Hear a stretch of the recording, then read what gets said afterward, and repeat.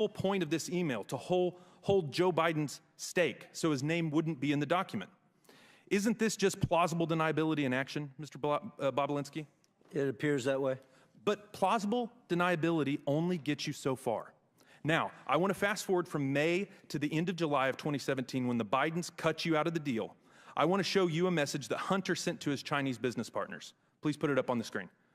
Hunter writes, quote, "I am sitting here with my father and we would like to understand why the commitment made has not been fulfilled." So, when Hunter Biden is desperate for money, Jim Biden's old trick of plausible deniability doesn't cut it. And when desperate times call for desperate measures, Hunter Biden let the cat out of the bag, said the quiet part out loud, and gave the game away by calling on his father to help him shake down his Chinese business partners for the money. And it worked. Mr. Chairman, I yield back. Mr. Chairman, just point of inquiry. What was the last image we saw that you put up? Where did that come from? I just want to authenticate that. This is the Ways and Means Committee Exhibit 300. Must be the Irish whistleblower note. All right. Not an inquiry, though. Anyway, Chair recognizes Ms. Stansbury for the last question. All right, well, thank you, Mr. Chairman, and welcome to the GOP's day-long campaign for Donald Trump. I want to start with Mr. Galanis to help connect some dots that have not yet been connected in this hearing. Mr. Galanis, you are serving just under 16 years for, among other things, as was been said today, defrauding a tribal nation and specifically a tribal corporation held by the Ogallala Sioux, which is why you are testifying from a prison today. But I'd like to ask you, Mr. Galanis, have you had an attorney representing you before this committee that you retained last December? And that attorney's name is Mr. Mark Paoletta, correct? That's correct. And when you first testified before this committee in a taped interview, you were actually stopped by Mr. Paoletta from answering just a simple question about how you met him and who exactly was paying your legal fees. Now, I want to make sure that the American people understand exactly who Mr. Paoletta is, because he is, in fact, a former lawyer to Donald Trump who served in the administration in the Office of Management and Budget and was at the center of the Ukrainian pressure campaign for which Donald Trump was impeached. And in fact, Mr. Paoletta was Trump's chief OMB lawyer when he withheld aid to Ukraine to try to extort the Ukrainian government into investigating Joe Biden to support Donald Trump's campaign. And Mr. Paoletta literally wrote the memo to help withhold those funds. Now, I want to dig in a little bit on this pressure campaign, and Mr. Lev Parnas is here to discuss as an eyewitness who was there. Mr. Parnas, we appreciate you being here, and I want to move through this quickly, so just ask for simple yes and no answers. You've testified here today that Donald Trump repeatedly asked you, and through Rudy Giuliani, to put pressure on the Ukrainian government to dig up dirt on Joe Biden to support Trump's campaign, correct? 100% yes.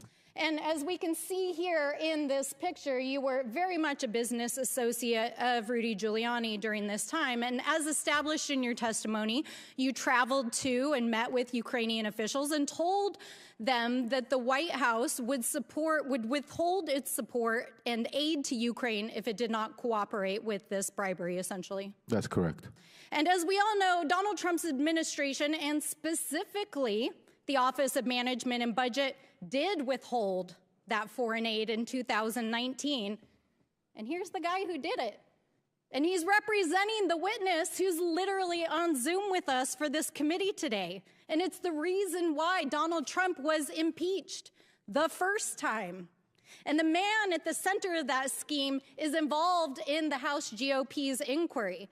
But I also want to point out that Mr. Paoletta is also involved in and very much in bed with the Thomases. In fact, he represented Miss Ginny Thomas, Clarence Thomas's wife, in her involvement in the Stop the Steal before the January 6th committee, and actually also goes on vacation with Mr. Harlan Crow and the Thomases. So this man has quite an interesting roster and participation in this hearing.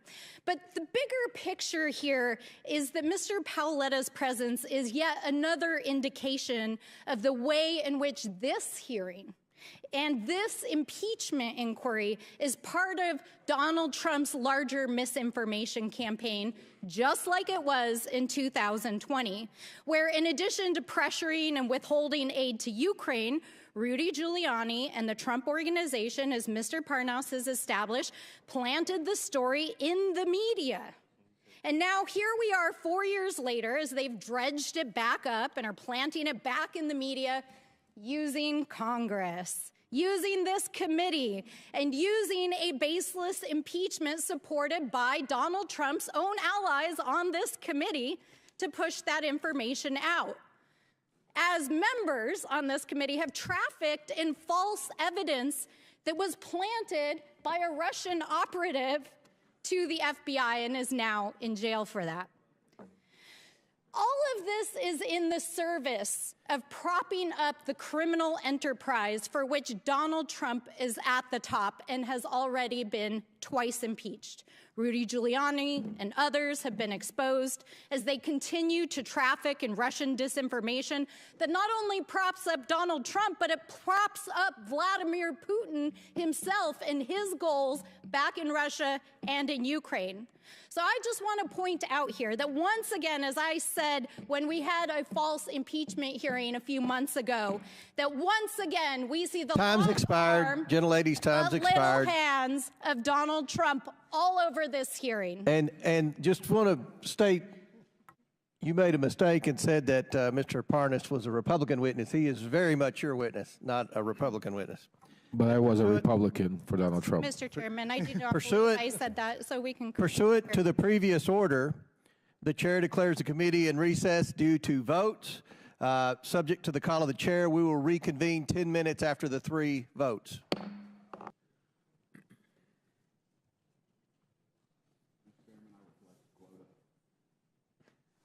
All right, committee will reconvene. Chair now recognizes Mr. Perry from Pennsylvania for 5 minutes. Well, thank you, Mr. Chairman. Mr. Galanis, I'm going to turn my questions to you. I hope I can see you on the screen here shortly. Are you there, Mr. Galanis? There you are. Okay.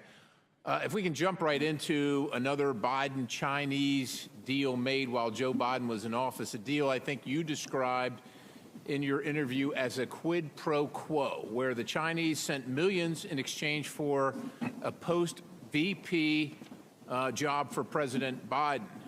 Can you tell us what was Burnham? Yeah, so Burnham was an 85-year-old financial services company based in New York that owned an asset management firm and a securities dealer. But relative to the Chinese, it was an unimportant, small player. I'll give you scale, $1.5 billion versus $300 billion Chinese company. So what was Hunter Biden's interest in working with them, knowing that that was the situation?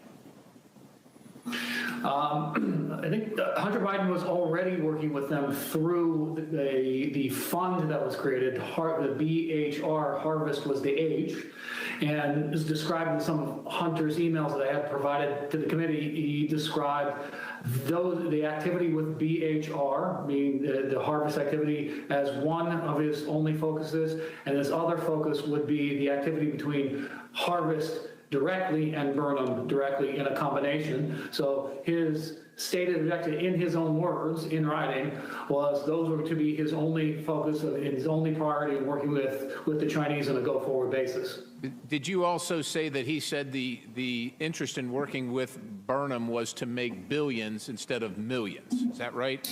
Yeah, I did say that, and that was on the basis of looking to become a much larger company where his equity interest would be worth a lot of money, billions, not millions. And you said the Harvest Fund was a $300 billion Chinese financial services company. Was it likely connected, or was it connected closely to the Chinese Communist Party and the Chinese government? That's my understanding. Okay.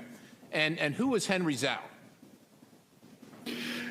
He's been described to me consistently by Devin and Hunter as the chairman, but he's ostensibly the head of Harvest. I think he's had a couple of different roles over the years, but chairman is the best way to, he was always characterized as chairman and the decision maker for that entity. Right, so he's the chairman of the $300 billion Chinese entity connected to the Chinese government, the Chinese Communist Party, and he was based out of where? Where was his base of operations? In Beijing, China, PRC. And like you said, you heard him referred to occasionally as Chairman Zhao, right? Most of the time it was Chairman Zhao out of a sort of a respect for the chairman, yes. Okay, so now there came to a point where Hunter wanted to bring Henry Zhao, the chairman of Harvest, and their billions of dollars from China into business with Burnham. Is that right? That's correct. That's correct, Congressman. And why would he do that?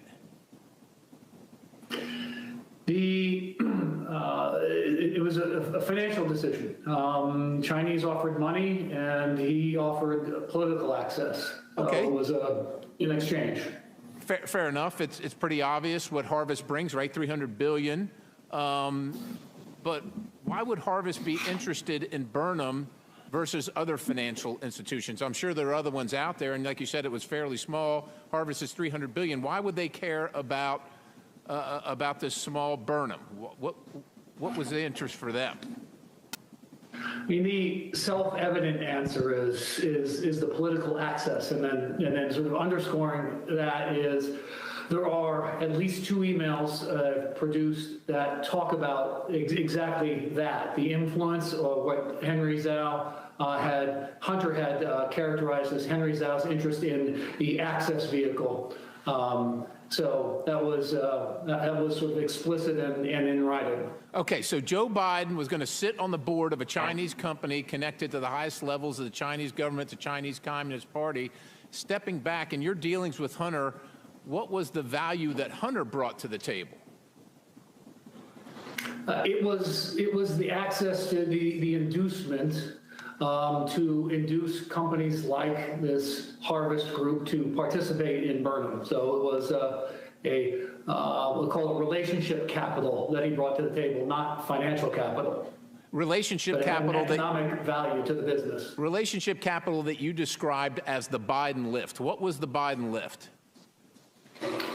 Biden lift was simply Hunter's access to his father and his father's power and prestige in influencing the growth of a financial services business, which is largely reliant on its reputation and ability to attract other clients. I'm running out of time here, but it sounds like a quid pro quo to me. Sir, what did Harvest did in fact invest money in Burnham? You called it a material inducement. Can you explain what that means? And do you know how much the Chinese paid? I believe I was out of the picture toward the end of 2015. I believe that they ended up paying $4 million into Burnham. I believe, though, as a result of legal entanglements that I encountered, that the transactions didn't happen in the way people expected or that they had written about in terms of what the Chinese were expected to do. All right, Mr. Galanis, I just want one last question. I'm going to show you a draft email that you provided to the committee. Mr. Chairman, I yield. Objection on time. Good job. Chair now recognize Ms. Crockett for 1 minute, or 5 minutes. 1 minute. All right. First of all, Mr. Bobulinski, do you know who Elections LLC is? Yeah. Mike. Well, it's not a who. Okay. Well, do you know what it is? Yes, it's a LLC. Okay. And is it the LLC that your attorney works for? I believe so, yes. You believe so. Okay. So at this point in time, I'd ask unanimous consent to enter into the record a document indicating that the law firm representing Tony Bobulinski was paid $10,000 as recently as January of this year by the Save America PAC, which you may recognize as Donald Trump's PAC. Without objection. Thank you. Now, so far in this hearing, it has felt like the worst episode of The Apprentice. I'm sure you're familiar with that show. It seems like my colleagues and maybe you and some others are trying to become the next vice president of the United States of America, you're auditioning or something like that, because Mr. Bobulinski, I know that you take exception to the fact that your credibility has been called into question over and over. But when someone comes to testify under oath, whether it's before this committee, behind closed doors, or in person, then we have to evaluate someone's credibility. And sir, I definitely have always had issues with your credibility, as I know that you are very well aware of. So let me remind you of what happened behind closed doors. Well, you should ask O'Connor about my credibility. I haven't asked you a question. Okay? You are? When I haven't. So when I ask you a question, that's when you answer. Otherwise, I'm talking. So, excuse me? With my time, because it's my time, I want to be clear that when we were behind closed doors, you called a number of people liars. You called the Wall Street Journal liars. You called Cassidy Hutchinson a liar. You called the FBI a liar. You called Rob Walker a liar. You called James Gilliar a liar. You called Hunter Biden a liar. You called Jim Biden a liar. And just today, you added to your list, you called my colleague, Congressman Mr. Goldman, a liar as well. It seems like, according to you, the only person that's telling the truth is you, and everyone else is lying. But I want to move on to something else. Is that a question? It's not a question. Oh, okay. You'll know when I ask you a question, I promise. Thank you. So, the other thing that I want to talk about is the fact that my colleague from the other side of the aisle talked about the company that we keep. And she wanted to go through a list of people that she felt like were bad company, because right now the majority has been relying upon the testimony of someone who's currently sitting in federal prison. And we know that your company is the company of somebody who's been found liable of fraud, as well as defamation, as well as sexual assault, and for whatever reason can't pay his bills at this point in time. But I'm going to ask Mr. Parnas, so this is a question to him. Are you aware if Trump had any associates that have been found guilty of anything? Yes, lots of them. Lots of them. Me included. You included. Okay, so when you were called here to testify, you weren't called here to testify for any other reason than to tell the truth. Is that correct? Yes, Congresswoman. Now, we started this whole sham off because of the 1023. And that was debunked by you, was it not? Yes, Congresswoman. Way before we started this impeachment inquiry. And you mentioned a number of times this guy by the name of Rudy Giuliani. Yes. Now, you know, everybody is so stressed about the fact that Hunter ain't here today. But, you know, Hunter came and testified behind closed doors for over 6 hours. And every single one of them, they weren't limited to 5 minutes. They could ask whatever they wanted to. And there's a full transcript of his testimony. So I don't know what else they wanted to do besides the fact that they wanted to put on a show. But let me tell you something. This whole thing is based upon something that Giuliani came up with. Yes. And we tried to subpoena him that's what I remember. If anybody else remember, we asked, we said, hey, we should subpoena Giuliani. But, you know, kind of like when we were trying to get his cell phone, they shut it down, right? Like, they don't want the facts. But you would agree with me that considering the fact that you were working under Rudy Giuliani at the time that you went over to Ukraine, that he has maybe some valuable information that he could offer this committee as to whether or not there's anything that we should be investigating in the first place. Absolutely, Congresswoman. I wish that this committee would subpoena Rudy Giuliani, put him under oath alongside me to get to the bottom of the truth of what actually happened in Ukraine and to the manipulation that Trump and Giuliani and the team went to do. I agree with you, but somehow it doesn't look like we're going to get there, and I thank you for your time. With that, I'll yield. Time's expired. Chair now recognizes Mr. Biggs from Arizona. Thank you, Mr. Chairman. Mr. Galanis, on May 9th, 2014, you received an email from Devin Archer confirming, or you wrote an email confirming that Ms. Badarina was investing with Burnham Investments, $15 to $20 million. Is that true? Yes, Congressman. And let's talk about the predicate for that. Ms. Badarina is the richest woman in Russia, and you knew her. And were you invited to a party that she attended? Yes, in Brooklyn, yes. Let's have the invitation up, please. And here's a copy of the invitation that you received. Is that right? Don't yet see it, Congressman. I did receive an email invitation, so Yeah, yes. an email invitation. And did you go to that party? Yes, I did attend that party, yes. And was Hunter Biden at that party? Yes, he was. And we know that he was because we have a confirmation of his calendar, which is the next exhibit. It was noted on there, and he showed up there. And so all of that's true. It's all verified right there. And Yelena Baturina and her then husband Yuri, they were at the party, right? Correct. With Devin Archer as well? That's correct.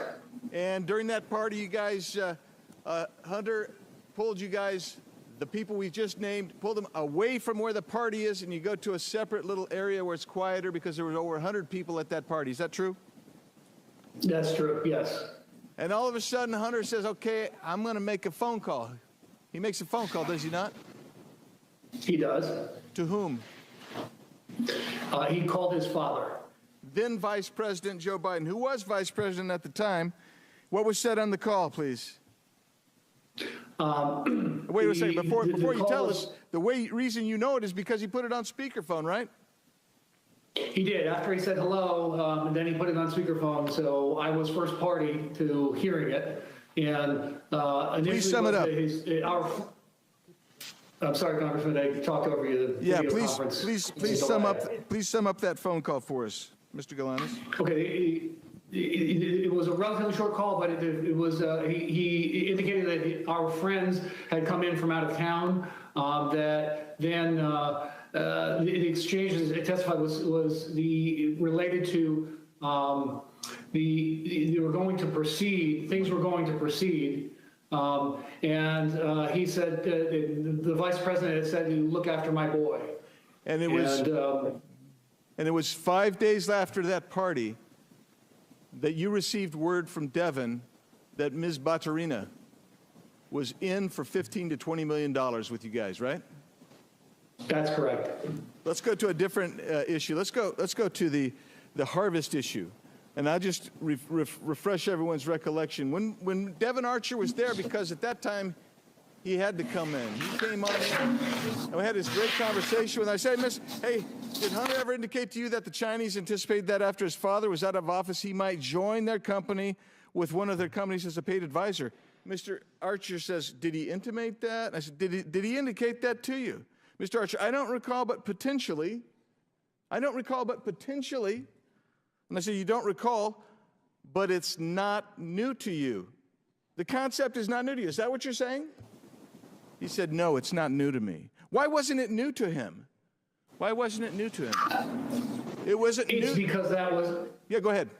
It was an explicit discussion amongst us that was an inducement to the Chinese to invest in the Burnham business. That being the VP's position post his position, official position. On a board of advisors, paid board of advisors. Of the Chinese company, Harvest, yes. And when you say us, who was the us that was discussing that? What I was referring to and just making that comment was Hunter, Devin, and myself. Let's go to something else. There was a broader sort of circulation group about that, and that was reflected in an email from a staff member at Thornton Group who circulated the draft email that also reflected he had a similar conversation and drafted a letter based on that understanding. How long have you been incarcerated, Mr. Galanis? I've been incarcerated for 8 years, Congressman. And you offered to tell the Southern District of New York and SEC about Hunter Biden's company, Rosemont Seneca Bohai, and they rejected your offer, didn't they? On multiple occasions, that's correct. And why do you think they rejected that offer? Chairman, I think he's over. Time's expired, but please answer the question. Answer the question, Mr. Galanis. All I can tell you is what counsel said to me. Which was?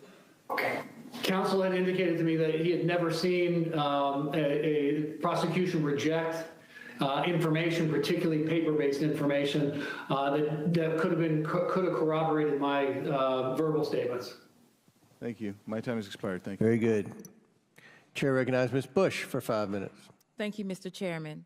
St. Louis and I are here today once again to focus on the real issues that affect our communities instead of this partisan circus. Let me start by saying that influence peddling is absolutely a very serious issue, full stop. But we all know the truth. Donald Trump is the quintessential influence peddler in chief. Despite this, for well over a year now, House Republicans have spent dozens of hours of precious committee time hearing testimony from nearly 20 witnesses on their baseless and increasingly embarrassing attempts to link President Biden to actions of his family members and implicate him by association. Even after all this time and effort, they haven't been able to muster up any credible links between the president and his son's business dealings. All they have proven is that they will do whatever it takes, including using their razor-thin majority and chairmanships to waste the people's time. Let's let today's hearing be the final nail in the coffin of this sham impeachment investigation. I urge my Republican colleagues to admit that their quest to impeach the president has completely collapsed. They have fallen short, and with each passing deal, they are losing votes and credibility, even within their own conference. It's time for them to move on. But that's not likely to happen because my Republican colleagues don't care about responsible governance or making people's lives better. They don't have an affirmative agenda. They would rather distract us all with these unfounded accusations against the president. So it's no coincidence that under Republican leadership, 2023 marked the most unproductive year in modern history for Congress. Aside from a failed impeachment investigation, an unprecedented 3-week stint without a speaker, and bringing our country to the brink of a catastrophic government shutdown multiple times, Republicans have done absolutely nothing to demonstrate why they deserve to control any chamber of Congress, let alone the White House, for which their cult leader, a twice impeached, 4 times indicted former president, is running to gain influence and control again. They're just grasping at straws, and it'd be comical if it wasn't leading to real harm and real hurt in our communities. The people of our country are the ones paying the price for their failure to actually govern. Instead of wasting all of our time, our hours and hours going down fake rabbit holes and amplifying baseless conspiracies, we could focus on actual policy. We could focus on substance. We could focus on saving and improving the lives of our constituents, not misusing precious time and resources of this committee. What I'd rather focus on is the people who don't have the money and resources to buy influence, the millions of people in our districts who have been harmed by the ongoing refusal of the federal government to take full responsibility for the Manhattan Project waste, and who are still getting sick from exposure to toxic radioactive waste their own government created. It still lingers in communities all across the country, like in St. Louis, Missouri, where proper cleanup still remains undone. I am ranking member on the Subcommittee on Economic Growth, Energy Policy, and Regulatory Affairs. I have repeatedly requested a hearing on Manhattan Project waste and its countless victims. I'm still waiting. We could focus on ending the crisis of gun violence in this country. Every day, 327 people are shot in the United States. Every year, 42,654 people die from gun violence. More children die from guns than anything else in this country. Why are we not acting to protect them? How are we not treating this like the public health emergency that it is? We could focus on improving the lives of incarcerated individuals and weaning ourselves off of the carceral state. A currently incarcerated individual is your star witness today. I applaud your inclusivity, and surely if folks convicted of crimes can testify before Congress, they should be allowed to vote. Why not enfranchise them?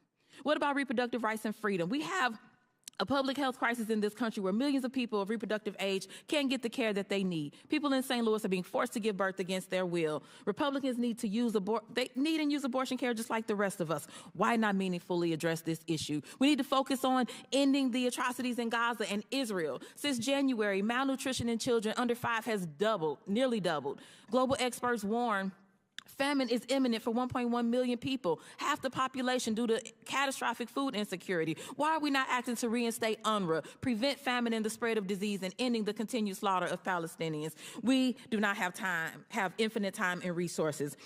I will stop there. Thank you, and I yield the balance of my time to Rep. Goldman. Thank you very much, Ms. 10 seconds.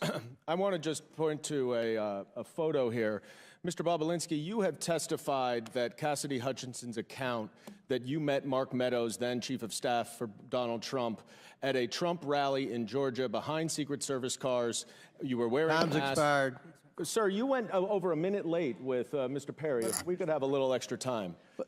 If you, the Trump rally that you said Time's that she expired. was lying. Chair now recognizes Mr. Sessions for 5 minutes. Mr. Chairman, could we have some basic equity? If someone else wants to yield, she had 8 seconds to yield him, and he's got up here with a speech. He's already abused his privilege by making a motion that wasn't even a motion. Chair has ruled. The chair has ruled. The chair has ruled. What are you afraid of, Mr. Chairman? Recognize your. What are you afraid of? Why don't you let me ask the question? Chair recognizes the gentleman from. Oh, what purpose do you seek recognition, Mr. Biggs? Unanimous consent to introduce the documents into the record. Without objection. Thank you, So Mr. ordered. Chairman. Here they are. One is the invitation that was mentioned. Another is Hunter Biden's calendar. Another is the email mentioned confirming that Yelena Baturina was going to invest $10 to $20 million with him. Another one is page 180 of the Galenis interview, page 56 of the transcribed interview of Hunter Biden, and also pages 41 and 42 of the Galenis interview. Without objection, so ordered into the Chairman, I have record. a Now, UC Chair, what purpose do you seek recognition, Mr. Goldman? I have a UC motion, Mr. Chairman. Proceed. I would like to enter into the record the portion of the Devin Archer transcript where he says that Yelena Baturina never had any business dealings with Hunter Biden and that money went into their joint account was done by mistake. By mistake. Okay. Without objection. And Mr. Chairman, I have one UC request as well. Proceed. This is from Salon Magazine. It's embarrassing. Republicans worry they have zero accomplishments to run on in elections. Without objection, so ordered. Chair now recognizes the gentleman from Texas, Mr. Sessions, for 5 minutes. Mr. Chairman, thank you very much. I'd first like to enter into the record 302s that were done with Mr. Bobulinski, what's known as Exhibit A, 400A. Thank you very much. Mr. Bobulinski, thank you for being here. Mr. Parnas, thank you for being here. And those of you who are appearing extraneously on our screen. Mr. Bobulinski, tell me very quickly about the professionalism of the organization that you work for in terms of paychecks, getting paychecks, providing the IRS with documentation of people who were paid out of the organization. I'm not sure I'm following your question. Were you ever paid? I was not. So you were never paid by this organization? I was not. Did you ever receive any enumeration? When we were in the process of trying to shut down Sinohawk Holdings LLC and Oneida Holdings LLC, I was compensated. It wasn't a compensation, it was a reimbursement of $50,000 of money I'd come out of pocket, traveling around, paying for hotels and stuff like that.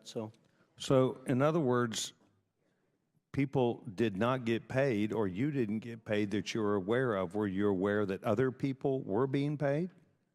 The Biden family was paid. Hunter and Jim Biden were clearly paid millions of dollars. And how would you think that information would be transmitted about them receiving that payment and going to the IRS? I'm not sure of those specifics. I'm just aware that they received those millions of dollars, obviously based on the brave testimony of Shapley and Ziegler that came public with a bunch of information, and then Senator Johnson and Senator Grassley's report. I never saw. The only bank account I ever saw is the one I set up at J.P. Morgan for Sinohawk Holdings and Oneida Holdings LLC. J.P. Morgan was well aware that the Biden family were owners in that business. They authorized it, approved it. And what Social Security number was utilized to set up that account? For Sinohawk and Oneida? Yes. We had to represent the owners of the underlying entity, so they were aware that Hudson West 4 owned 50% of Sinohawk Holdings, and they provided their information.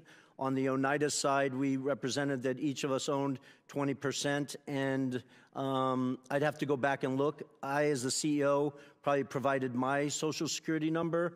I'm not sure if we provided Social Security numbers for all 5 members. And yet Or, you never, excuse me, tax IDs for their LLC. or tax IDs, and yet you never received money except reimbursement for out-of-pocket expenses that were related to the business. Correct. And imagine that $50,000 I was paid was actually from the legal side of Sino-Hawk Holdings and the Chinese, while the Bidens had defrauded me and were receiving millions of dollars into their own pockets. Were you aware that they were receiving millions of dollars at the time? I was not. Did you spend time with the Department of Justice on this matter? I did. I had a voluntary interview with the FBI on October 23rd, I believe, 2020. They approached you or you approached them? My lawyers coordinated me. Which is obviously public knowledge, went to the second debate. I flew to D.C. with the intent of sitting in front of Senator Johnson, Senator Grassley, and their committee. And then my lawyers sought counsel, had discussions, and decided it was a better focus of my time to walk voluntarily into the FBI. So where did you do that? In Washington, D.C. Main Justice, Main FBI, or the field office? I believe it was the leading field office. They didn't want to do it in Main Justice for some their reasons. They decided. I would have gone wherever they asked me to go. Did they tell you at the time that you were providing information that if you provided information that was not true and correct, that you could be held liable for that under criminal statute? Yeah, yes, of course. I appreciate you asking that question. I was operated as if I misrepresented, misstated, lied, that I was committing criminal offenses, which I take very seriously based on the fact that I was willing to die for this country. And to just correct Ms. Crockett's statement earlier, I didn't accuse the FBI of lying. I stated in my transcribed interview that the FBI made mistakes in their 302. My lawyers never saw that document after my interview until it was made public to the world. And then you attempted to correct that 302. I did. Is that the same 302 known as Exhibit 400A that I have entered in the record today? It is. Do you have any other dispute with that? And have you looked at it, and do you have any other dispute? Well, there's numerous mistakes in it. Okay, thank you very much. Do you have any reason to believe that all of these SAR reports that have come out of banks were all fraud? Gentleman's time's expired, but he asked a question about the SARS reports. No, I mean, just the number of SARS reports should give every American pause. The average American in this country will never receive a single SAR in their entire life. So for a family or an individual to have over what I've publicly seen, 150 of them, is just extraordinary. Okay. I want to thank all the witnesses that are here today, Mr. Chairman. Thank you very much. Gentleman's time's expired. Chair now recognizes Mr. Frost. Or who? I thought you said Frost. Oh, Mr. Kassar. Okay, Frost was next. Kassar. Thank you, Chairman. And if I could have my full 5 minutes, I'd appreciate that. Reset the clock for 5 minutes for Mr. Kassar. Thank you, Chairman. While we clearly disagree on the merits of this meritless investigation, I hope, Chairman, that we can at least come to an agreement on some basics. I believe that you and I can agree that presidents and White House officials should not be unduly influenced by foreign powers. So, Chairman, I'd be happy to yield to you briefly for a yes or no. Can we all agree that White House officials should not be bribed or unduly influenced by foreign actors? It's your time. You can ask. We have witnesses here. I would assume that you would agree. We have witnesses. If you want to ask the witnesses question, or you want to waste time with me, I'm not wasting time with you. I think that we've been disagreeing all day. I hope we can come to an agreement that White House officials should not be bribed or unduly influenced by foreign powers. I think you and I agree on this point. I see you nodding your head. I assume that that is a yes. I'm glad that we can work as an oversight committee on investigations, do the work we need to do, and make sure that no one in the White House has betrayed the public trust. We've spent countless hours talking about Hunter Biden, investigating every single person it seems like he's ever shaken hands with. We've not found a shred of evidence that connects it to the President of the United States or anyone with any say over U.S. policy. But someone who has worked in the White House did accept money from a foreign power. Donald Trump's son-in-law, Jared Kushner, received a staggering $2 billion from Saudi Arabia for his brand new private equity firm. And while Hunter Biden never had any say over U.S. policy, Mr. Kushner got this $2 billion 6 months after working in the White House as a senior advisor on Middle East policy. Mr. Kushner had no experience in private equity. In fact, he was so inexperienced that Saudi officials tried to block the transfer of the money until the Crown Prince overruled them. While working at the White House, Mr. Kushner pushed through a $110 billion weapons sale for Saudi Arabia. I'm finishing my point and then I'm happy to talk about it. He then defended the deal in the wake of the Saudi government's murder of journalist Jamal Khashoggi. And while this may all just be a coincidence, there's many questions. Like, was any of this money passed along to Trump? Was the Saudi money a thank you for a job well done in the White House? Was Jared given this money in exchange for anything else? Or did someone with no experience just have a lucky payday? These are questions we should have answers to. Would the gentleman yield for a second? That the Oversight Committee should look into. But we can just add another question. What was the role that Jared Kushner played in covering up the assassination and dismemberment of Jamal Khashoggi ordered by the Royal Conference? Ranking member. And so I want to know, if Hunter Biden had accepted $2 billion from the Saudi government, I'm sure we'd be looking into that today. And Mr. Chairman, I believe we can agree that there should not be undue influence in the White House. And I believe we should be able to agree that we should look into these questions about Mr. Kushner. And in fact, Mr. Chairman, you were on CNN and said, quote, I've been very vocal that I think what Kushner did crossed the line of ethics. And then in our deposition of Hunter Biden the other day, when we were discussing Mr. Kushner, you said, Mr. Chairman, and I quote from the deposition, when we deal with influence peddling, we'll ask about Jared Kushner. Well, today's hearing is titled Influence Peddling. So we are here. So, Mr. Comer, I would love to hear from you. Can we fulfill our responsibility as an oversight committee and determine if Saudi Arabia bribed or unduly influenced Jared Kushner or other White House officials? Is that something we'd be willing to look into? We've already had a conversation with Ms. Porter. I'm going to answer one time. Ms. Porter and I have pledged to work on influence peddling legislation. We'll take up all the people who have been accused of influence peddling. We'll try to determine whether Jared Kushner has a real business. We haven't been able to find a real business that the Bidens have had yet. Now, just still your time, Mr. So could we expect to subpoena Mr. Kushner's correspondence with the Saudi government or his firm's financial records or financial transactions between Mr. Kushner and his father-in-law? Is that something that we would consider doing as part of that hearing you just discussed? What was the question? If we are serious about looking into foreign money, I saw recently a poster board here about $100,000 to a car dealership. Are we going to be serious about the $2 billion from the Saudi government to Mr. Kushner? My question is, would we be at least subpoenaing Jared's correspondence with the Saudi government and his firm's financial records? Can we commit to doing that? I think it's important to see if there were real legitimate businesses. And if there was influence let me ask you a question. What business was Hunter Biden in? We heard explicitly from Mr. Biden. We heard explicitly from Mr. Biden about his extensive business record and his experience on boards.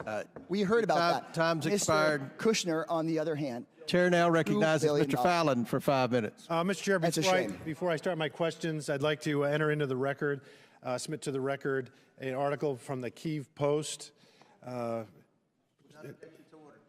and then a second article from the Kyiv Post entitled Prosecutor General Shokin Resigns, and it's updated. If I get another without objection to order. Thank you, Mr. Chairman. I sat in on the entire 7+ hour deposition that Hunter Biden gave to this committee, and one of the things that stood out to me was his assertions with a rather braggadocious flair of his business experience and his acumen and his impeccable qualifications. He claimed, with quite some vigor, I might add, that he was a brilliant, accomplished, and highly sought-after business commodity. He's very successful, and he had an unparalleled resume that he recited to us chapter and verse to prove it. That was at least the face his lawyers, this administration, and the House Democrats wanted him to wear. Of course, there's another possibility, one that this pesky little thing we call reality, that he was a spoiled, entitled East Coast patrician with a senator and then VP daddy who squandered his many life advantages and spiraled into a decadent behavioral pattern of narcissistic excess and criminal addiction. And to feed his very large carnal appetites, he acted as his family's bagman in an influence peddling and access selling scheme that netted the Biden tribe over $24 million in illicit foreign cash. Lots of money, little effort, in a get-rich-quick scheme. If he was such a skilled and gifted businessman, as he claimed, his services would be sought after, in fact, even fought over. Mr. Bobulinski, to your knowledge, how many Fortune 500 companies retained Hunter Biden on their board of directors? Now or in his... Ever. I can't confirm any.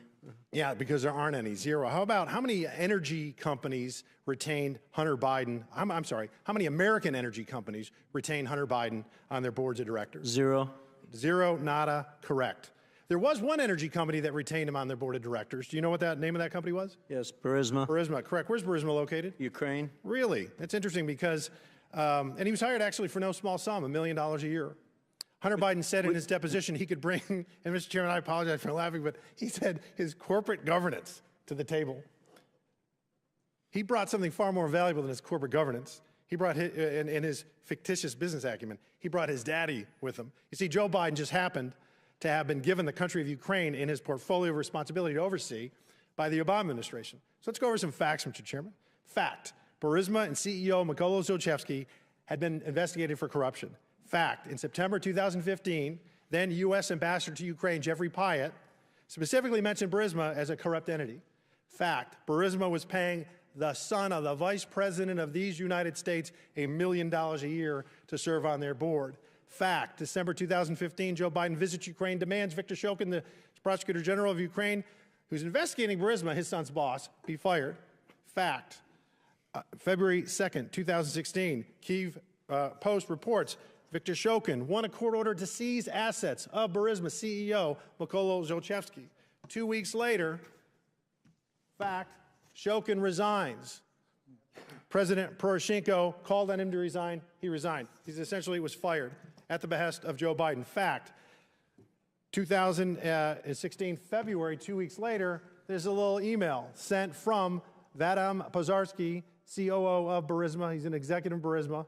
And to Hunter Biden, asking him, hey, Hunter, will you help us out? We want to get the embassy, the U.S. Embassy in Ukraine to say that we're a good company.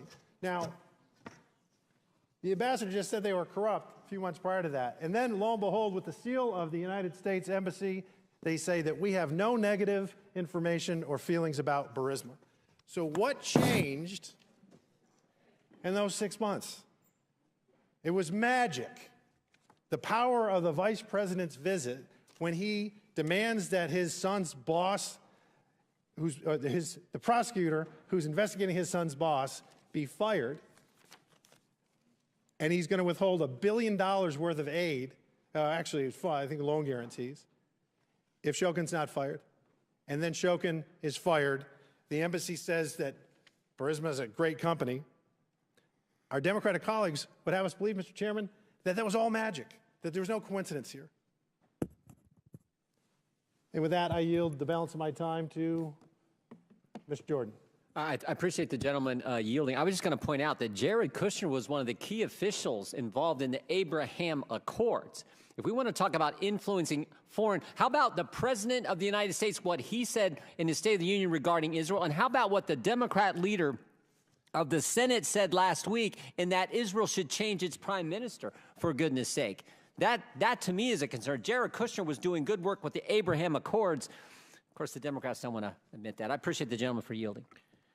Chair now recognizes. Mr. Chairman, I have a motion. I would move pursuant to Clause 2K6 of Rule 11 that the committee issue a subpoena to Jared Kushner to compel testimony related to the $2 billion collected from Saudi Arabia after his service within the White House. Second. There's a motion, and for what purpose does the gentleman from Ohio seek recognition? Move to table the motion. There's a motion the motion to table is not debatable. As many as are in favor of tabling signify by saying aye. Aye. All those opposed signify by saying no. No. In the opinion of the chair, the ayes have it, and the motion to table is agreed to. The committee will now resume consideration of this hearing. Now, chair recognizes, is it Ms. Lee? Who's next? Thank you, Mr. Chairman. I think it's fair to say at this point that Republicans on this committee are relying on Mr. Bobulinski as their star witness. The only fact witness they have brought in person before this committee. So I think we'd all expect that Mr. Bobulinski would have extensive inside knowledge about the involvement they allege that President Biden and in Hunter's business ventures. As Mr. Parnas can vouch for, previous impeachment inquiries relied on whistleblowers and witnesses with intimate details of what went on, firsthand accounts of high crimes and misdemeanors. You could point to exactly what the allegations were and understand what was going on. There were laid out chains of events pointing to a named crime, lying under oath, obstruction of justice, abuse of power, incitement of insurrection. Yet we're left floundering here with zero direction and zero real evidence while we watch this kangaroo court struggle to continue on. And today we have Mr. Bobulinski, whose biggest contribution is that he had, quote, multiple meetings with Joe Biden. But let's be clear. He spoke with Joe Biden a grand total of 2 times in the span of less than 24 hours in 2017, and each was short. One in public, in the bar of a hotel, and then for a few minutes backstage of the Milken Conference after Biden spoke about the efforts to fight cancer, which took the life of his son, Beau. I think we also need to clarify that while Mr. Bobulinski is all of a sudden today claiming that they talked business, but at no point did he mention this during his deposition under oath with this committee. At 2 different points when asked about what was said in these conversations, Mr. Bobulinski's account made clear that he had 0 substantive business discussions with Mr. Joe Biden. Mr. Bobulinski described those conversations twice during his transcribed interview, and both times he provided the same account. I'll read from the transcript of your interview, Mr. Bobulinski. You stated that you and Joe Biden discussed your, quote, family background in detail, as well as the Biden family's background and Joe Biden's, quote, appreciation for the military. Pages 48 through 52 and 268 to 271 of the transcript had these accounts. Based on your own account, you had 0 discussion of CEFC, the Chinese energy company. You had 0 discussion on shares of equity or capitalization of this failed business venture. Based on your own account, you simply exchanged pleasantries about your families and shared values, the kind of small talk any person would make if they had the opportunity to meet the former Vice President of the United States, and moved on. Yet today, when my Republican colleagues are so desperate for actual evidence, magically that story changes. And that's really at the heart of everything we're discussing today. Mr. Bobulinski has also been pushing his texts as records as proof, yet the Wall Street Journal found that none of it showed any role for Joe Biden and Sinahawk Holdings, and even Fox News reported that there was 0 evidence of business dealings involving Joe Biden. Mr. Bobulinski would have us believe that everyone is a liar except him, and except for when he's under oath, that everyone misremembers except for him and except for when he's under oath. The FBI, the Wall Street Journal, his business associations, all liars. Republicans in this committee and the culture warriors of Fox News keep saying, look at the documents, look at the documents. So let's look.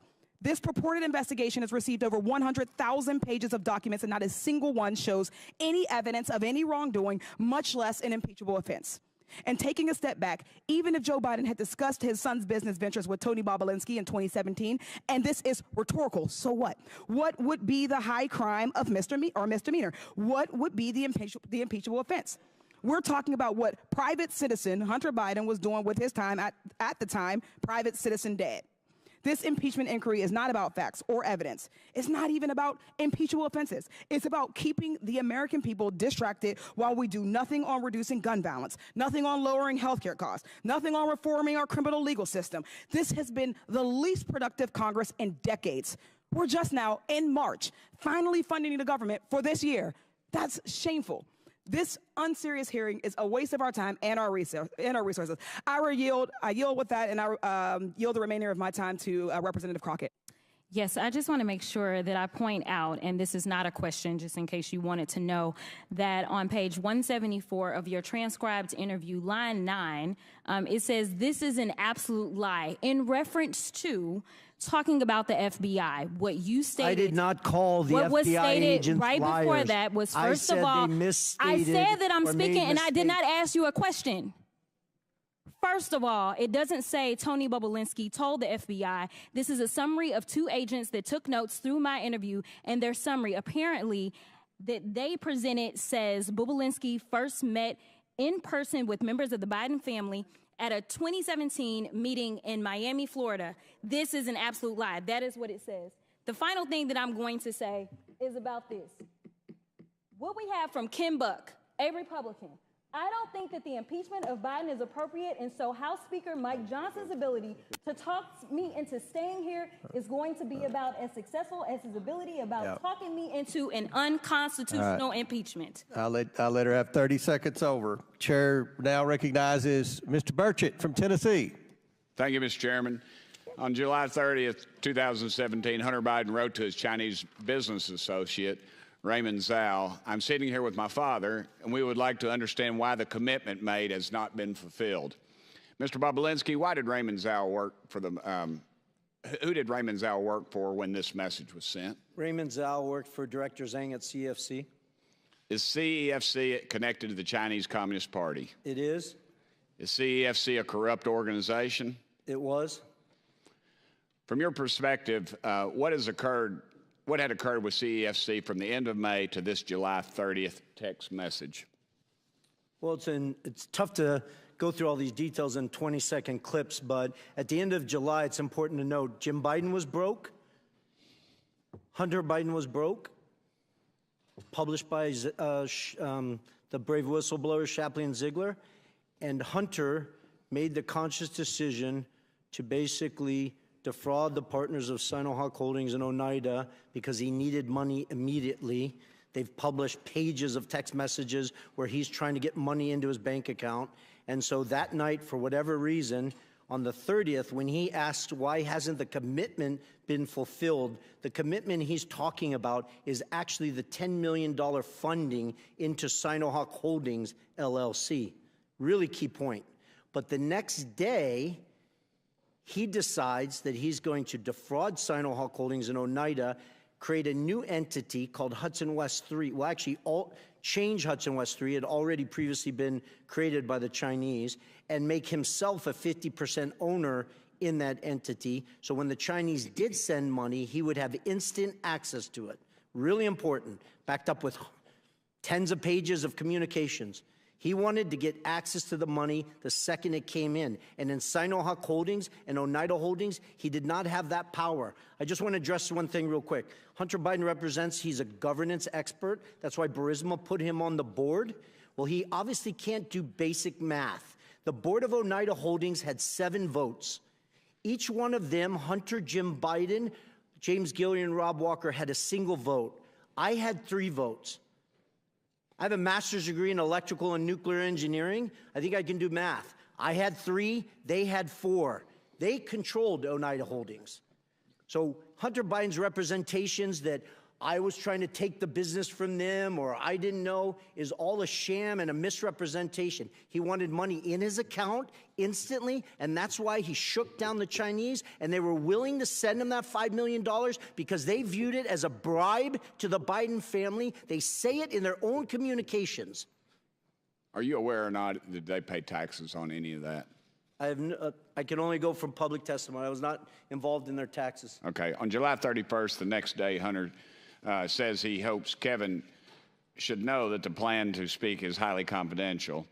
And Raymond Zhao responded, CEFC is willing to cooperate with the family and the priorities to solve the problems mentioned last night. What family was Raymond Zhao talking about? Was it the Bidens? The family was the Biden family, and more importantly in that text is what is he talking about is the confidential manner. The confidential matter he's talking about were 4 sealed indictments in the SDNY where they were about to indict executives of CEFC that we now know. I didn't know that in July of 2017, but the SDNY knew. Charles McGonigal, who's now apparently going to serve 78 months in prison, ran counterintelligence for the FBI in New York City, where Chairman Yi was dropping $50 million of cash for penthouses in Manhattan.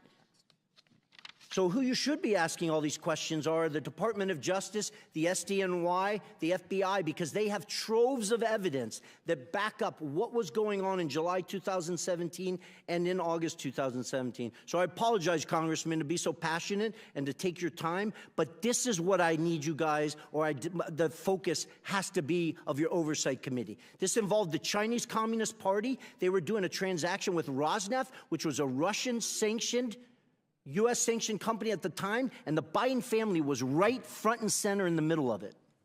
Thank you. I'll switch gears for a second. I wish Hunter Biden were here because I'd like to ask him about his taxes. I want to know if he paid his fair share, just like his dad's asked Americans to do. I want to know if he's current on his taxes, and if he isn't, I'd like to ask him when he plans to pay up. Mr. Bobulinski, you're a businessman. Did you pay your taxes? I did.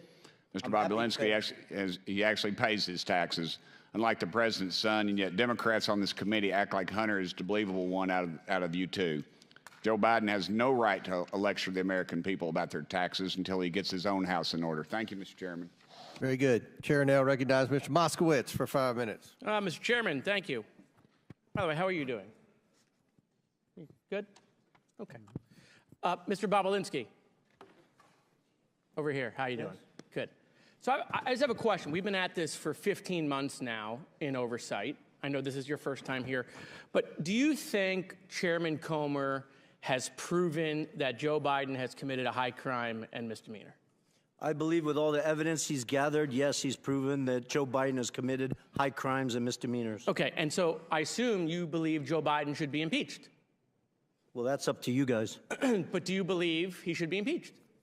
It's yes or no. Do I personally believe you. Under constitutional... No. You personally, do you believe he should be impeached? I do. Okay, and you believe that because you believe Chairman Comer has proven that he committed a high crime and misdemeanor? No, because I know that he committed high crimes and misdemeanors. Okay. I was involved and saw them happen. Right, but obviously, with all the evidence, you must believe that all of these hearings for 15 months, that the chairman has proven that, right?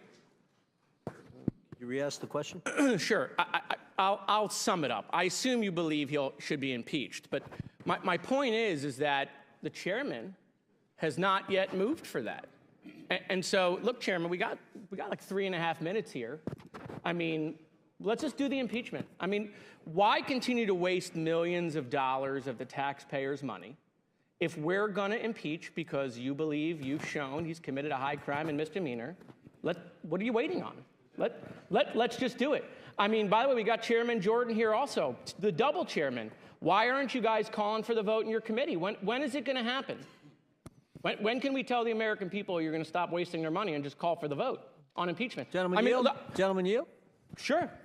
We don't do snap impeachments like you guys. We actually do the facts. We do oversight according to the Constitution. You're never going to call for it. You're never going to call for it. I mean, now you can predict. You can predict the future. How do you know? You guys only have 6 more months probably in power, right, until the election. So, are you going to do it in 2 months? Are you going to do it in 3 months? Like, tell the American people. Does the Constitution put a time limit on oversight? I don't think I didn't read that in the Constitution. If you believe you can't call for the impeachment now, then what you're admitting is you haven't yet proven that he's committed a high crime and misdemeanor. You haven't proven it yet. Otherwise, you would call for it, I assume.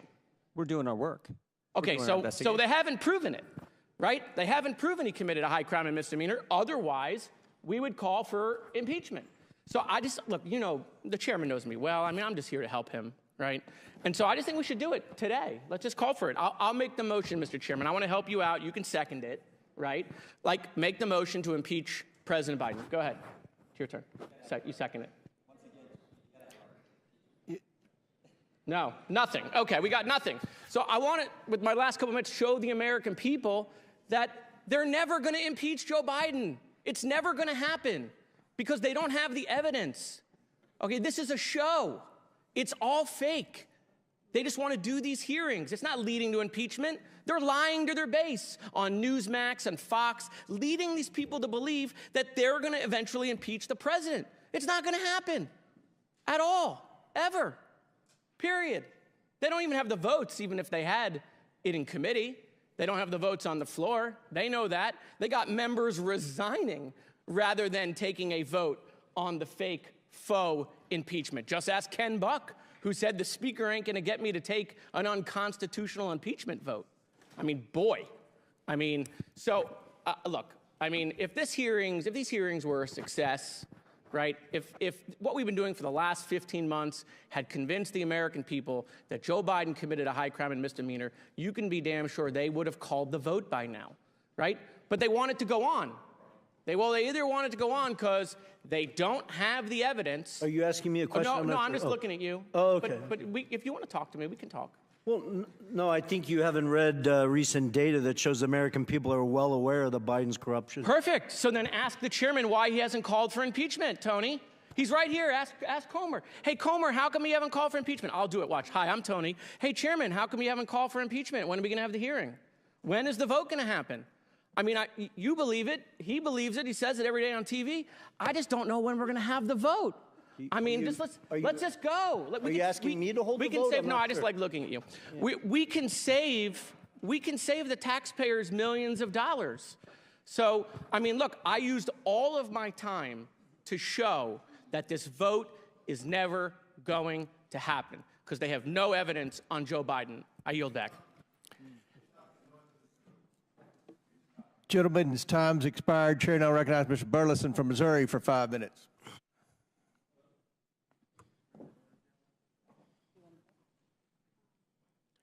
Switch backs. Restart the clock. Look at the mayor first. Who served in prison for felon? Not me. You have everything ready. Keep talking. You'll join your friends. We'll get you a mic.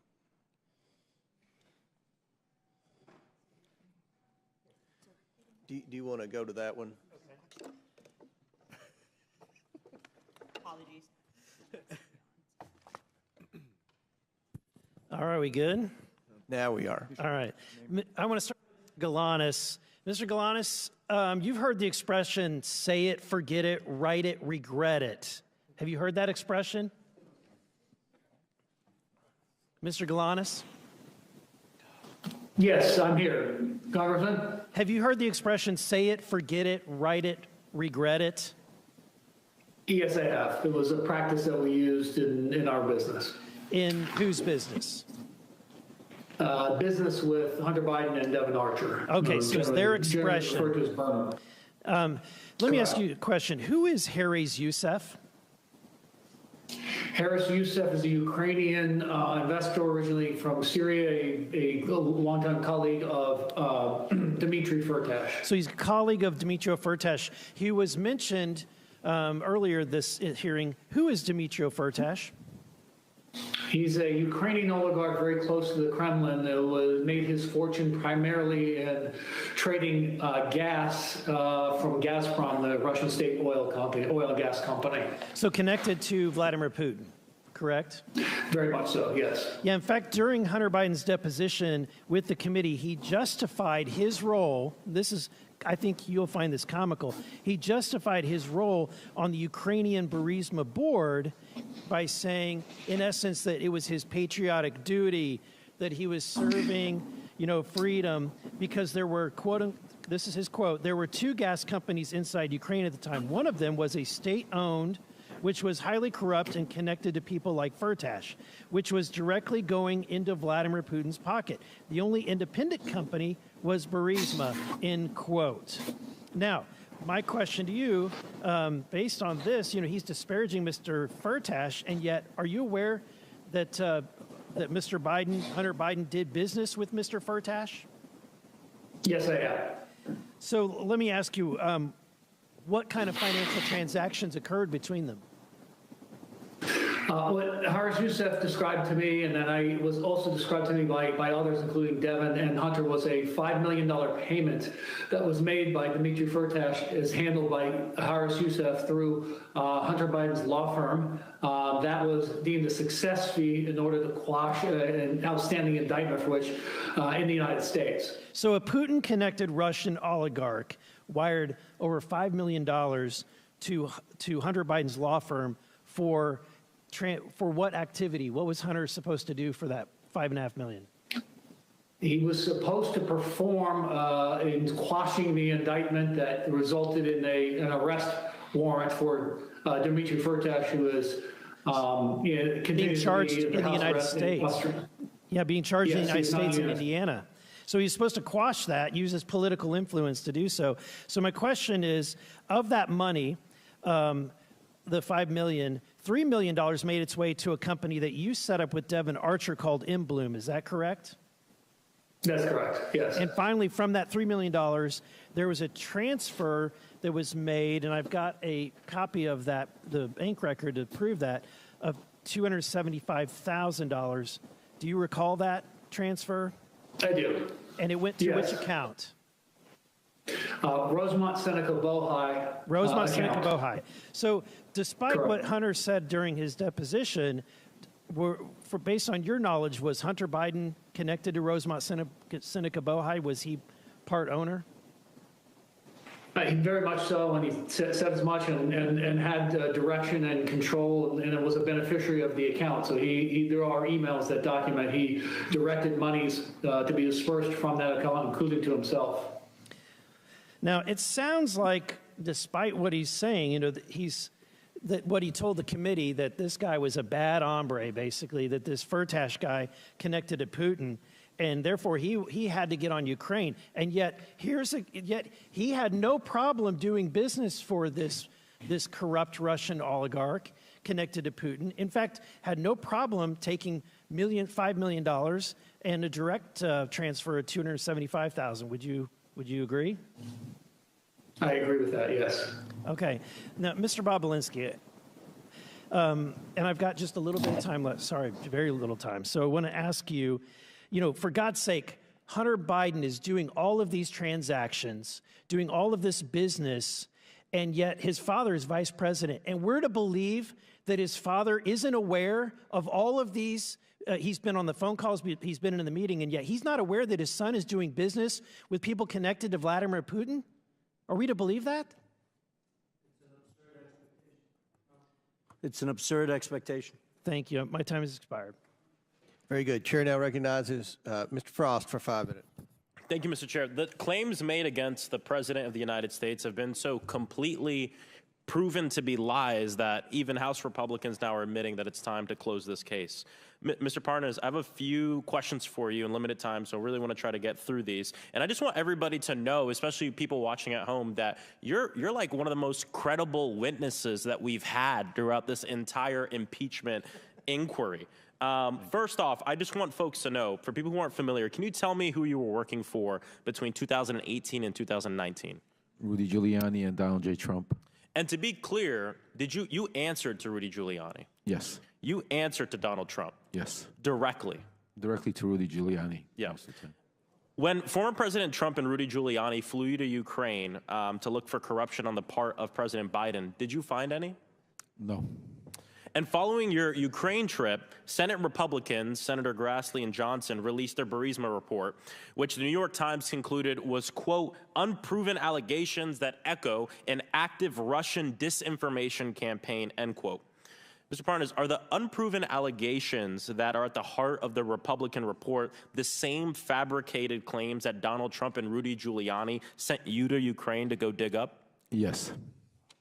Last summer, you wrote a letter to Congress noting that when the media started to get tired of the smoke screens and using this, one of the authors of the Republican Burisma report would be your, quote, guy in the Senate to push all the information, end quote. What did you mean by that?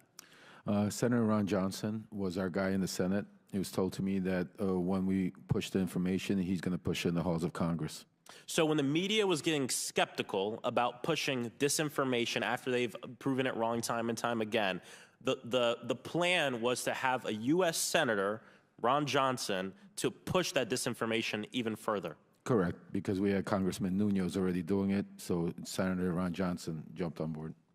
This Congress, both Chairman Comer and Chairman Jordan, have centered this entire sham impeachment hearing on an FBI tip sheet.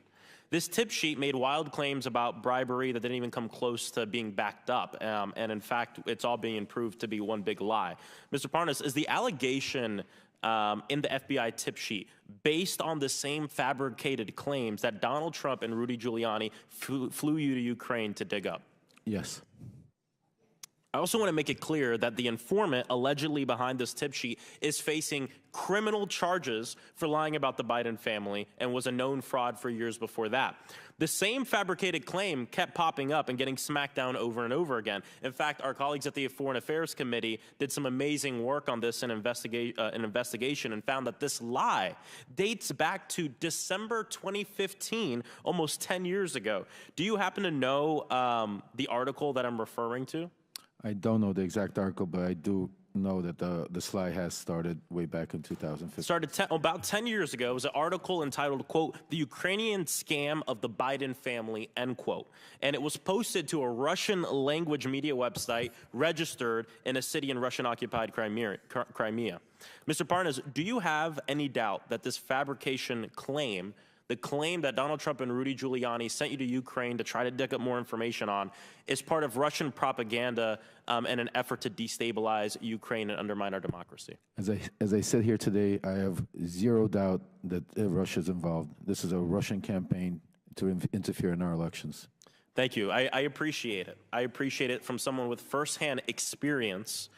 Look, to recap, there's no evidence that support allegations that President Biden engaged in corruption in Ukraine. We know this. Mr. Parnas himself has made it clear that we have no doubt, we should have no doubt, that the claims of corruption are lies and conspiracy theories rooted in a Russian effort to undermine our democracy, posted to a Russian language website over a decade ago. This is exactly what Putin wants. And over the years, Republicans have kept moving the goalpost. You just look at the past year, right? First, it was a bribe. Then it was Burisma, nothing. Then it was Hunter Biden's laptop, nothing but some like nude pics that we keep seeing here. Then it was supposed money laundering scheme that turned out to be a family member making a couple of car payments. And now Republicans on this committee have left the pretense of a crime behind and are moving the goalpost to influence peddling, which sounds more like what former President Donald Trump did in his time in office. Look, we've been laughing a lot about this, calling it theater and a sham, which it is.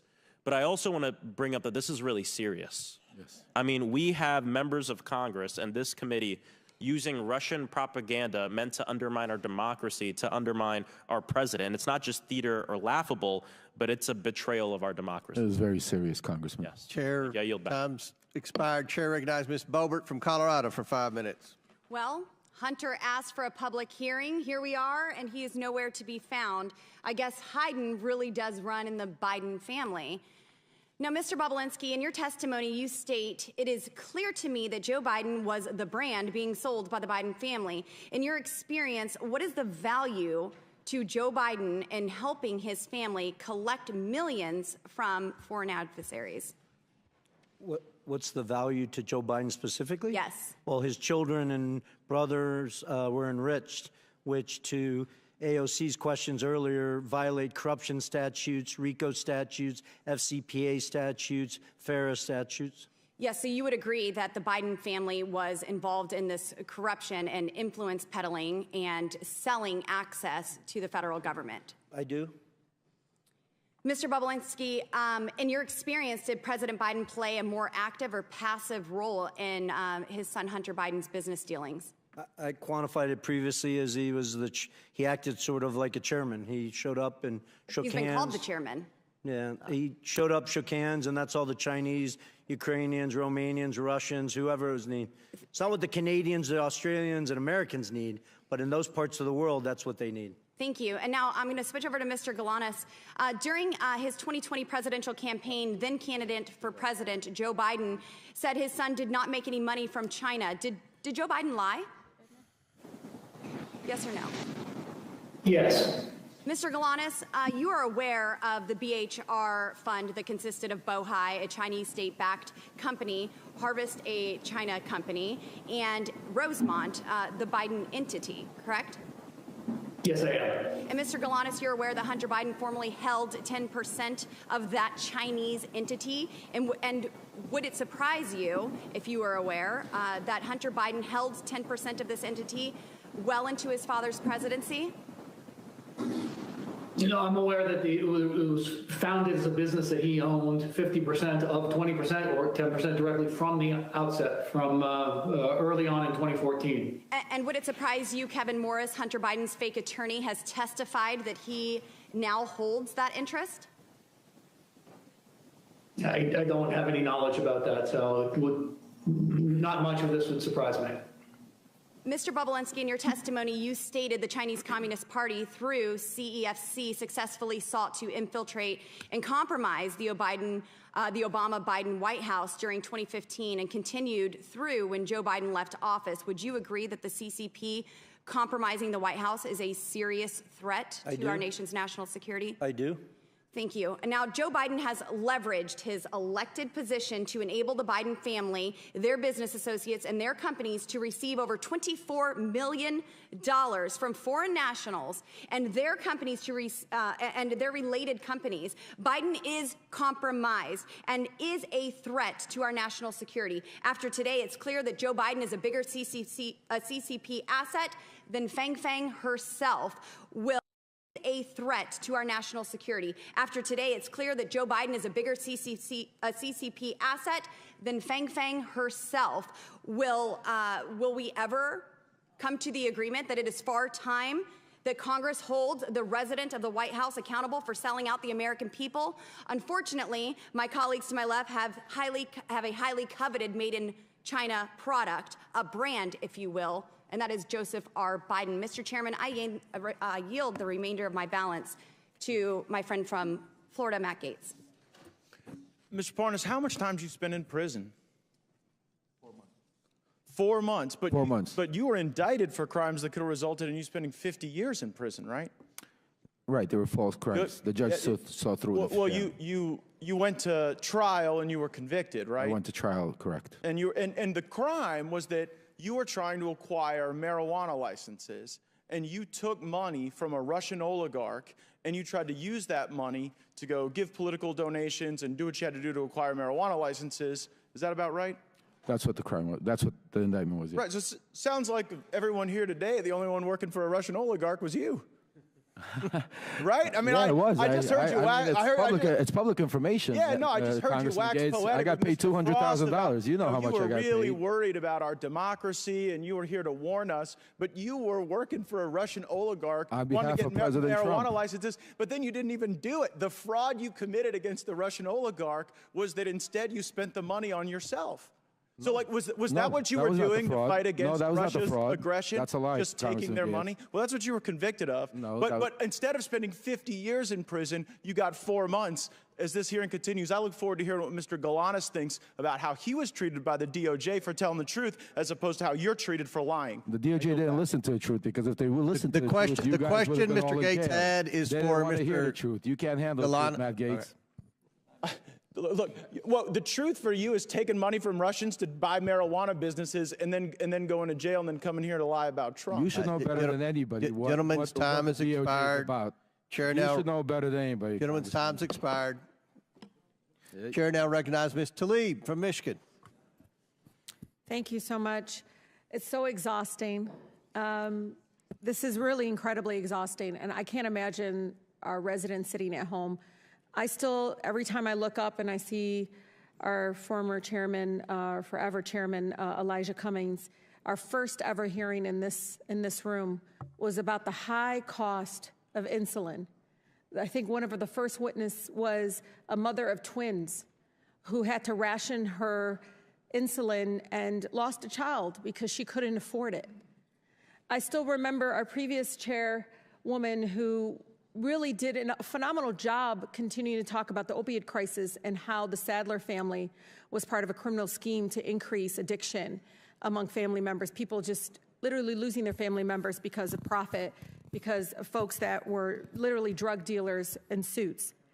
All of that to say is this House Oversight Committee, from our committee hearings on the Postal Service, which really matters to our constituents, the high cost of prescription drugs, the housing issues, the number of struggles and challenges of everyday Americans. And I say this sincerely. I know you all do, but sincerely, because what a waste of time. What a waste of time. Just even some of the colleagues of my folks here continue to say this is a waste of time. I mean, Representative Niels said, quote, I don't think we have the will to impeach Joe Biden. Just for the record, impeachment isn't something you have a will to do. It's something you have to have evidence to do.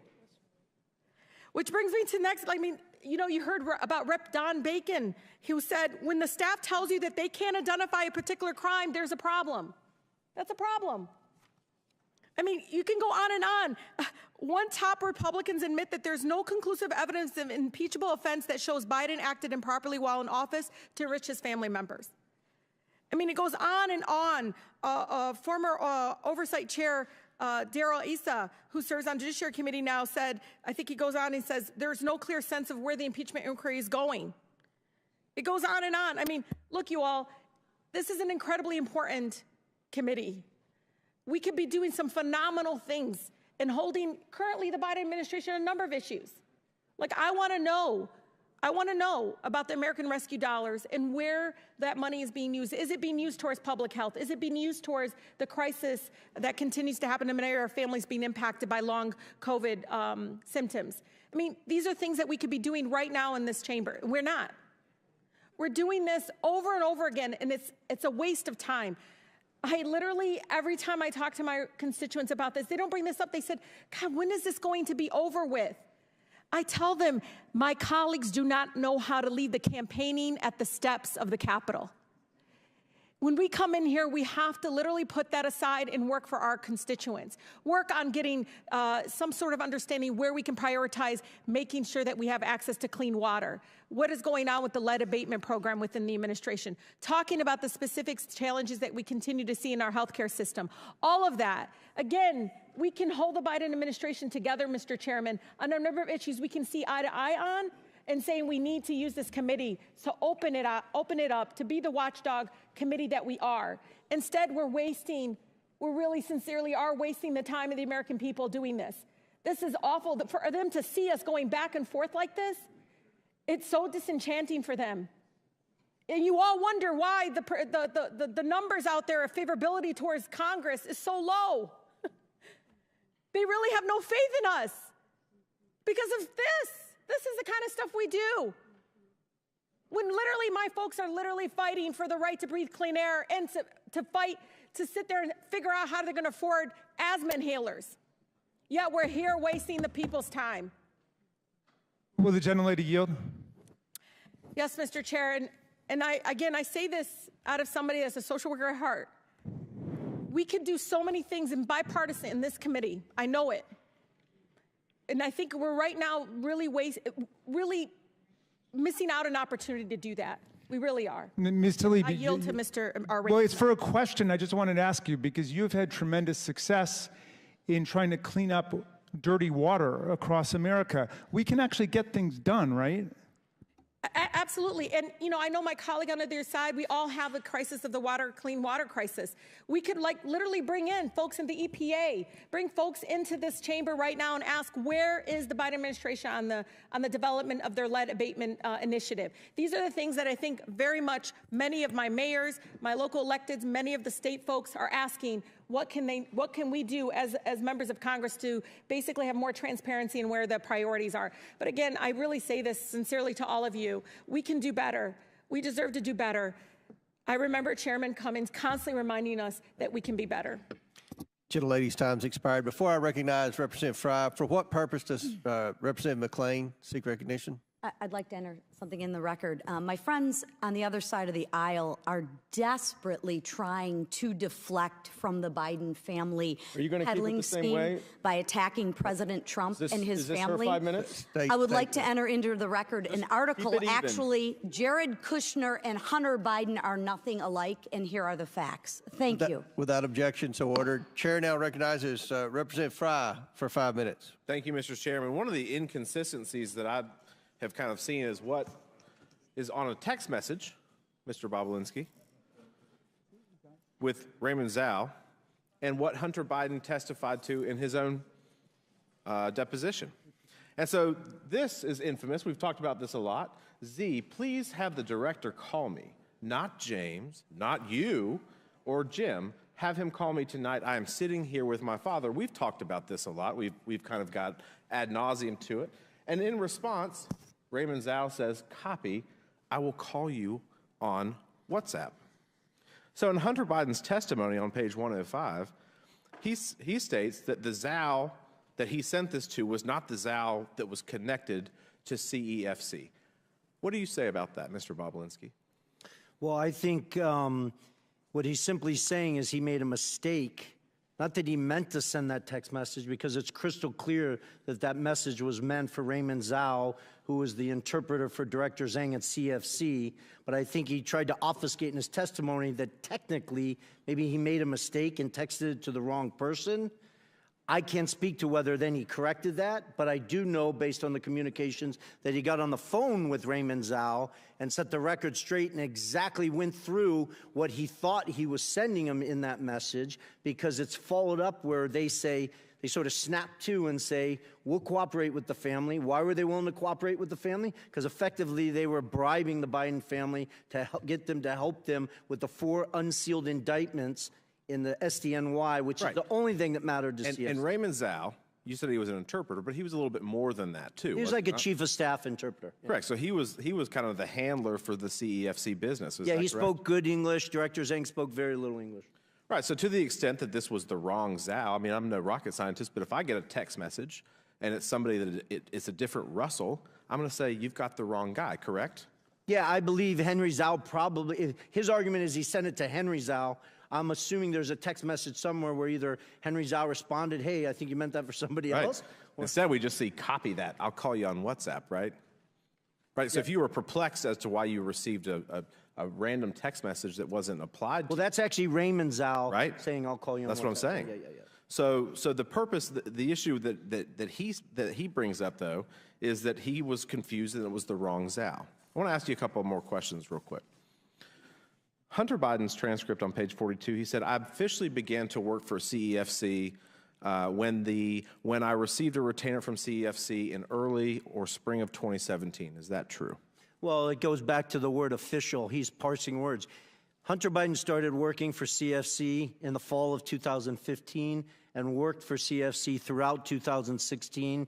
That was confirmed to me by him, by James Gillier, by Rob Walker, numerous face-to-face conversations on it, numerous meetings. So this is not true. On page 48 of his transcript, Hunter is asked, he's never interacted with any of your business associates. Is that correct? The he's referring to is Joe Biden. Is that true? That's a lie. Hunter lied to the committee about important details concerning his money demands and threats to CEFC based on this WhatsApp message right here. On page 105 of his testimony, Hunter states, quote, my father had no awareness of the business I was doing. Is that true? That's a lie. You also talked about how Jim Biden also lied extensively throughout his own testimony, and that Jim was selling plausible deniability for many years so that he could not tell the truth from a lie. On page 100 of Jim Biden's transcript, Jim is asked, do you recall having a meeting with Hunter Biden and Tony Bobulinski and Joe Biden? Jim's response was absolutely not. Jim states that Joe Biden never met with Tony Bobulinski. Is that true? That is a lie, and I'm shocked that his lawyer sitting next to him, a former U.S. attorney, allowed him to say that lie 3 different times in that transcribed interview. Right. When pressed, he continued to double down on that. He got excited. His lawyer had to calm him down, and he continued to lie about it. On page 124 of the transcript, Jim Biden states, quote, it was Hunter Biden, myself, Gilliar. I don't know. It was the 5, okay? And everybody was 20% okay. You know what? It was never executed. It was never signed. And he's referring, of course, to the contract or the agreement. Is that true? That's a lie. He fully executed the legal document, Oneida Holdings, LLC, as did Hunter, James Gilliar, Rob Walker, and myself. Thank you for your testimony today. Thank you. Yours has been the consistent testimony throughout this process, unlike the other people who have come before this committee. And with that, Mr. Chairman, I yield back. Very good. Chair now recognizes Ms. Presley from Massachusetts for 5 minutes. Thank you, Mr. Chairman. When Elijah Cummings was the chair of this committee, he often reminded us that our role was to be in an efficient and effective pursuit of the truth. So I'm going to try to do exactly that, because this farce has gone 15 months. 10,000 documents and 11,000 hours too long, and we've got a lot of ground to cover here. Mr. Parnas, thank you for being here. Last year, you wrote a long letter to Chairman Comer detailing your extensive role in the, quote, campaign orchestrated by Giuliani and Trump to dig up dirt on the Bidens and to spread misinformation about them through various networks, including government officials, journalists, and Fox News personnel, unquote. When that campaign failed to find dirt because, well, there was no dirt to be found, the former occupant of the White House demanded that Ukrainian political officials announce investigations into the Biden family in order to smear Joe Biden prior to the 2020 presidential election. Yes or no, Mr. Parnas, before Trump and Rudy Giuliani tasked you to try to find dirt on the Bidens in Ukraine, did you ever interact with Mr. Trump? Oh, before they asked me, yes, I've had many interactions. Okay. And you wrote to the committee that in late 2018, you attended a holiday party at Trump's White House, as shown in this picture. Can you describe your interactions with Donald Trump during this party? Yes. We came to the event. It was a Hanukkah party. Rudy Giuliani joined us. We were supposed to all go to the residence, but at the last second, Rudy said to wait for him downstairs. He was going to go meet Trump himself and update him on everything that was going on.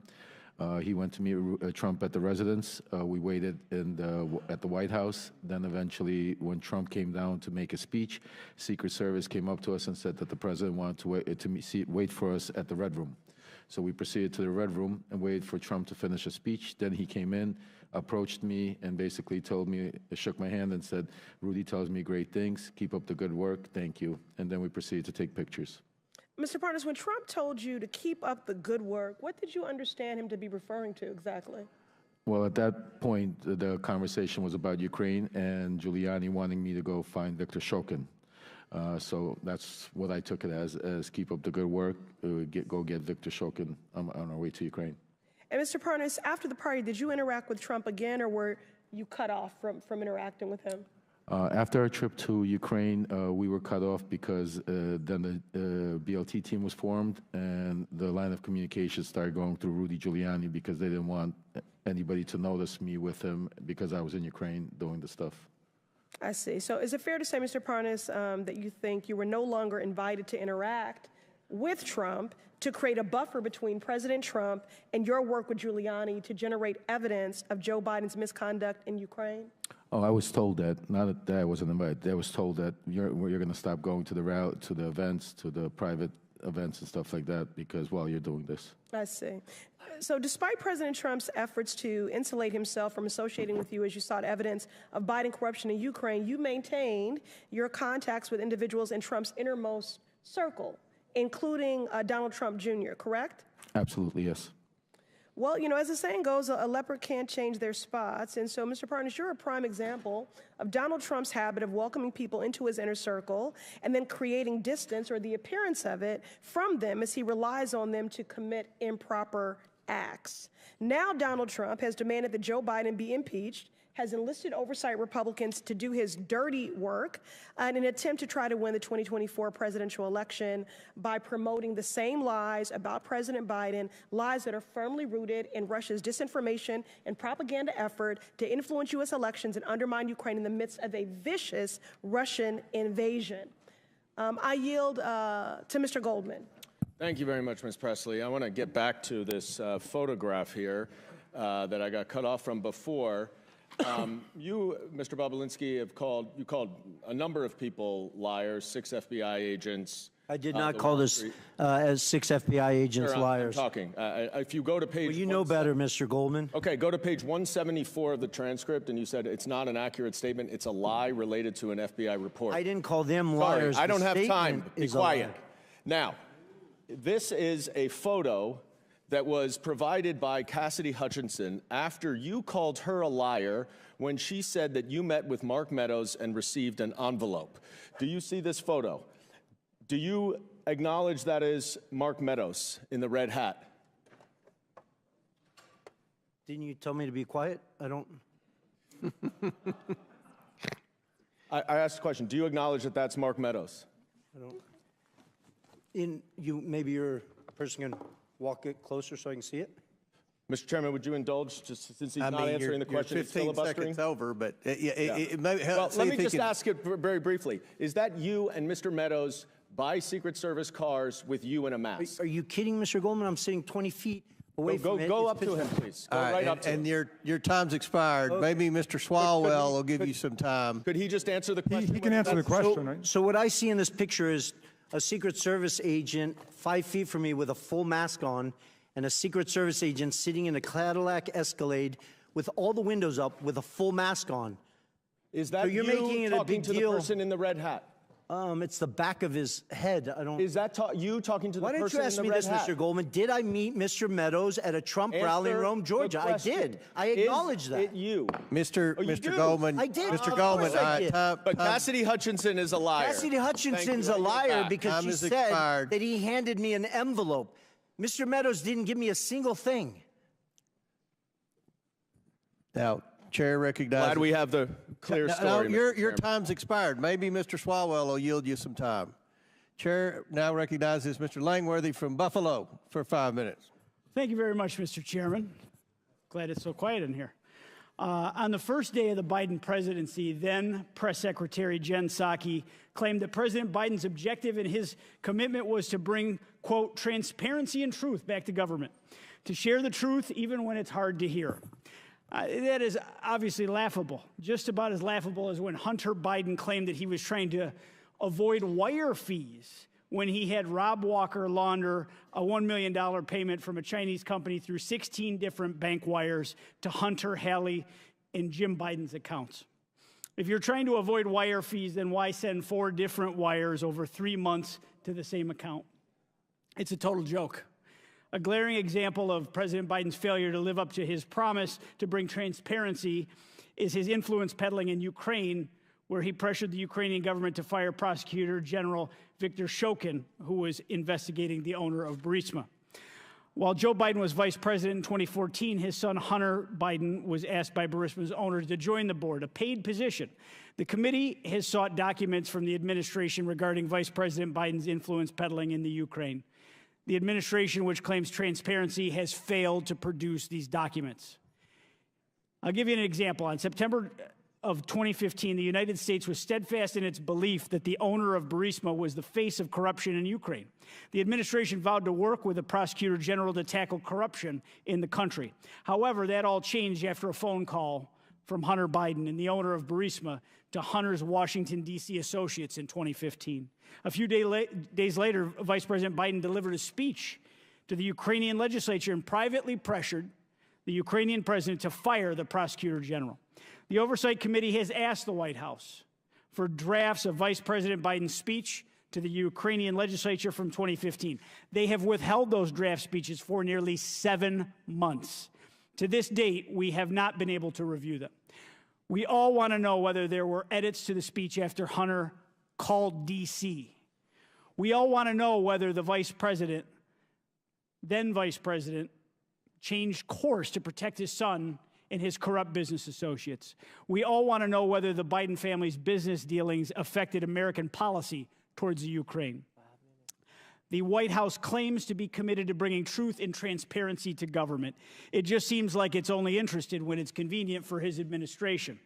Now, Mr. Bobulinski, did Hunter ever tell you at any point the value of the Burisma income to him?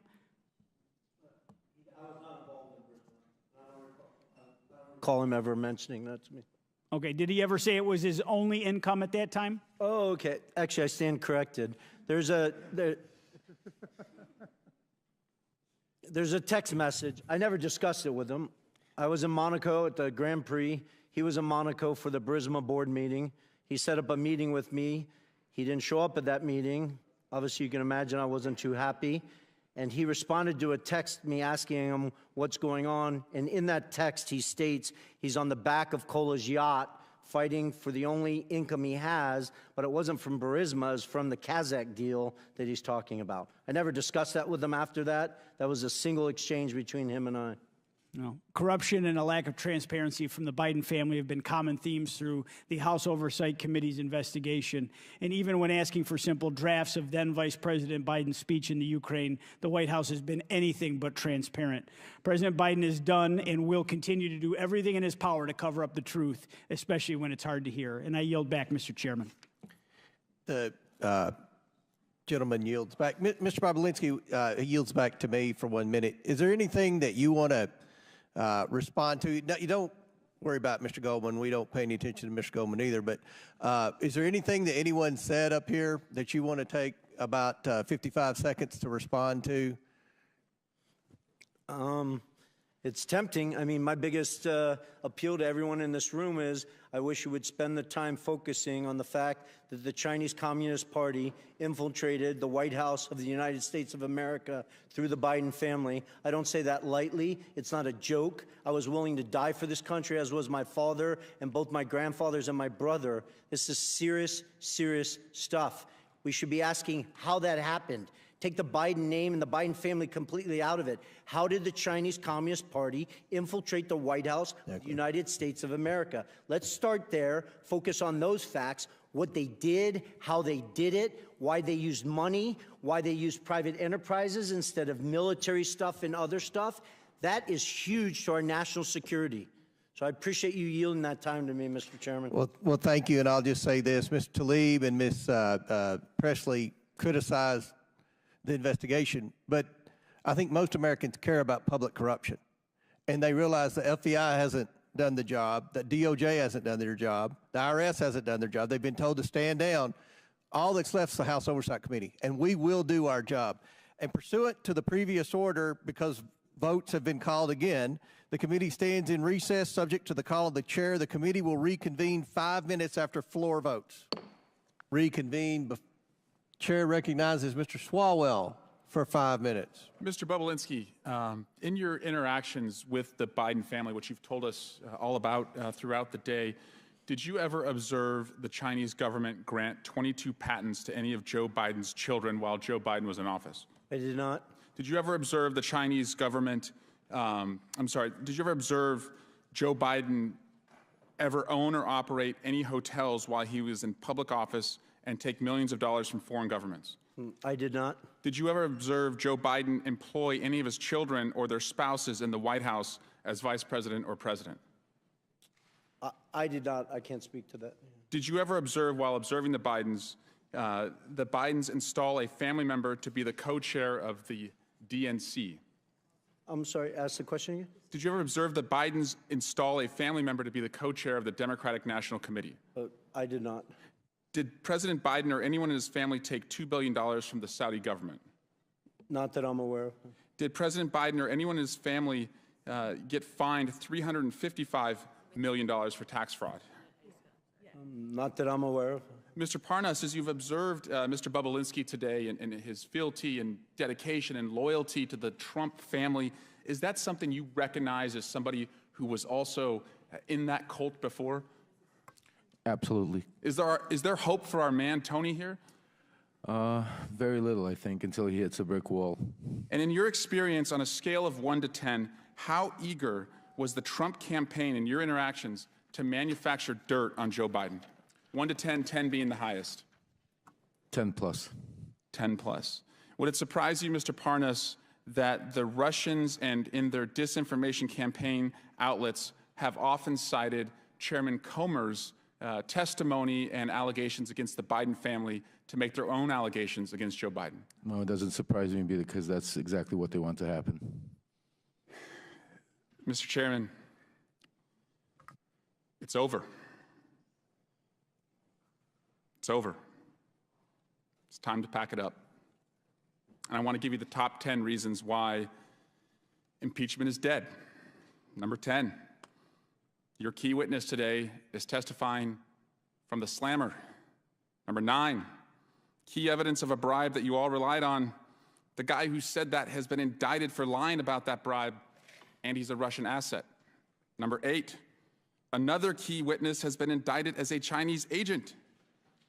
Number 7, during the Hunter Biden interview, Mr. Chairman, you didn't even stay for the whole time. Number 6, Chairman Jason Smith didn't show up at all to the Hunter Biden interview. The same day, number 5, Darrell Issa said, it's a big nothing.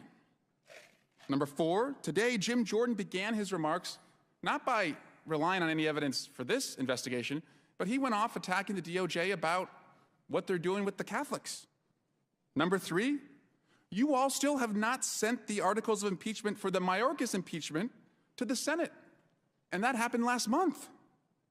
Number 2, you're now talking about a criminal referral, but if you had evidence for a criminal referral, then you have evidence to impeach somebody for high crimes and misdemeanors. And number 1, and I'm sorry to say this, Fox News isn't even carrying this today. In fact, one of their anchors, as they broke away 10 minutes in, said, this is the same hearing over and over and over. At what point are you going to fish or cut bait? So I just have to tell you, it's over. Impeachment's over. Dunzo. Bye-bye. Rigor mortis. Lights out. Curtain drop. Mic drop. Peace. Adios. Sayonara. Au revoir. Or a language that you all understand, Doi Sivdanya. Did I say that right, Mr. Parnas? Yes. I dare you to impeach, but you won't because you don't have the evidence. And because you don't have the evidence, you don't have the votes. Guys, it's dead. And so I'm here to pronounce the time of death.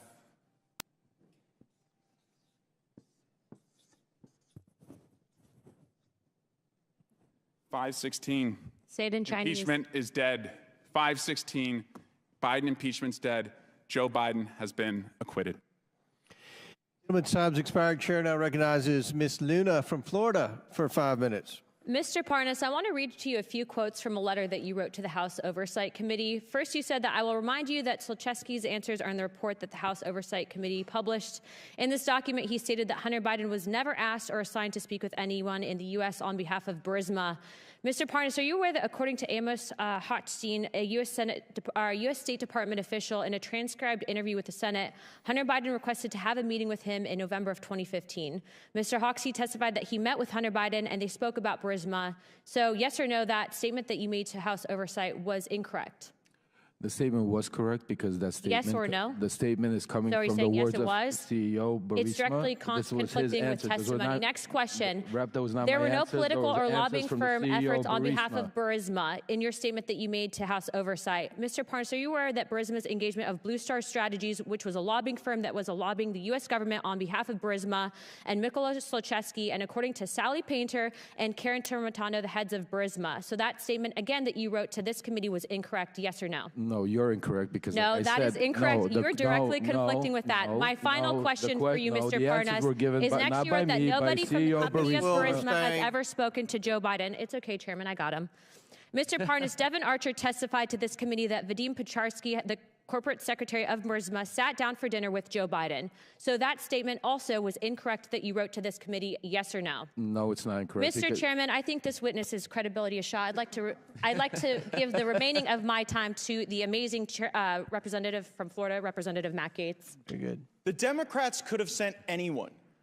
They could have sent Hunter Biden, they could have sent Joe Biden, they could have sent Rob Walker, they could have sent Devin Archer. The Democrats could have sought any person to come and refute the direct evidence backed up by bank statements, backed up by calendar entries, backed up by emails, backed up by text messages. And who did the Democrats send to clear the name of Joe and Hunter Biden? They sent Lev Parnas.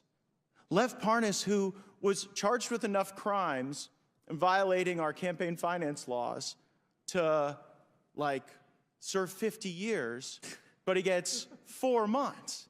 And the big, grand criminal conspiracy Mr. Parnas is involved in is using Russian oligarch money to try to get marijuana licenses, which seems odd, and then using that Russian money to plow into campaigns in order to achieve that objective. But the fraud he committed wasn't just on our election system by plowing Russian money, it was also a fraud on his own investors who didn't get it. So I guess, Mr. Bobulinski, as you hear Maxwell Frost, my colleague on the Democrat side, say that Mr. Parnas, fresh off of his prison time, is the most credible witness we've had to address these business dealings, What's your reaction to that? I think it's laughable that the Democrats are asking Lev Parnas to weigh in on my credibility, a convicted felon that served jail time. I have an impeccable record.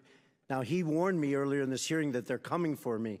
I didn't worry. I said just keep talking. You'll be there soon. I look forward to that, Mr. Parnas. Keep lying. You'll be there soon. Well, is that a threat, Mr. Parnas? No, it's just the truth. No, did you say they were coming for me? No, I said if you keep lying, you will end up in prison. I'm not lying. You're the one who was lying. You have nothing to say. You're the one who went to prison for lying. What am I lying for? Tell me what we're lying for, Mr. Bobrovsky. What? You don't even know what you're talking about. What am I lying? You went to prison for lying and defrauding your investors. What am I lying here? What am I lying here? Oh, the list is long. We don't have enough time. I think Mr. Gates only has a minute. I think you're a little scared, just like Mr. Gates. Because Mr. Gates doesn't even ask a question. You're filibustering. I've been here for 6 hours, and not one of your committee members has asked me one question.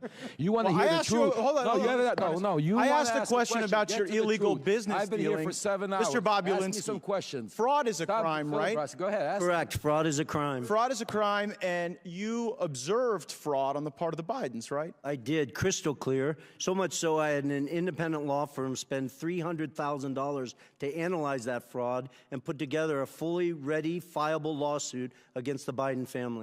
And bribery is a crime, right? Correct. And what you observed with Joe Biden trying to get you into this business deal with Hunter Biden, what you later learned about that business deal and how the money was flowing from the Chinese Communist Party to Hunter Biden, to other members of the Biden family, did that concern you as a potential feature of money laundering? It did. It did. I started to grow concern after I met Joe Biden.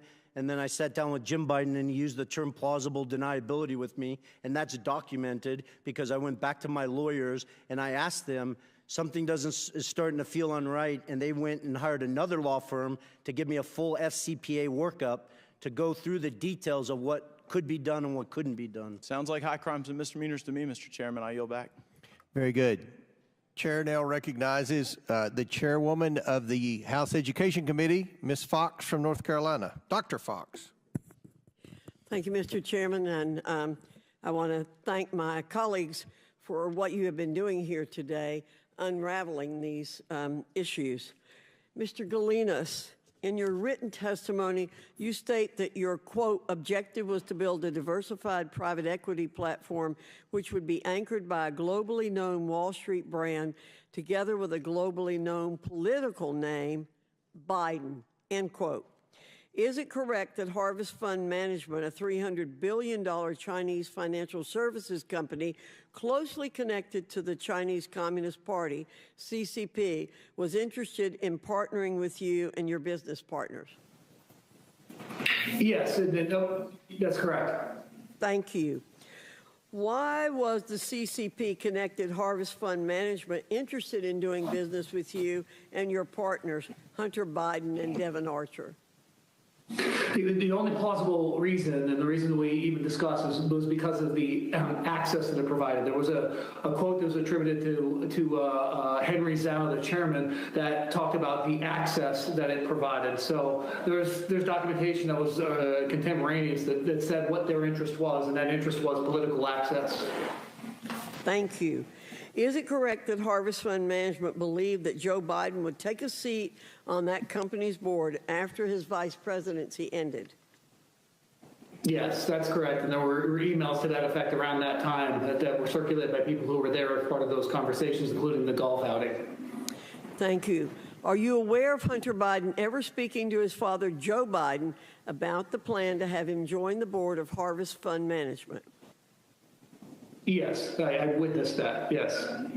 It seems clear that Joe Biden was aware of his family's use of his office and influence to do business with America's adversaries, and therefore a choice to pursue personal gain over national security. Mr. Bobulinski, is it true that former Vice President Joe Biden met with Li Jinping, the chairman of CEFC China Energy? It is based on Rob Walker saying yes to that in a transcribed interview. I personally was not at that meeting. When did this meeting take place based on what Mr. Walker said? Yeah, in my understanding, it would have been February 2017. After they had a meeting in Miami I believe James Gillier got on the corporate jet of CFC and flew with Yi Jianming and Director Zhang to D.C. in preparation for that meeting.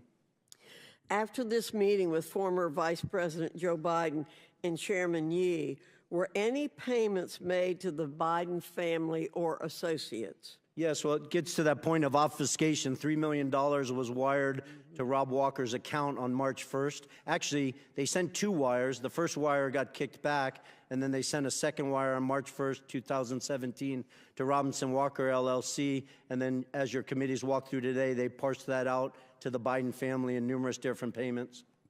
Thank you. Mr. Chairman, it is clear that Joe Biden is the common element in all of Hunter Biden's attempts to do business with China. There's a pattern emerging that the Biden family and associates, including Joe Biden himself, deliberately chose personal gain over the safety and best interest of the very Americans Joe Biden was elected to serve, protect, and defend. With that, I'll yield the balance of my time to Mr. Gates. Hunter Biden's deposition. Question: do you think some of your business associates we've spoken about today, Mr. Archer, Mr. Bobulinski, Mr. Galanis, do you think they had an expectation that your dad had any role or involvement in any of your joint business dealings? Answer from Hunter Biden: not an expectation from me. There was never a single time I can remember saying, hey, we'll get my dad involved. Hey, let's get my dad on the phone. Hey, let's, what can we get out of dad for this? Mr. Galanis, what's your reaction to that testimony from Hunter Biden in light of you describing the Biden lift? I think it's patently false. It's belied by emails, and I think that there's documentation that says that that's just an untruthful statement. And what I'm trying to understand, Mr. Galanis, is there you are sitting in a prison cell for a financial crime where you were an associate with Hunter Biden and some of the other players there, and they're out enjoying Southern California, and you're sitting in a prison cell, and they've got the ability to come and give this false testimony to Congress. Is it your belief that the Biden Justice Department retaliates against people who speak out against the Bidens and their crimes? I'm living that. I think to clarify, I took responsibility for my crimes. I pleaded guilty. I've served 8 years of clean conduct, and I think I've rehabilitated myself quite a bit in that period of time, and evidence a track record. But I would say that there is unquestionably a pattern of 2 tiers of justice, and that's become a popularized term, and it's something that a lived experience that I've gone through. Yield back. Before I recognize Mr. Waltz, for what purpose does Mr. Bigg seek recognition? I want to include an article in a record. The article is entitled, Tlaib renews her, quote, impeach the MFer, close quote, call against Trump. Without objection so ordered, for what purpose does Mr. Gates seek recognition? Mr. Chairman, I seek unanimous consent to enter into the record the press release from the Department of Justice, Lev Parnas sentenced to 20 months in prison for campaign finance, wire fraud, and false statement offenses. Without objection so ordered. Chair now recognizes Mr. Waltz from Florida. Thank you, Mr. Chairman, and I find it incredibly rich Mr. Swalwell is going to come to this committee and lecture us about how China penetrates our government. I think that's something he may know a thing or two about, but let's talk about how China has penetrated the highest levels of this government, including this president and this White House, because I think the visual is incredibly important. Mr. Bobulinski, Hunter Biden portrayed Chairman Yi, the chairman of CEFC, to Jim Biden as a protege of Xi. Is that accurate? Not only is it accurate, and it wasn't just Hunter Biden, it was James Gillier, Rob Walker. I wouldn't have used the word protege. They just basically, You don't run China's largest state-owned energy company without being close to Chairman Xi. Correct. Right, fair enough.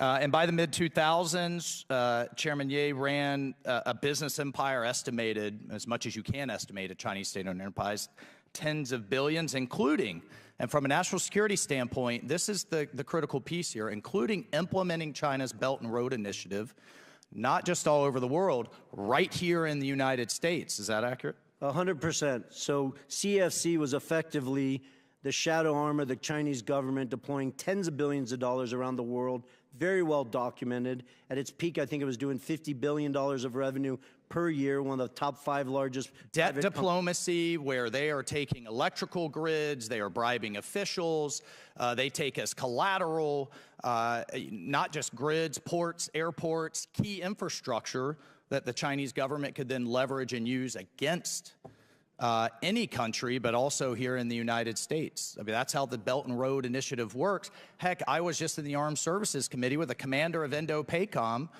our Pacific Command, talking about how China is basically gobbling up infrastructure around the world, including here.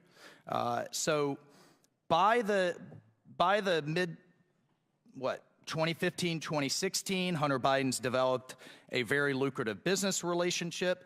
By 2017, Hunter Biden's forged such a partnership with Chairman Ye that he planned to share an office space with him, and then just removed Vice President Biden at the House of Sweden in Washington, D.C., correct? Correct. So here's what's interesting, and building on Chairman Fox's questions, within days of him leaving the vice presidency, ostensibly for work performed, $3 million flows through these shell companies that we've depicted here. I mean, you could see how complicated this is, but the key piece is the flow to Hallie Biden, to Jim and Sarah Biden, to Hunter Biden and his various affiliates. And the kicker here, Mr. Chairman, is that we know Hunter is then complaining about paying all his dad's bills. He's complaining to the other relatives, saying, you freeloaders, I'm having to use all this money to pay the big guy's bills, house renovations and all kinds of things, correct?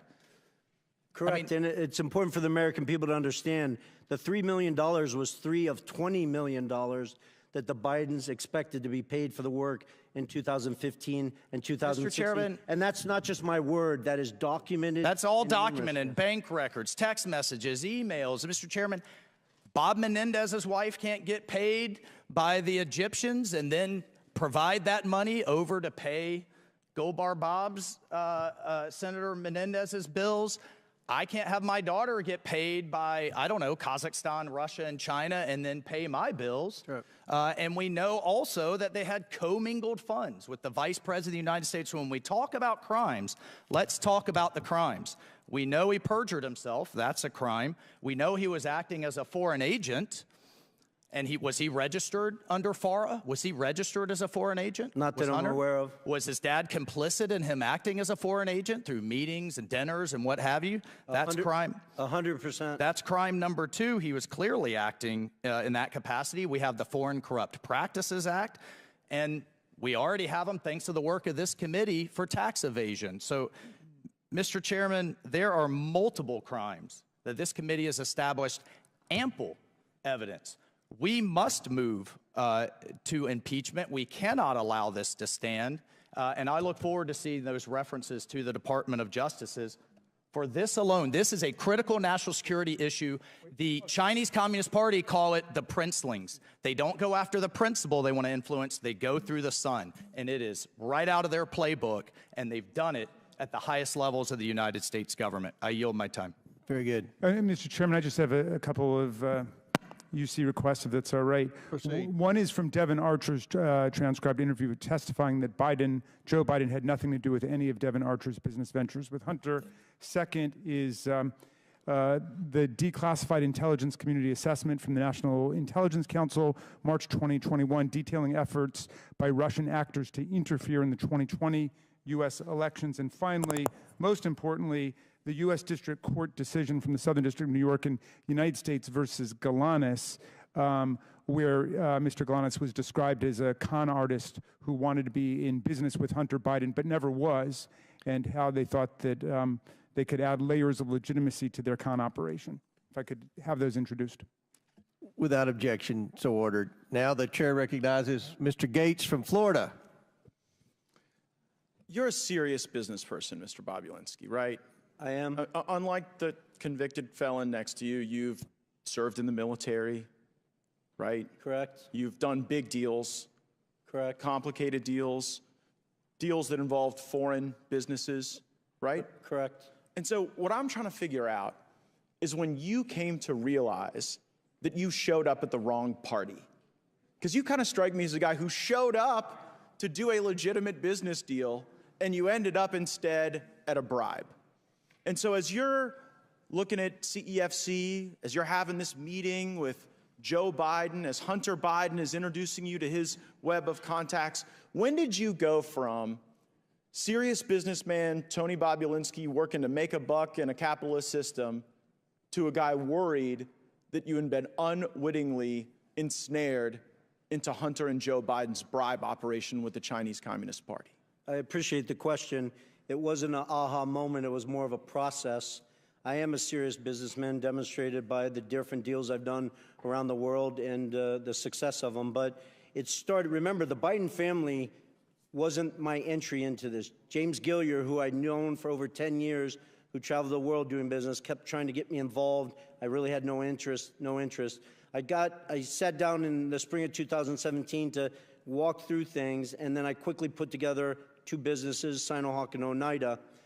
After the meetings in Los Angeles with Hunter and Joe Biden, it started to sort of, bells and whistles started to go off when Jim Biden used the term plausible deniability. Plausible deniability is the first moment, straight from the lips of Jim Biden, right on the heels of your discussion with Joe Biden, where you start to think, this might not be legit. Correct. And my lawyers at the time could attest to that, because I reached out to them saying, listen, I'm a former naval officer. I held a Q security clearance. I couldn't collect, somebody couldn't take me to dinner for $50. This just does not make sense to me. But you proceed, and then later this thing starts to get a lot uglier. What's the moment you go from, okay, your spidey senses are up, you're analyzing this, to now you know this is a crime that you are bearing witness to? The end of July, when the Biden family put them right front and center in the middle of a $9 billion transaction between the Russian state-owned energy company Rosneft and CFC, a surrogate for the Chinese Communist Party. And was there ever a time in the deals you were involved in where you started to see the money move around the legitimate business enterprise and toward the pockets of the Bidens? Well, the challenge, Mr. Gates, with that is at the time they moved the money, right? You guys have the text messages where Hunter Biden shook down Director Zhang, but I was not aware of that. I spent a year asking questions of, this doesn't make sense to me, where's the money? I stepped in and had lawyers work to dissolve the two entities. I didn't know till years later that they had defrauded me, they had gotten paid all this money, and all this craziness. The amount of facts, it just seems pretty simple. This is either a bribe or a business. It was a bribe from the Chinese Communist Party. And I don't say that lightly. There's 1,200 pages, 8 days of testimony in the Southern District of New York. I encourage everyone watching me, hearing me say this, they're publicly available. Go read them. Our Department of Justice outlines in intimate detail the corruption and bribes that CFC was deploying to political officials all over the world. It wasn't just in the United States. So I'm here to believe that they did this in every other country, but with the Biden family, it was pristine. It was an actual clean business. That's absurd. And you came to know that, and that's when you blew the whistle, right? That's when you started to get worried, when you saw Joe Biden. I stepped away from it. There's the whistleblowers. I can't give them kudos enough for the bravery and the risk they put their family in. They publish stuff where I am voicing the concern of the Rosneft deal. And you animated your concerns when you saw that this wasn't just a corrupt bribe, a corrupt business deal happening to a guy who used to be vice president. When you see that everyone's made a big deal like you're a bad guy, that you showed up at the debate, or you're trying to give life to these facts that you've observed, that it's so bad that you did that during a political contest. But observing this, it kind of seems like it would be unpatriotic for you to stay quiet. Of course. And so, I mean, Joe Biden running for president clearly motivated the Chinese to consummate this bribe. Did it also motivate you?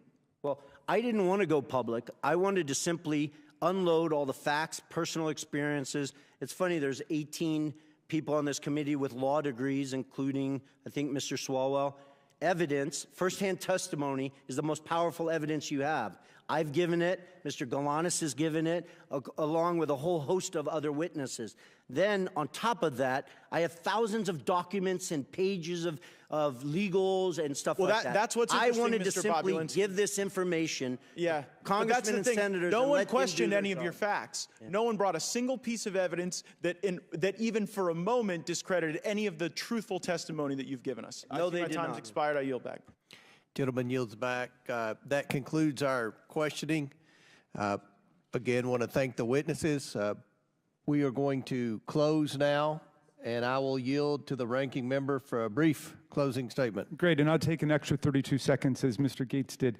Well, and while we're on Mr. Gates, he seemed to be upset about a couple different things. One was fraud, which was fascinating to me, given that his hero, Donald Trump, has just been convicted civilly of bank and insurance fraud in New York in a civil case, and now owes, I think it's $454 million, unless that's gone up with interest. I think he's having a hard time making that, but I'm sure that Mr. Gates' constituents will help him out as they're shaking down Republican voters. You can pay either for Donald Trump's criminal lawyers or his civil lawyers. That's the big political choice, I suppose.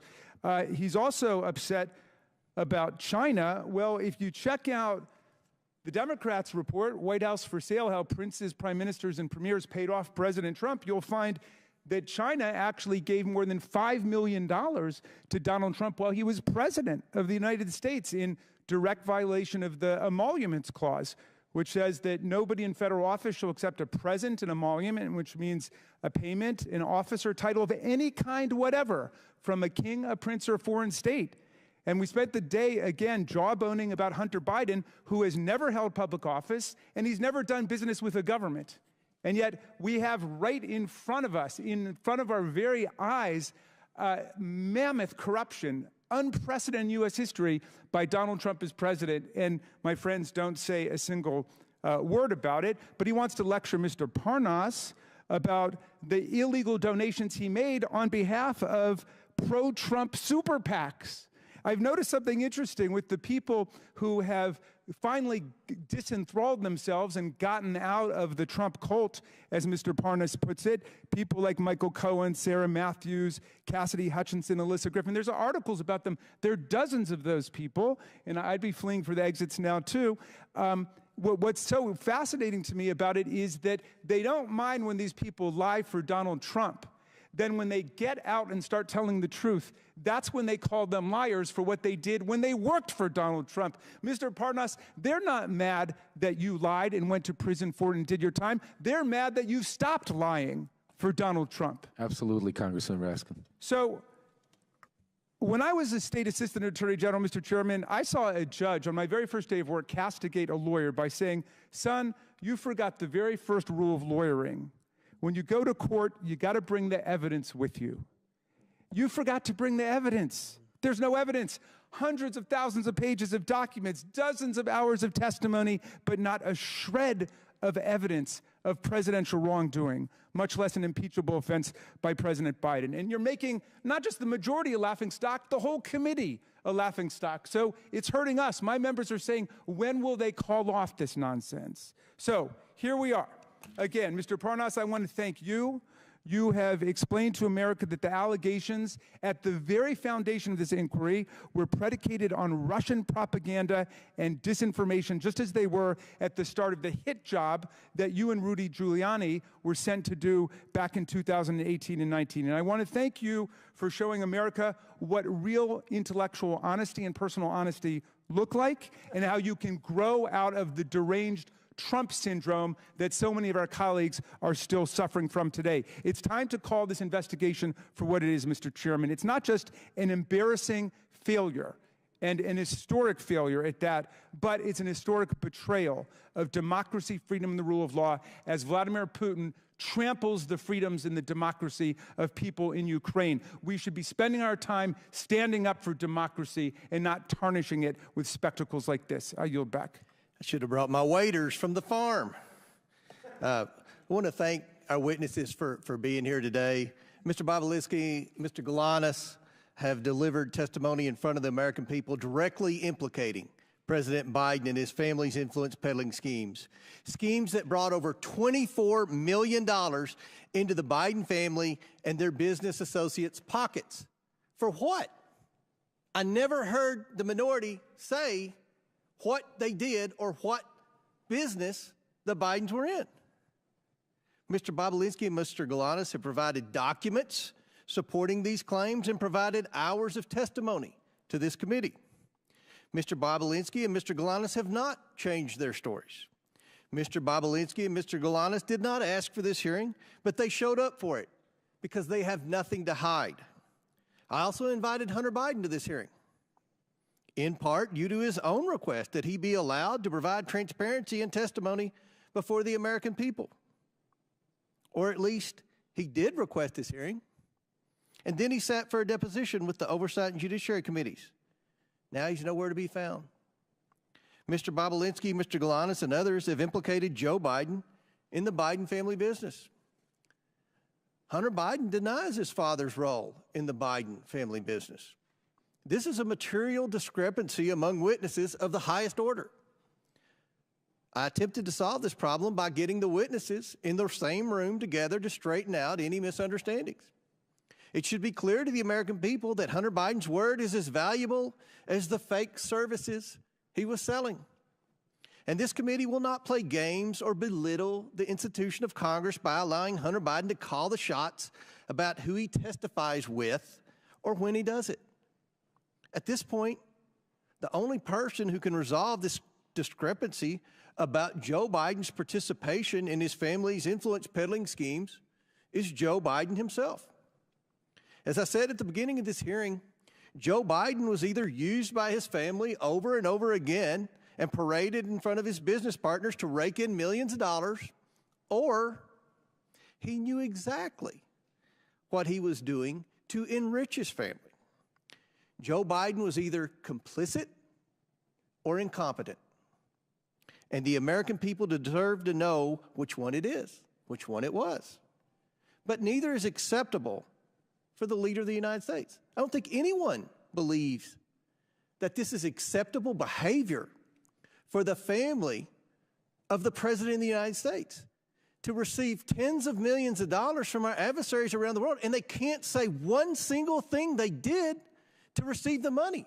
Nobody supports that. I don't care if you're Democrat or Republican, if you're from a big city or a small town.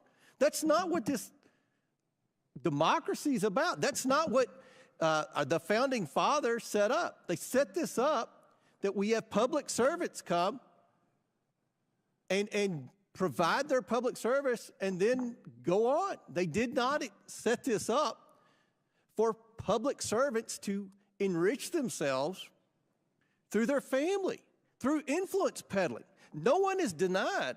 Is anyone denying, Mr. Raskin, that the Biden family was influence peddling? Nobody denies that the family was influence peddling. What we have here is a major discrepancy on what role Joe Biden played.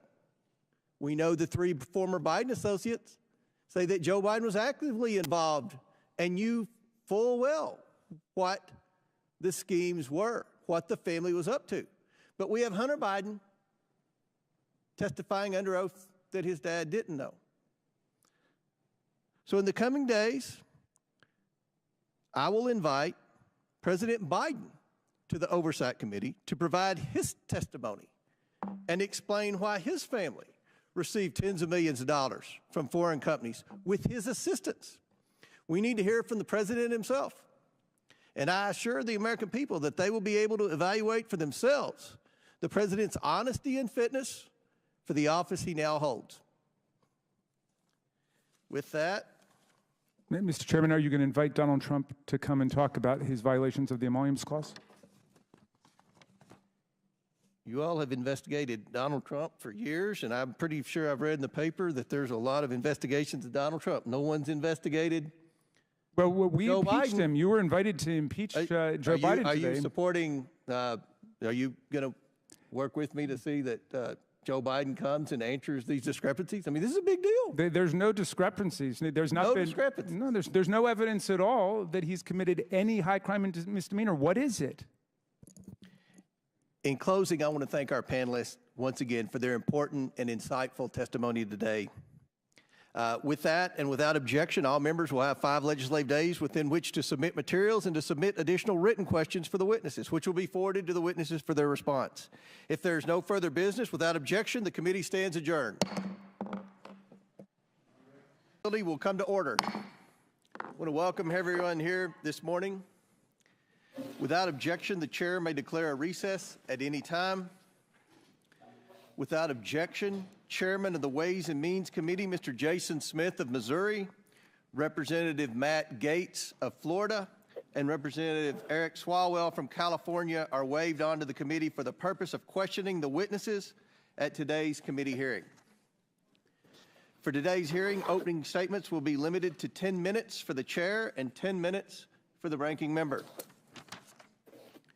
The chair also notes that points of order pertaining to the engaging of personalities against the president will not be in order for the duration of today's hearing.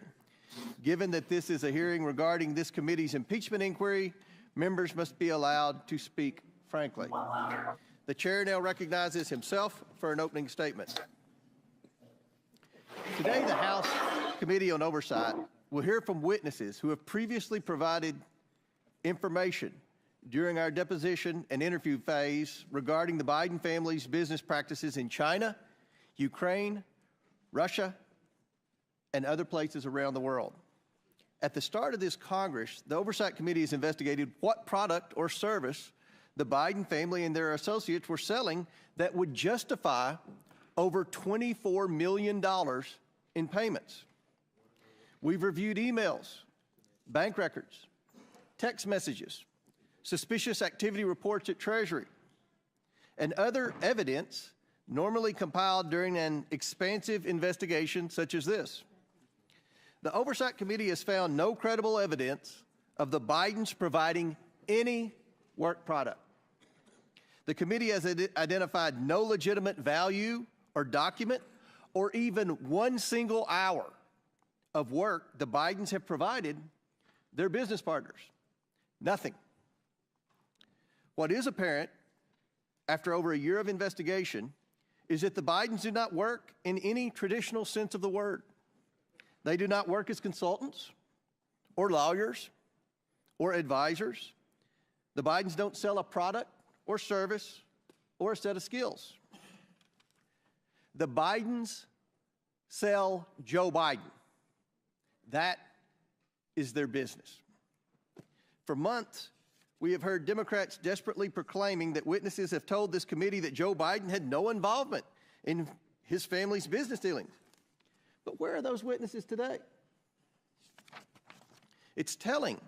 Democrats haven't invited one of these witnesses to today's hearing. That's because they know their testimonies would not withstand public scrutiny. Democrats have relied on these witnesses' opening statements and have willfully turned a blind eye to the facts that have come out in these interviews once the witnesses were questioned about our record of evidence. Democrats now must rely on bringing in a distraction witness to talk about nonsense, and who can't talk about any of the facts brought by today's witnesses who worked with the Bidens. Now, President Biden cannot control his adult son.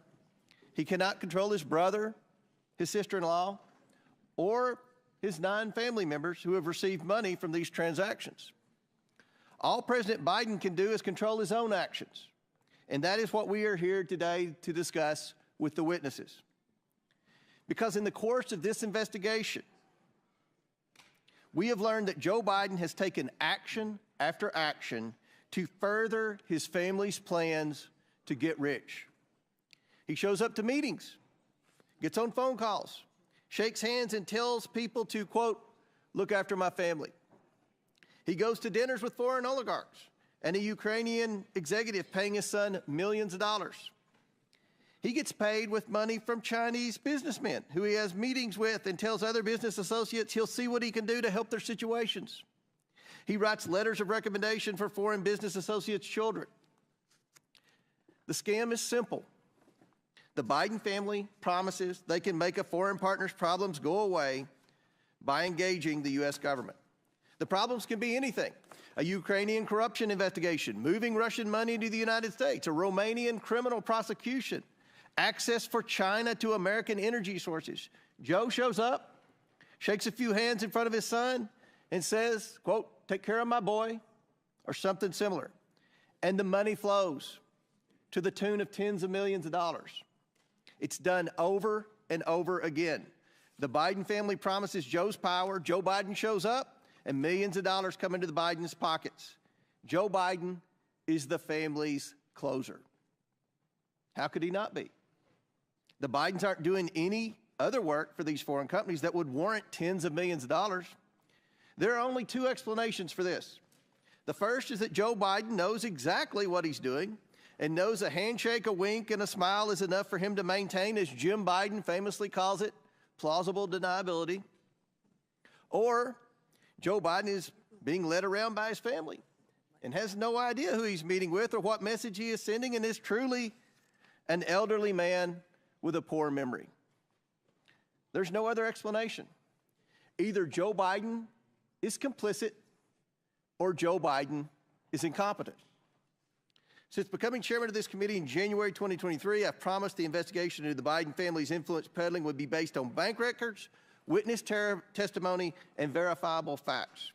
After years of Democrats using this committee as a mouthpiece for every conspiracy theory they could find, like the Russian collusion hoax, under my leadership, the committee has returned to real investigations. If Democrats want to spin another Russian hoax, I will ask them to answer one question. What services did the Bidens provide to earn them and their business associates over $24 million? What did they do for the money? Democrats have the same bank records as we do, and bank records do not lie. The witnesses today are here to talk about Joe Biden. Republicans are here to talk about Joe Biden. If Democrats wish to spend their time beclowning themselves with another Russian collusion hoax for the sake of protecting President Biden, they can do so. As I said I would, I've invited Hunter Biden here today to sit alongside his business associates and provide his side of the story. Hunter Biden demanded a public hearing. I've given him one. Maybe he will show up. He has said he isn't, but he loves saying one thing and doing another. At some point, Hunter Biden saying one thing and doing another begins to reflect poorly on his ability to tell the truth at all. But this hearing is not about Hunter Biden.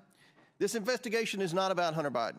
It's about Joe Biden and the lies he continues to tell the American people. With that, I yield to Ranking Member Smith, or Chairman Smith. Thank you, Chairman Comer and Ranking Member Raskin. From the beginning of this investigation, we've made clear that we will follow the facts wherever they lead. The facts have led us to two conclusions. One, the Biden family has for years traded on Joe Biden's name in order to rake in millions of dollars, often doing so with his direct knowledge and clear involvement. Two, President Biden has been continually dishonest with the American people about his knowledge of his family's business dealings. We have testimony from multiple witnesses that Joe Biden was the brand. He knew what his son and brother were doing and did nothing to stop it. That alone makes him complicit in a scheme to make money off of his public service. But he was not just complicit.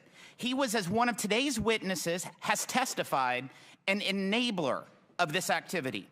The evidence of the two IRS whistleblowers who came to the Ways and Means Committee has been affirmed by volumes of material provided to Congress, by the testimony of others, and even by the Department of Justice, who finally brought charges against Hunter Biden that mirror those called for by the IRS investigators. The evidence obtained shows that, one, Joe Biden met with his son's business partners on multiple occasions. He used an alias to exchange dozens of emails with his son's bookkeeper. He took official government action that suspiciously coincided with those meetings and correspondence. The connections between Joe Biden and his son's business practices extended even to the Biden 2020 campaign. At the height of the Democrat primary, Kevin Morris, a Hollywood lawyer who met Hunter Biden at a Joe Biden campaign fundraiser, paid off Hunter Biden's tax liabilities because there was, in his words, quote, risk personally and politically. If that matter was not swept under the rug, investigators that were interested in pursuing a potential criminal campaign violation were told to stand down. The Biden family relied on the Biden brand so much that evidence has revealed that Hunter Biden believed that, quote, all this stuff, meaning his legal troubles, would all go away when his dad became president. Why did he believe that? Because for years, the Biden family has personally benefited from Joe Biden's position of power. Joe Biden knew this, he did nothing to stop it, and he lied about it. I yield to Jim Jordan, Chairman Jordan. I thank the gentleman. Who planted the pipe bombs on January 6? Nobody seems to know. Who leaked the Dobbs draft opinion? You know, the leak that led to an assassination attempt on Justice Kavanaugh. How about this one? Who left cocaine at the White House? Biden administration doesn't seem to have time to answer these questions. They're too busy investigating parents at school board meetings, labeling Catholics extremists, retaliating against whistleblowers. They're too busy putting together a sweetheart deal for Hunter Biden, a deal that got laughed out of court. And oh, the guy who put together the deal that got laughed out of court, that's the guy they name special counsel. You know what Democrats do have time for? Going after President Trump. They've been doing it for 8 years. They spied on his campaign, then it was the Mueller investigation, 19 lawyers, 40 agents, $30 million, and found nothing. Then it was impeachment, then it was raid his home, then it was the special counsel, then it was the 14th Amendment. The party of democracy said, we're going to keep the guy off the ballot who's leading in every single poll. The ranking member said that President Trump should be disqualified from even running for office. Thank goodness we have a Supreme Court who disagreed with the ranking member and the Democrats. 9-0. Not 5-4, not 6-3, not 7-2, not 8-1, 9-0. They disagreed. Now Democrats say, how dare Republicans investigate Joe Biden?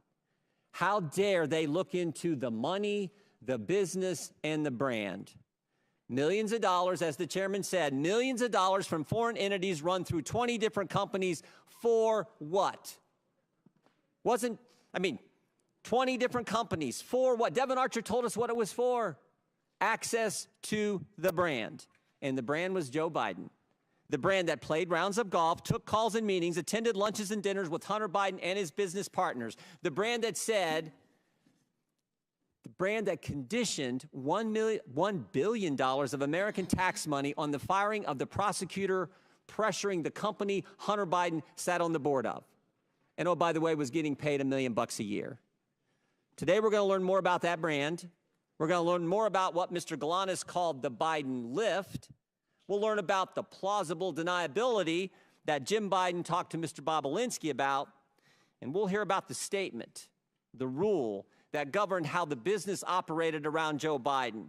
The rule that said, say it, forget it, write it, regret it.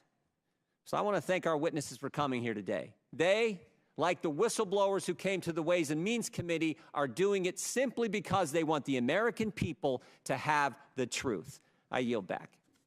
Gentleman yields back. Chair now recognizes the ranking member for 12 minutes for his opening statement. Mr. Chairman, thank you very kindly. With any luck, today marks the end of perhaps the most spectacular failure in the history of congressional investigations, the effort to find a high crime or misdemeanor committed by Joe Biden and then to impeach him for it. In prior hilarious episodes of this long-running madcap series, America got to see the following. 1, nearly 20 fact witnesses who could not identify a single act of wrongdoing by President Biden, much less a high crime and misdemeanor, and who overwhelmingly testified that Biden was not involved in any of his family's business adventures. 2, 3 expert witnesses called by the majority itself who said nothing that they had seen in the tens of thousands of pages of documents adduced by the majority even remotely approached the level of a high crime and misdemeanor. Bank records would show exactly what all the witnesses told us, that Joe Biden was not involved in his family members' businesses. Repeated voyeuristic displays of pornographic images by the majority, completely irrelevant to any conceivable legislative or investigative purpose. A star witness, Gal Luft, who turned out to be a Chinese agent and an illegal arms trafficker on the run from American justice, and the key piece of evidence which launched the entire zany goose chase, an FD 1023 form in which the FBI duly recorded a completely fictional tip about a $5 million bribe to Vice President Biden peddled by Alex Smirnoff, who has been criminally indicted by a Trump-appointed U.S. attorney, Special Counsel David Weiss, for felony counts of systematically lying to the FBI and constructing a false record about Joe Biden, and now sits in jail in California as a flight risk while the world studies his long-standing and extensive ties to Russian intelligence. Today, the good chairman and his ace MAGA detectives have finally jumped the shark. The comedy of errors comes crashing to an end as House Republicans in more than a dozen Biden districts beg for mercy, and the committee throws a flabby Hail Mary pass 3 weeks after the Super Bowl's over. So today, we revisit the fruitless testimony of two more fading star witnesses who have failed to testify to any presidential wrongdoing, much less evidence of high crimes and misdemeanors. Both of the majority witnesses are frustrated would-be business partners of Hunter Biden, who tried to leverage the Biden name, or the Biden brand, as they keep calling it. But they never got any business off the ground for reasons that will become painfully obvious to anyone watching the proceedings today. Even Hunter Biden, laboring at the time under a serious substance abuse addiction, could tell these were not the type of people he should be doing business with. So rather than representing the Biden brand, which was their ardent wish, they now show up today as loyal servants of Trump world, each of them proudly represented by their very own former Trump White House attorney. The first is Mr. Bobulinski, the bitterly disappointed wannabe Hunter business partner whose famously litigious history includes unsuccessfully suing his own dying father's charity for nearly $1 million, and just last month suing Cassidy Hutchinson for $10 million after she reported that Mr. Bobulinski, wearing a ski mask, met with Mark Meadows, which Ms. Hutchinson is now backed up with actual documentary photographic evidence, something in very short supply in this investigation.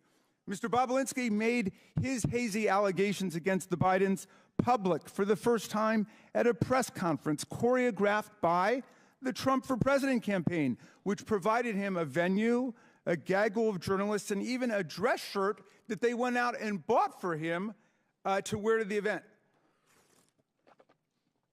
Hours later, Mr. Bobulinski joined the second 2020 presidential debate as Donald Trump's personal guest, where he was seated with Kid Rock and Mark Meadows. The other star witness, Mr. Galanis, who I believe is appearing by Zoom today, is a serial fraudster and convicted con man, a term I would charitably not use on a witness, except it was explicitly bestowed upon him by not one, but two different U.S. federal district court judges, including the one who sentenced him to over 15 years in prison for defrauding union pension funds, a Native American tribe, and scores of innocent investors. Mr. Galanis was sentenced to pay restitution of over $80 million to his victims. That's a lot of money. That's what Donald Trump was sentenced to pay E. Jean Carroll for in that civil litigation. The very first record of Mr. Galanis' claims against the Biden family appeared, check this out, in the clemency petition that he sent from prison to President Trump. But the key point is this: even if we were to believe every single word offered by these utterly compromised and biased witnesses, Mr. Bobulinski and Mr. Galanis, their allegations don't identify any wrongdoing, much less an impeachable offense by President Biden. With the impeachment bus running on empty, our GO colleagues now are apparently preparing to save face by ending the impeachment farce with criminal referrals. But criminal referrals require evidence of crimes. And the only crimes we have seen are those of the GOP's own star witnesses, like Russian asset Alex Smirnoff, Chinese agent Gal Luft, Devin Archer, and Jason Galanis.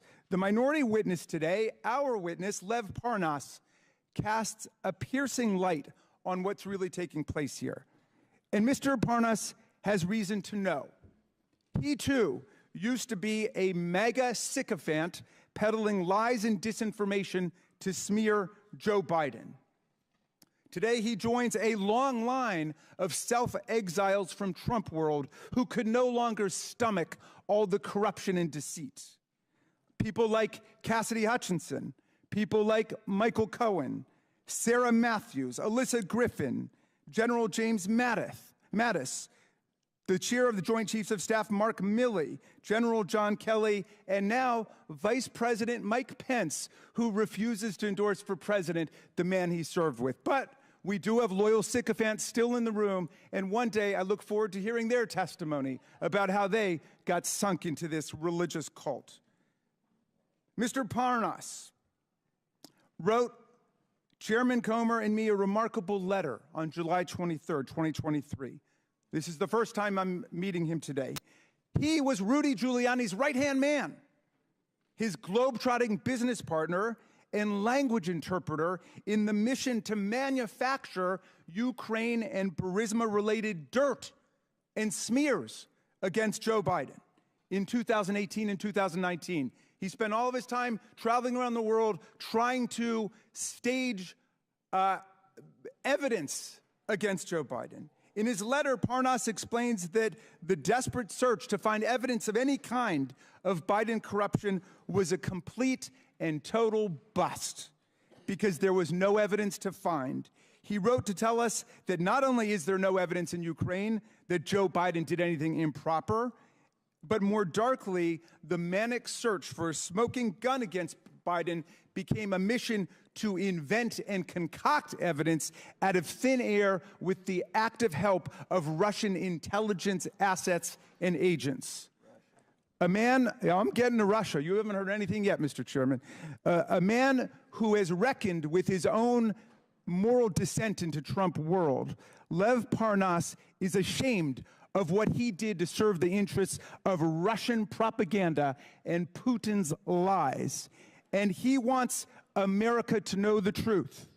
He can explain how the Russian-stimulated conspiracy theories and lies that he promoted with Rudy Giuliani live on in the tiresome fabrication spread by Alex Smirnoff and now repeated by this committee like Pavlov's dog. At every turn, my colleagues cry Russia hoax, even in the face of repeated warnings from Donald Trump's own Treasury Secretary and Secretary of State, from the intelligence community, from Robert Mueller, and most recently from Special Counsel Weiss, who was named to office by Donald Trump. As Secretary Mnuchin stated, quote, Russian disinformation campaigns targeting American citizens are a threat to our democracy. That's Secretary Mnuchin, someone that you guys usually defend, but my GOP colleagues continue to cry Russia hoax like cult members selling flowers at the airport. Our colleagues are the ones loyally amplifying the actual Russian hoax, not the Russia hoax, the Russian hoax, the one that Giuliani and Trump and Smirnoff have eagerly adopted from Putin and his agents. They participate in this hoax while they shamefully block $60 billion in military assistance to President Zelensky and the besieged Ukrainian people, 5 years after Trump and Giuliani tried to shake President Zelensky down for counterfeit dirt on Joe Biden. And while they continue to parrot these transparent Russian lies, Vladimir Putin wages his bloody aggressive war on Ukraine filled with atrocities like the mass kidnapping of children and the rape and slaughter of civilians. The MAGA right's wholesale adoption of this Russian hoax and their sellout of the Ukrainian people by the MAGA right is an historic betrayal of democracy, freedom, and the rule of law. But the defense of democracy begins with fidelity to the truth, and the oversight Democrats, America's truth squad against this disinformation, is here today to set the record straight. I yield back to you, Mr. Chairman. I would now like to introduce our witnesses. Mr. Tony Bobulinski. Mr. Bobulinski was a business partner of Hunter Biden in a joint venture between a Chinese energy entity, CEFC. Mr. Bobulinski sat for a transcribed interview with the committee on February 13, 2024. Mr. Lev Parnas. Mr. Parnas was not a business associate of the Biden family. Mr. Parnas is an entrepreneur, a political activist, and an author. And Mr. Jason Galanis. Mr. Galanis was a business partner of Hunter Biden. Mr. Galanis sat for a transcribed interview with this committee on February 23, 2024. We asked the Bureau of Prisons to make him available in person today. They would only provide Mr. Galanis for virtual testimony. Notably, Mr. Galanis applied for CARES Act home confinement, and after a lengthy approval process, was approved for home confinement on June 9, 2023. On June 12, 2023, I issued a subpoena to Devin Archer for testimony. On the following day, June 13, 2023, Mr. Galanis' approval was reversed as a result of Department of Justice's intervention. So Mr. Galanis has remained in a federal prison facility. He is currently in Montgomery, Alabama. Mr. Galanis, can you please state for the record who else is in the room with you?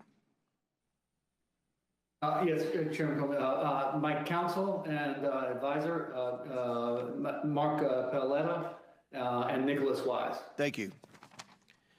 Pursuant to Committee Rule 9G, the witnesses will please stand and raise their right hands.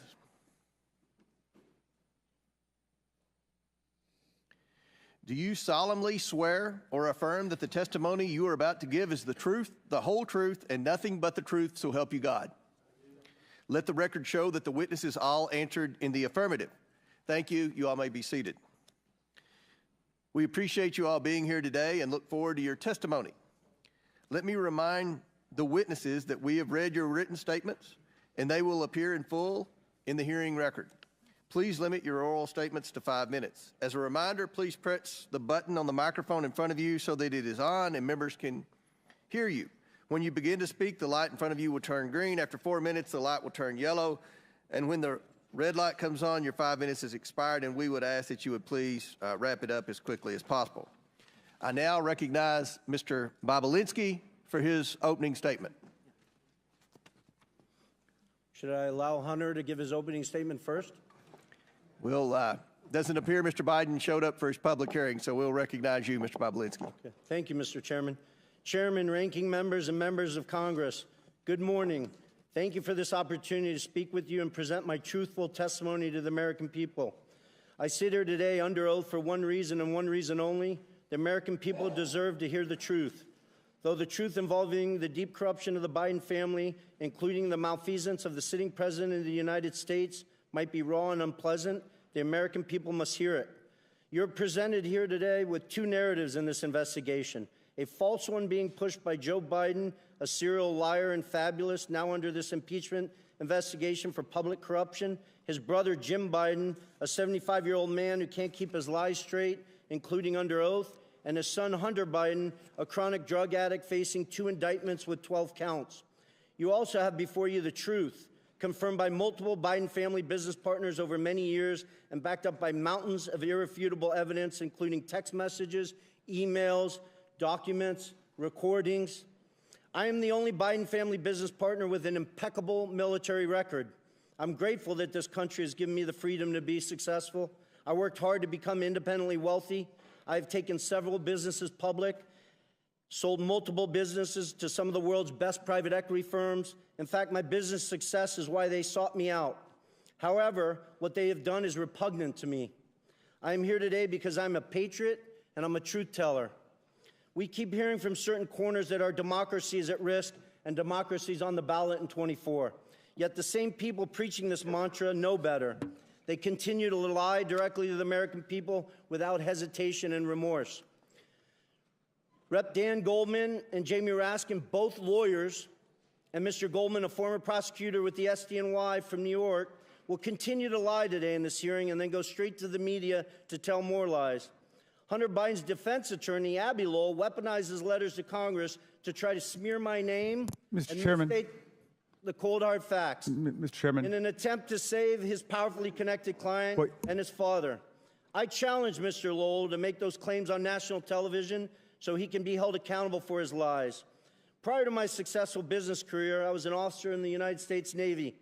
At Navy's elite Naval Nuclear Power Training Command, I later served as the command's chief technology officer. Please proceed. I apologize for the disruption from the. Okay. Am I supposed to say it's my time, Mr. Raskin? Yeah. But please, Mr. Bobulinski, please Okay. come to order. Mr. Bobulinski, please proceed. Okay. Please proceed. I apologize for the disruption from the minority. Okay. Well, Mr. Chairman, save his time, but he called members of this committee liars, and I just want to know whether the order and decorum requirements of House Rule 11 apply to witnesses appearing before the committee. Does it apply or does it not?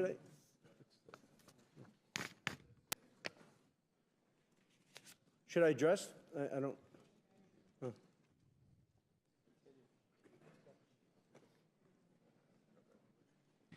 There's decorum from the members. We've asked for that. There's no language that I'm aware of pertaining to a witness. Thank you. So don't make sure we didn't waste any of his time on the opening statement. Mr. Bobulinski, I'm sorry for the disruption. Please continue your opening statement. I think you, Mr. Raskin, used. We'll make sure it's right. We'll make sure. Okay, great. I just want to restate, make sure the American people hear all these facts. Abby Lowell weaponizes letters to Congress to try to smear my name and misstate the cold hard facts in an attempt to save his powerfully connected client and his father. I challenge Mr. Lowell to make those claims on national television so he can be held accountable for his lies. Prior to my successful business career, I was an officer for over 6 years in the United States Navy's elite Naval Nuclear Power Training Command as a decorated master training specialist. I later served as the commander's chief technology officer, where I held a huge security clearance from the Department of Energy and the NSA. When I left Nuclear Power Training Command, I was the #1 ranked direct input officer in the entire command. And then I jumped into the business world and public markets. While I have made a few contributions over the years to Democrats, such as Representative Ro Khanna, I don't see him, but I hope he shows up today. He sits on the Democratic side of the Oversight Committee. I'm not a political person. I come from a family with a long history of distinguished service in our nation's military, including my father, both of my grandfathers, and my brother, all of whom were willing to sacrifice their lives for this great country. My sister serves our military vets for 2 decades at the Veterans Administration. We've lived our life as a family in service to this great country. I hope the American people will pay close attention to this hearing. I also hope they will understand that some members of this committee will engage in absurd attacks and efforts to try to deflect attention from the facts. And I will present today by questioning my integrity and my patriotic duty. You may see me speak passionately at this hearing, but for good reason. Not only was I willing to die for this country, every single male member of my immediate family was willing to die for this country. I want to be crystal clear. From my direct personal experience and what I've subsequently come to learn, it is clear to me that Joe Biden was the brand being sold by the Biden family. His family's foreign influence peddling operation from China to Ukraine and elsewhere sold out to foreign actors who are seeking to gain influence and access to Joe Biden and the United States government. Joe Biden was more than a participant in and a beneficiary of his family's business. He was an active, aware enabler who met with business associates such as myself to further the business, despite being buffered by a complex scheme to maintain plausible deniability. I ask this big question. If there's no evidence of corruption here today, if Joe's conduct and the conduct of his family were fully legal and proper, then why are they so dishonest about it? Not just slight misrepresentations of fact, but deep untruths about the entire corrupt enterprise. Hunter Biden gave his transcribed interview on February 28th and lied throughout his testimony. Here's just one egregious example of Hunter's perjury. He lied to the committee on important details concerning his money demands and threats to CFC in text messages on July 30th and 31st, 2017. He leveraged his father's presence next to him in that infamous text to strong-arm CFC to paying Hunter immediately. Jim Biden also lied extensively throughout his transcribed interview on February 21st and perjured himself. An example of that, on page 100 of his transcript, Jim is asked specifically, do you recall having a meeting with Hunter Biden, Tony Bobulinski, and Joe Biden? Jim's response, absolutely not. The committee was so shocked by his perjury that they asked him the same question multiple times. Each time he denied meeting with me and Joe Biden. After the committee showed him text messages confirming that I met with Joe Biden, Hunter Biden, and Jim Biden at the Beverly Hilton in May 2017, Jim Biden, with a former U.S. attorney lawyer sitting next to him, still denied that meeting took place. Hunter Biden, in his own transcribed interview, confirmed that that meeting took place. Hunter confirmed his uncle perjured himself in front of this committee. I'm simply here to tell the truth to the American people, and I hope each and every one of you, congressmen and women, give me the opportunity to do that instead of focusing on Russia or smearing my family's name or focusing on facts that are irrelevant today. I yield back. Thank you. Mr. Chairman, parliamentary inquiry? Yes. Just 2 points. One is I believe Mr. Bobulinski went over 2 minutes, 14 seconds. I hope the same courtesy will be We will give Mr. Parnas equal time. Thank you. And secondly, I see that we now have a witness appearing remotely, and I thought that witnesses were required to appear in person under the rules adopted by the majority at the beginning of the Congress. And do we have a new practice with respect to that rule? Because I know that members on our side were denied the ability to participate in hearings that were conducted in Florida and Mississippi and Alabama. We wanted to participate by Zoom. So I hope... And I'll answer that. It requires, to be able to testify remotely, requires a letter from me and an approval from the majority leader, which we have. And I'll enter that letter into the record without objection. Thank you, Mr. Chairman. I hope we'll extend the same courtesy to members of this committee when they can't get to a hearing as in Mississippi or Florida. Thank you much. Mr. Chairman, parliamentary inquiry. State your point. Mr. Chairman, Mr. Bobulinski just referred to text messages that I believe he is referring to photos of a BlackBerry. What's your parliamentary inquiry? State your parliamentary inquiry, because we've got a very important hearing here, and we don't have time for stunts. What's your parliamentary inquiry? It's not a stunt. It's I'm simply asking that Mr. Bobulinski. You don't have a parliamentary inquiry. Chair now recognizes Mr. Parnas for equal time. Mr. Chairman, Chair recognizes Mr. Parnas. Does the committee have the text messages that Mr. Bobulinski? Mr. Chairman, we don't have time for games by Democrats today. We have important witnesses here. This is a credible. I'm asking a question about the important You asked for a parliamentary inquiry. You will have 5 minutes whenever Jamie Raskins tells me it's your time to speak. Mr. Parnas, the chair recognizes you for equal time that Mr. Bobulinski had, which was 7 minutes. Thank you. Hello. Honorable members of Congress, Chairman Comer, Ranking Member Raskin, and members of the Oversight Committee. I am humbled and thankful before you to show up before you today. I came to the United States from Odessa, Ukraine in 1976 when it was still the former Soviet Union. My mother and father and sister and I had left the Soviet Union, escaping anti-Semitism and persecution.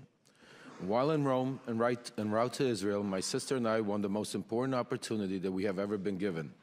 We won a U.S. green card lottery. My family came here with literally no more than shirts on our back and the hopes of rebuilding our lives in the land of freedom. I say this to you because I love this country. From shortly after my arrest on October 9, 2019 to now, I have been trying to share the irrefutable truth with you. The American people have been lied to by Donald Trump, Rudy Giuliani, and various cohorts of individuals in government and media positions. They created falsehoods to serve their own interests, knowing it would undermine the strength of our nation. From November 2018 to October 2019, I was a key participant and a witness to numerous efforts to prove that Joe and Hunter Biden were linked to corruption in Ukraine. Rudy Giuliani, on behalf of then President Donald Trump, tasked me with a mission to travel the globe, finding dirt on the Bidens so that an array of networks could spread misinformation about them, thus securing the 2020 election for Donald J. Trump. Ironically, when I was arrested, my original indictment linked me to an individual referred to as unindicted co-conspirator 1. We now know this individual to be Congressman Pete Sessions, who sits on this very committee today. Today, I ask you to consider the following. In nearly a year traveling the world and interviewing officials in different countries, I found precisely zero evidence of the Biden's corruption in Ukraine. No credible source has ever provided proof of criminal activity, not the FBI, CIA, nor the NSA. No respectable Ukrainian official has ever said that the Bidens did anything illegal, including former President Poroshenko and former Prosecutor General Yuri Lutsenko. Even when CEO of Burisma, Mykola Zlochevsky, was offered a deal by Rudy Giuliani in exchange for information on the Bidens, he provided none, because there is none. The only information ever pushed on the Bidens in Ukraine has come from one source, and one source only: Russia and Russian agents. The impeachment proceedings that bring us here now are predicated on false information spread by the Kremlin. Everyone involved knew they were sharing lies. From Trump and Giuliani's shadow diplomacy, through my missions to Ukraine and elsewhere, to members of a BLT team, a group convened for the sole purpose of investigating and damaging the Bidens.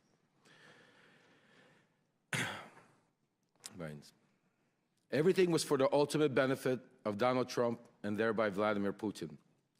Because the team's investigations were centered around Biden and Ukraine, I was designated the point person in every matter they pursued.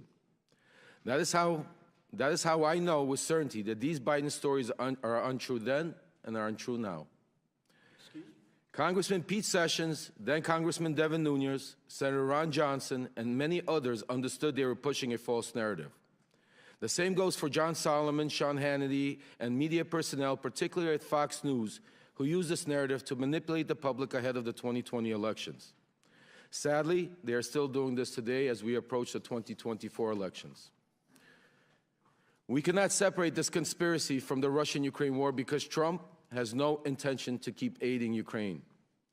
Without the support of the United States and NATO, millions in Ukraine will suffer and die. If we allow Russia to defeat Ukraine, eventually that suffering will reach American shores. Today, I admit my own wrongdoings. I have been a convicted federal election campaign and fraud crimes and served my sentence.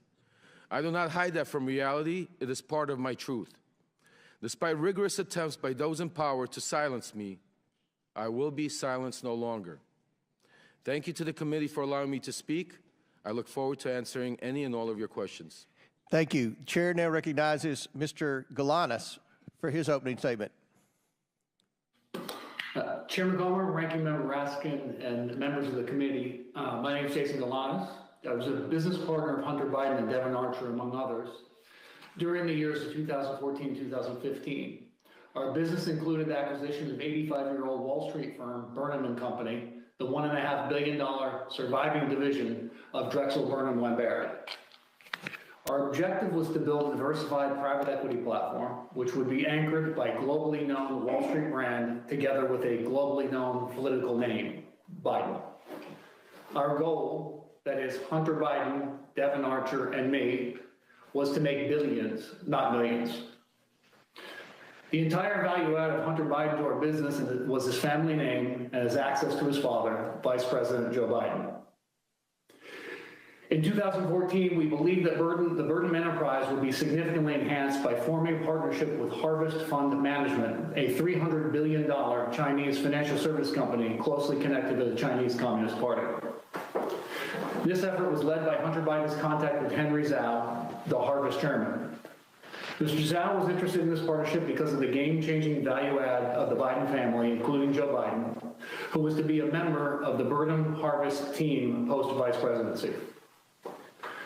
My lawyers provided the committee a drafted email dated August 23rd, 2014, drafted for Hunter Biden that reflects this understanding. It states, and I quote, "Michael, please also remind Henry Zhao of our conversation about a board seat for a certain relation of mine. Devin and I golfed with that relation earlier this week, and we discussed this very idea.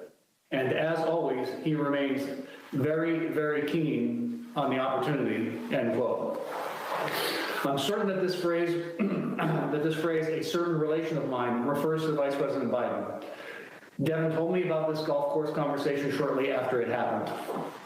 Ultimately, this paragraph was deleted from the final version, with Hunter following our general rule of thumb on business deals: say it, forget it, write it, regret it. Further to that, I recall being with Hunter Biden and Devin Archer at the Peninsula Bar in New York, where Hunter took a call from his father and told him things were going well with Henry Zhao and Harvest, and that he might need a little help getting across the finish line. it was not the only time I heard Hunter speak with his father for business reasons. I was present when Hunter called his father on May 4th, 2014 on a cell phone, put it on speaker mode to have him say hello to Yelena Baturina, a Russian oligarch and an investor in Rosemont projects, and her husband, Yuri Luskov, the former mayor of Moscow. Devin Archer was also there. Hunter said, quote, I'm here with our friends. I told you we're coming to town, and we wanted to say hello. The vice president said hello, some pleasantries, and I hope you had safe travels, and then said, quote, okay, you be good to my boy. Hunter responded by saying, everything is good, and we are moving ahead. The vice president said something about, quote, being helpful, and Hunter ended the call by saying he was going to call his father later. Before this call, Hunter sat next to Yelena Baturina at a table, and I heard him speaking on business matters generally. A few days after this May 4th party, an email my lawyer provided to this committee shows that Devin had confirmed Ms. Baturina was committed to a, quote, hard order of $10 to $20 million in a Burnham investment banking client. In an effort to build this financial platform, I engaged in unlawful conduct. Our companies were entrusted with $11 billion of union pension fund money, whose trust I betrayed. I pleaded guilty. I've had 8 years in federal custody to reflect on my actions. I'm profoundly sorry for committing these crimes. I deserve the lengthy sentence I received. Nevertheless, as I set out more fully in my full statement, I believe the SDNY prosecutors did not indict Hunter Biden on the same deal for political reasons, despite then available documentation that we were partners, were involved in decision-making that involved illegal self-dealing, and all of us had financially benefited from these schemes. In fact, Hunter Biden and Devin Archer's company, Rosemont Seneca Bohai, received $15 million from the tribal bonds fraudulent scheme to be invested in the Burnham Group. I've offered to supply this information to the government about Hunter Biden's crimes, but the prosecutors have been uninterested. And my request for commutation I filed in DOJ in December 2020 did provide information about Hunter's culpability. The DOJ has retaliated against me and vigorously objected to my being placed in home confinement pursuant to the CARES Act. I applied for home confinement on February 4th, 2023, and I was approved on June 9th. On June 12th, this committee issued a subpoena for Devin Archer, and the BOP reversed my approval on June 13th, with the SDNY prosecutors strongly objecting to my release. I've been appealing this reversal, and with each stage, the BOP reason for my denial has changed. During this period, the period beginning in January 2023, I was sexually assaulted by a member of the prison staff at FPC Pensacola. He persisted in sexually harassing me for many months thereafter.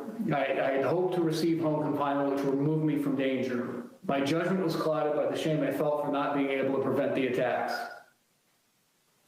I was well aware, as inmates, all inmates are, that the Bureau of Prisons had a horrible record on these matters. I believe my disclosure would have made things worse for me. Unfortunately, the sexual harassment continued until early August, when the prison correctional officer's comments became more threatening. I feared for my safety. I decided to seek counseling from Chaplain Dixon the next day, on August 10, 2023. The chaplain was visibly upset by the events and asked to bring in Warden Salisbury, who quickly opened a PREA investigation, which is a reference to the Prison Rape Elimination Act passed by Congress. After further debriefings, I was immediately escorted to a vehicle and driven by senior staff hours to FPC Montgomery, a separate facility.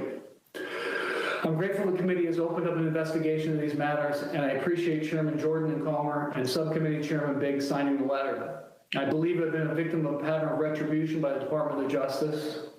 I believe I'm putting myself at grave risk within the BOP for providing information on these matters concerning the president and his son. I've been treated professionally at Montgomery. I want to thank Case Manager Coordinator Anthony Barnes and Warden Randy Keys for their help in facilitating access to my attorney prior to this interview. Thank you, Mr. Galanis, and I want to thank all the witnesses again for being here today.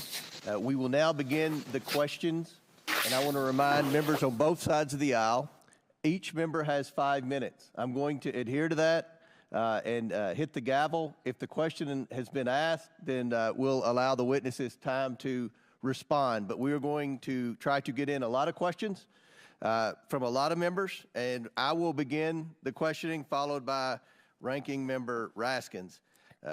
Again, Mr. Bobulinski, thank you for your service to our country, your military service. Appreciate you being here. During the 118th Congress, this committee has investigated Joe Biden's involvement in his family's influence peddling schemes around the world. So let's start with that. Mr. Bobulinski, was Joe Biden involved with any of your business dealings with Hunter Biden and James Biden? Was Joe Biden involved in his family's attempts to sell their access to him? You set out a form. To form a legitimate business. You set out to form a legitimate business with the Bidens. Did you come to find out that the Biden family had no interest in doing real business? I did. Mr. Galanis, are you aware of any times Hunter Biden used Joe Biden with Joe Biden's knowledge to benefit their business associates? Yes. Which business associates? Yelena Baturina, Russian oligarch, testified about Russian, Chinese, Chinese fund manager, Henry Zhao, and Nikolai Zlochevsky, a Ukrainian oligarch, oil and gas oligarch. Okay. Now that we've established that Joe Biden was involved in his family's business dealings, I'd like to turn to the financial records we've subpoenaed. One major point my Democrat colleagues downplay is how much money the Bidens accumulated from foreign business ventures in such a short period of time.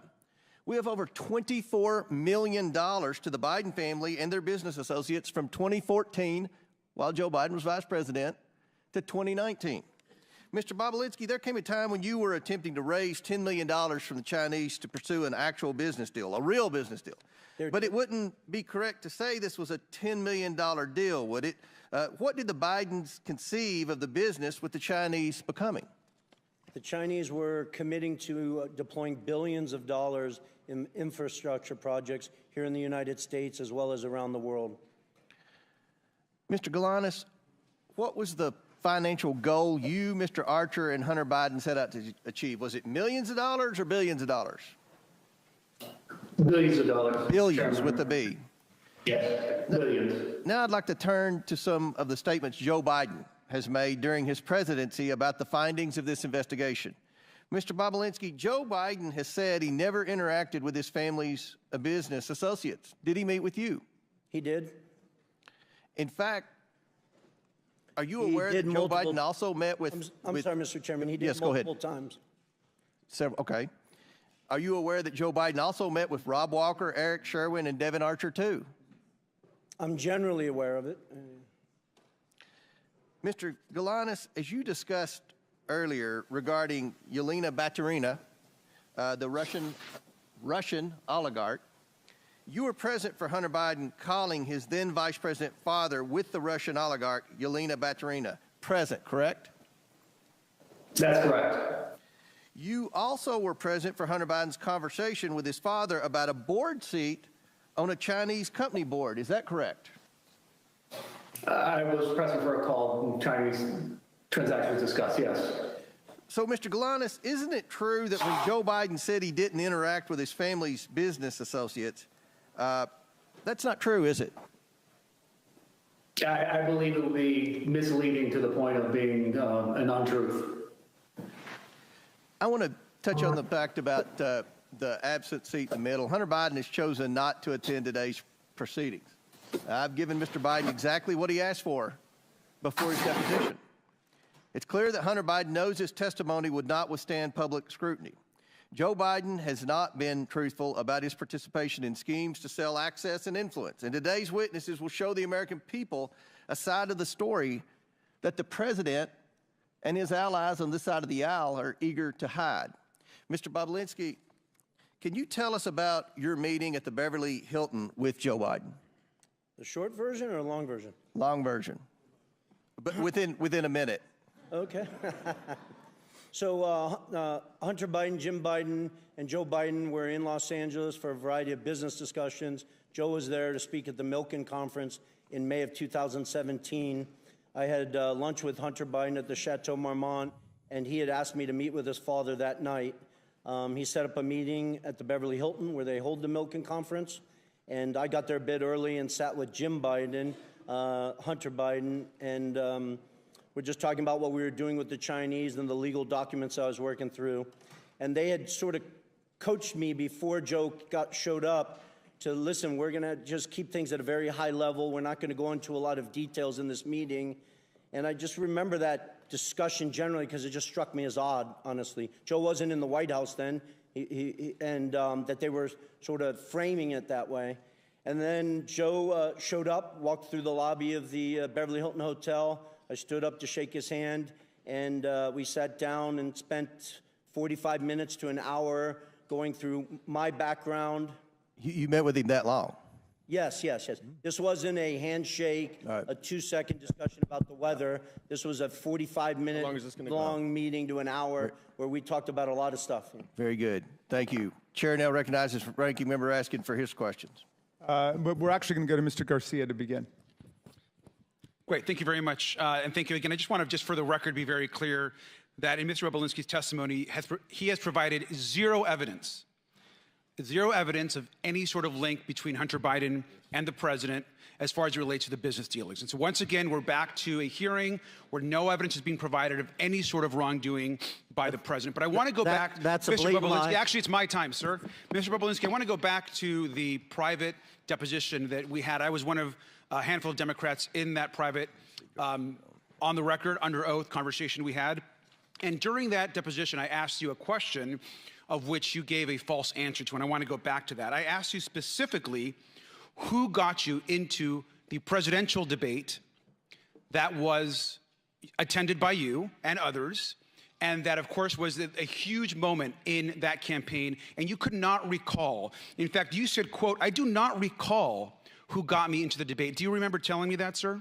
You were playing semantics, trying to ask me as if somebody called me directly and gave me a ticket, like I'm going to a movie. Sir, I asked you. Let me. I told you. I'm going to reclaim my time, sir. I'm going to reclaim my time. What I said was. Just ask me a question, Mr. I'm reclaiming my time. Thank you, sir. What I asked you was, do you recall who actually got you into the presidential debate? You actually said, quote, "I do not recall who got me into the debate." You did not remember who got you into the debate between President Biden and between Joe Biden and Donald Trump.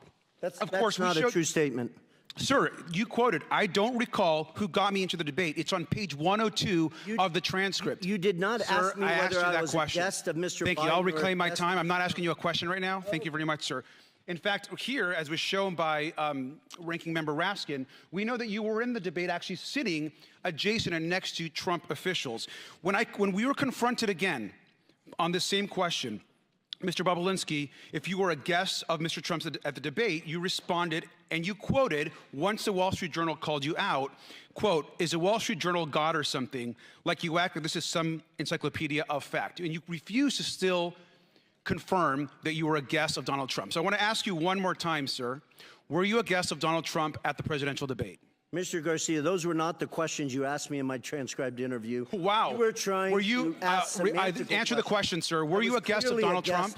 Of Donald Trump at the gate, or at the debate. You were. That was obvious to everyone in the world at that point. Oh, it's interesting. You were asking me semantic Thank you, sir. So you were a guest? That you answered the question. Because at the time you said in the transcript, under oath, "I don't recall who got me into the debate." So just to be clear.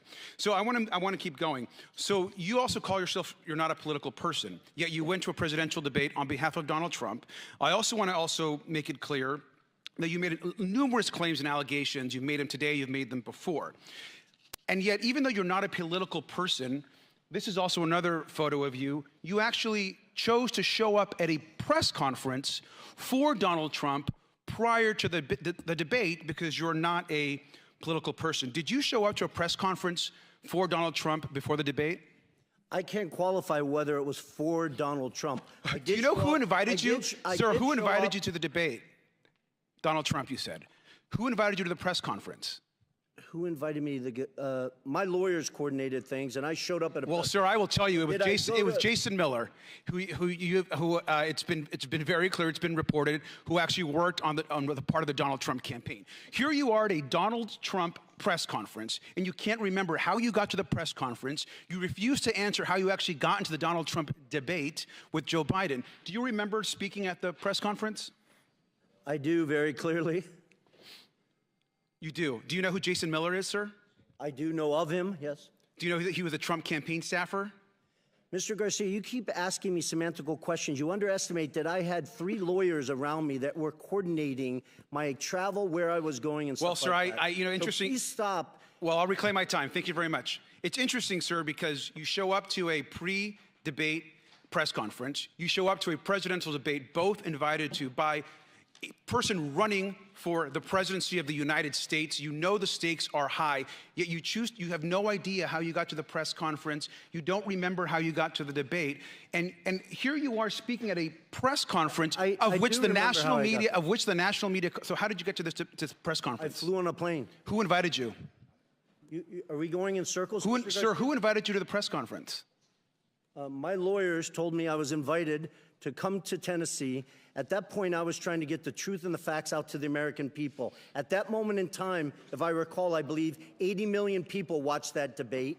And that was probably the Thank you, sir. I reclaim my time. Well, with that, I think it's very clear for someone that can't remember how I got to a Donald Trump press conference or a Donald Trump debate, you're completely an uncredible witness, sir. Thank you, and I yield back. Gentleman's time has expired. Chair now recognizes the Chairman of the House Ways and Means Committee, Jason Smith, for 5 minutes.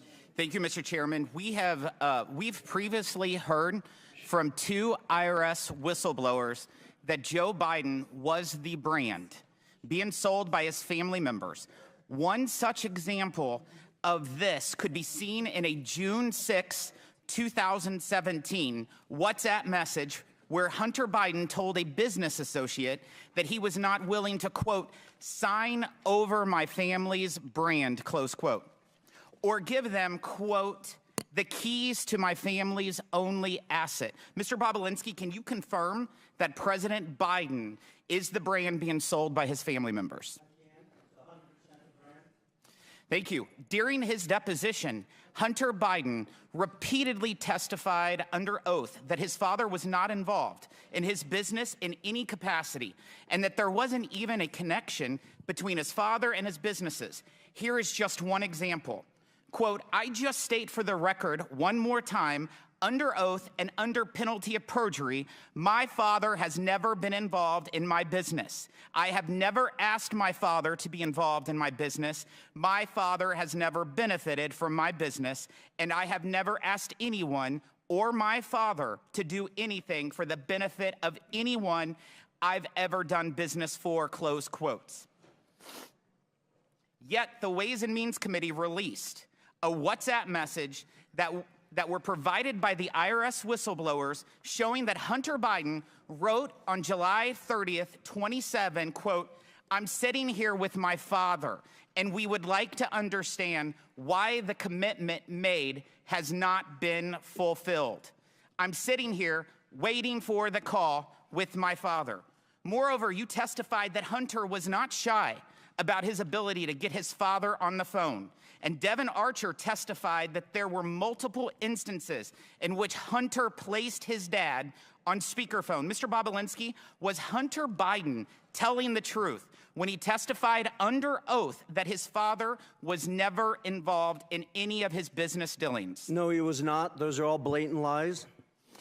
We continue to hear claims that President Biden was not involved in his family's business dealings and that he did not benefit from illicit business deals. However, IRS Special Agent Joe Ziegler provided documents to the Ways and Means Committee, 327 emails, many of which involve Hunter Biden and Hunter Biden's business associates.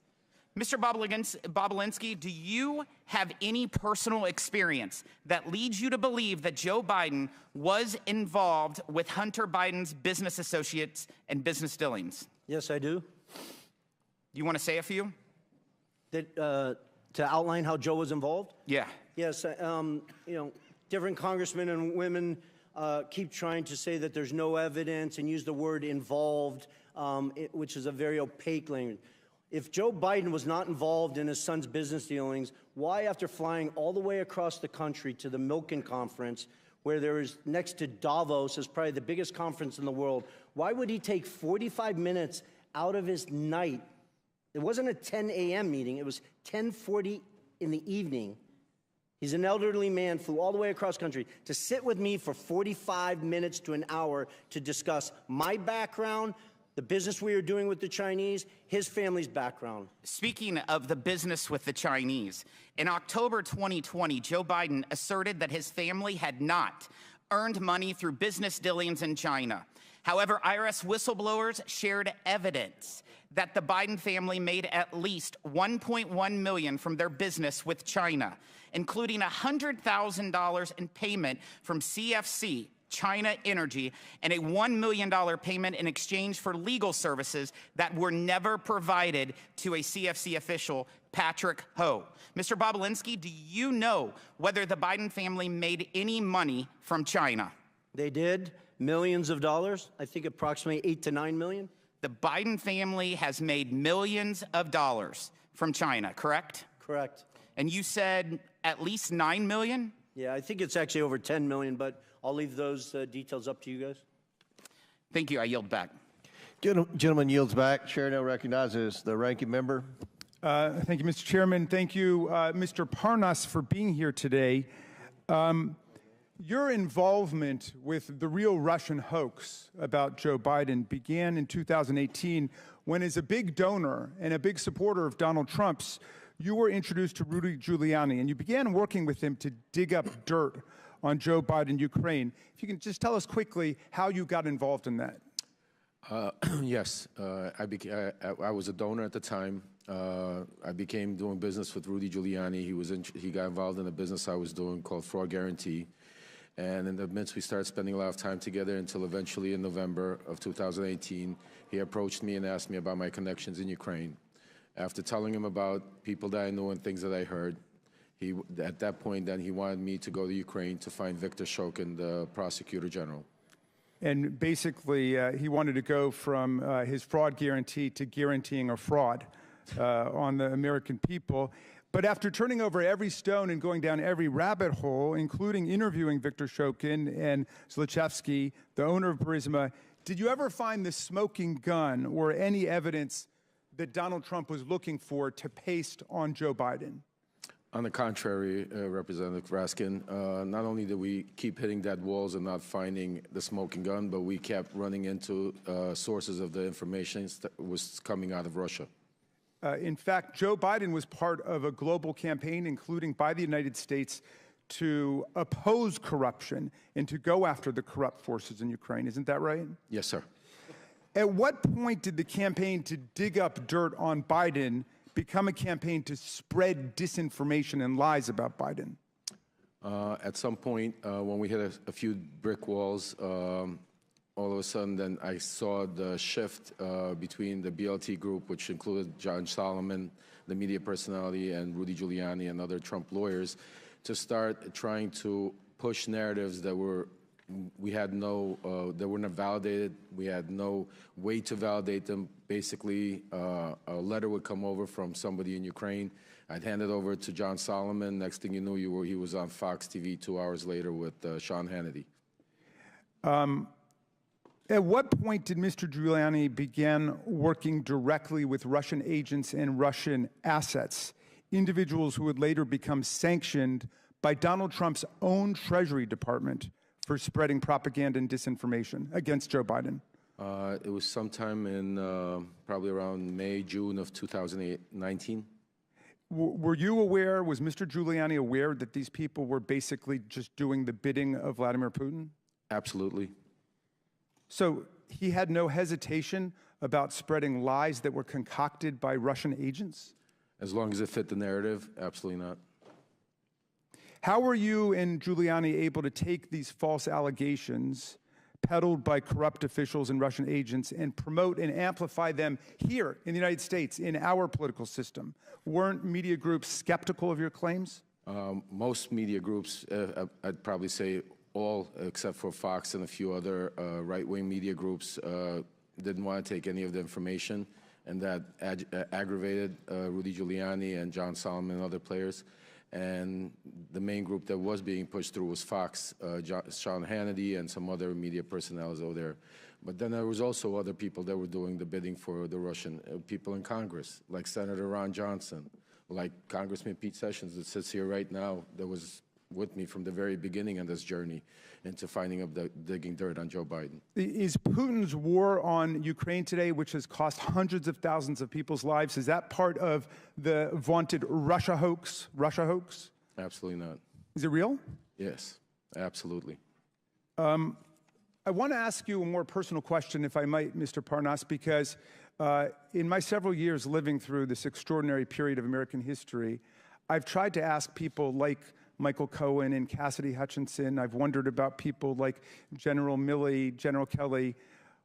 Why did you break with all of the deceit and corruption and lies of Donald Trump? How did you get out of that culture?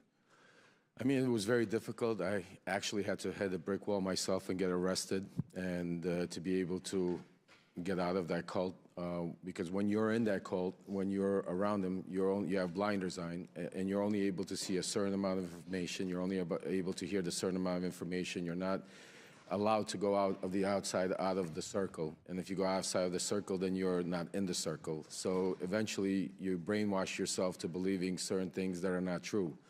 When I was arrested and had some time to reflect and really understand what was going on, I started realizing, looking back and thinking back to moments in time where I started thinking myself that this can't be true and we're doing something wrong. Well, thank you for telling the truth and helping America to end this nightmare. I yield back to you, Mr. Chairman. Chair now recognizes the chairman of the House Judiciary Committee, Jim Jordan. Thank you, Mr. Chairman. The ranking member just said that quote, Joe Biden was opposed to corruption. Really?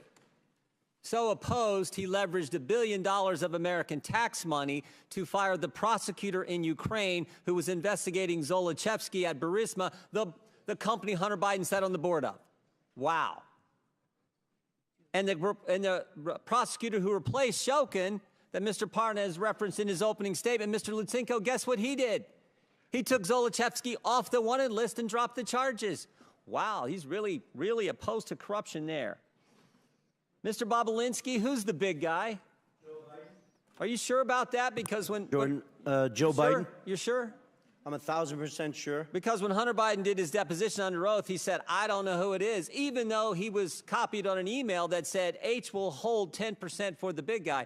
You sure it's the big guy is Joe Biden? 1,000%. And there's other text messages that back that up, that the brave whistleblowers, Shapley and Ziegler, have produced.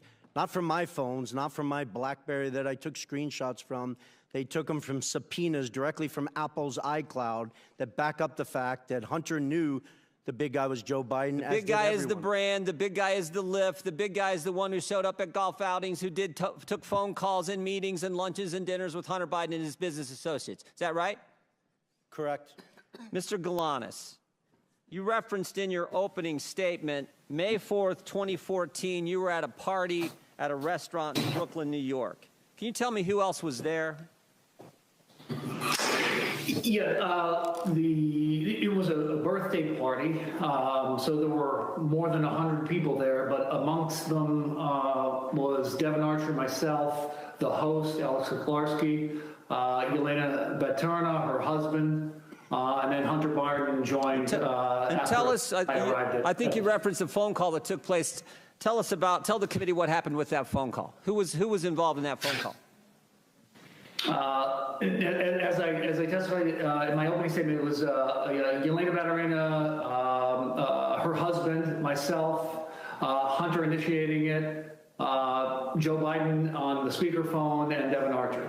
So there was a little pull aside where that group of people you just described were pulled aside, and Hunter Biden called his father's or called the vice president. Is that accurate? That's accurate. And then tell me what was discussed on the call. The discussion that testified was a relatively short discussion, but it was a discussion about their Yelena and Yuri coming to town. As I testified specifically, they talked about being good to his boy, and it was. Ended. Well, let me ask you this. Mentioning that, Mr. Galans, let me ask you this. Did you get the impression Joe Biden was expecting the call? Yes, to me, it was clearly set up ahead of time. It was an arranged call. So this was arranged, this was coordinated. Hunter Biden calls his father, then vice president, and I think in your deposition you said he said this, "I'm here with our friends that I told you were coming to town." So it's our friends, and I told you this was going to happen, which suggests that it was most definitely coordinated. Is that accurate? That's accurate, yes. And again, can you tell the committee who Miss Baturina is again? A Russian billionaire, wife of the former mayor of Moscow, served for near 20 years as the mayor. She's the wealthiest woman in Russia. She'd already given money. She'd already given money to Hunter Biden and his business before this meeting in May, and then subsequent to that meeting, she committed to give more money. Is that accurate? That's accurate. So subsequent to the coordinated call, the arranged call that Hunter Biden had with the Vice President of the United States, the wealthiest woman in Russia commits to give millions of dollars more to Hunter Biden's business. Is that all accurate, Mr. Galanis? That is accurate, yes. And again, this was a pull-aside done at this meeting, and you think and you know that it was coordinated. Is this what they call access to the brand, access to the Biden lift? Is that what you would describe it as, Mr. Galanis? I don't think there's any doubt that that was the intent of the call and the objective, yes. And it followed the motto. It followed the statement that you all agreed to: say it, forget it, write it, regret it. This wasn't put in writing. This was a phone call on a speaker that was all. There's no writing about this. It was all done that way. That was how the business operated. Is that correct, Mr. Galanis? Yes. I yield back. Gentleman yields back. Chair now recognizes Mr. Lynch from Massachusetts for 5 minutes.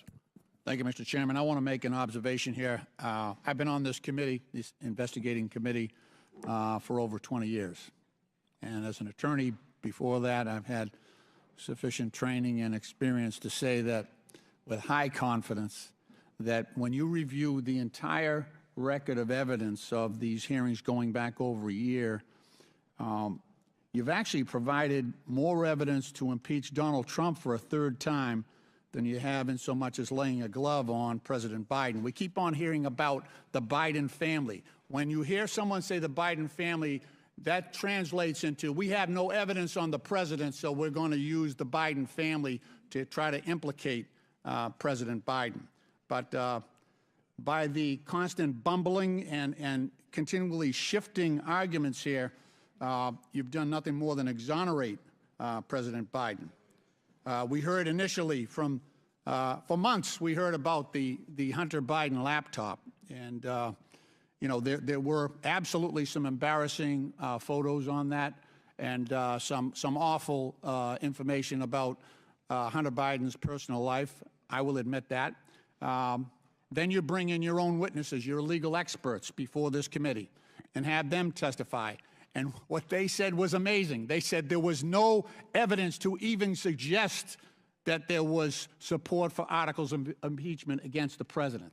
That was your legal experts, the Republican legal experts that said that. Then we have statements by Mr. Jordan saying that Mr. Smirnov was the most corroborating witness that the Republicans had, the strongest witness that they had.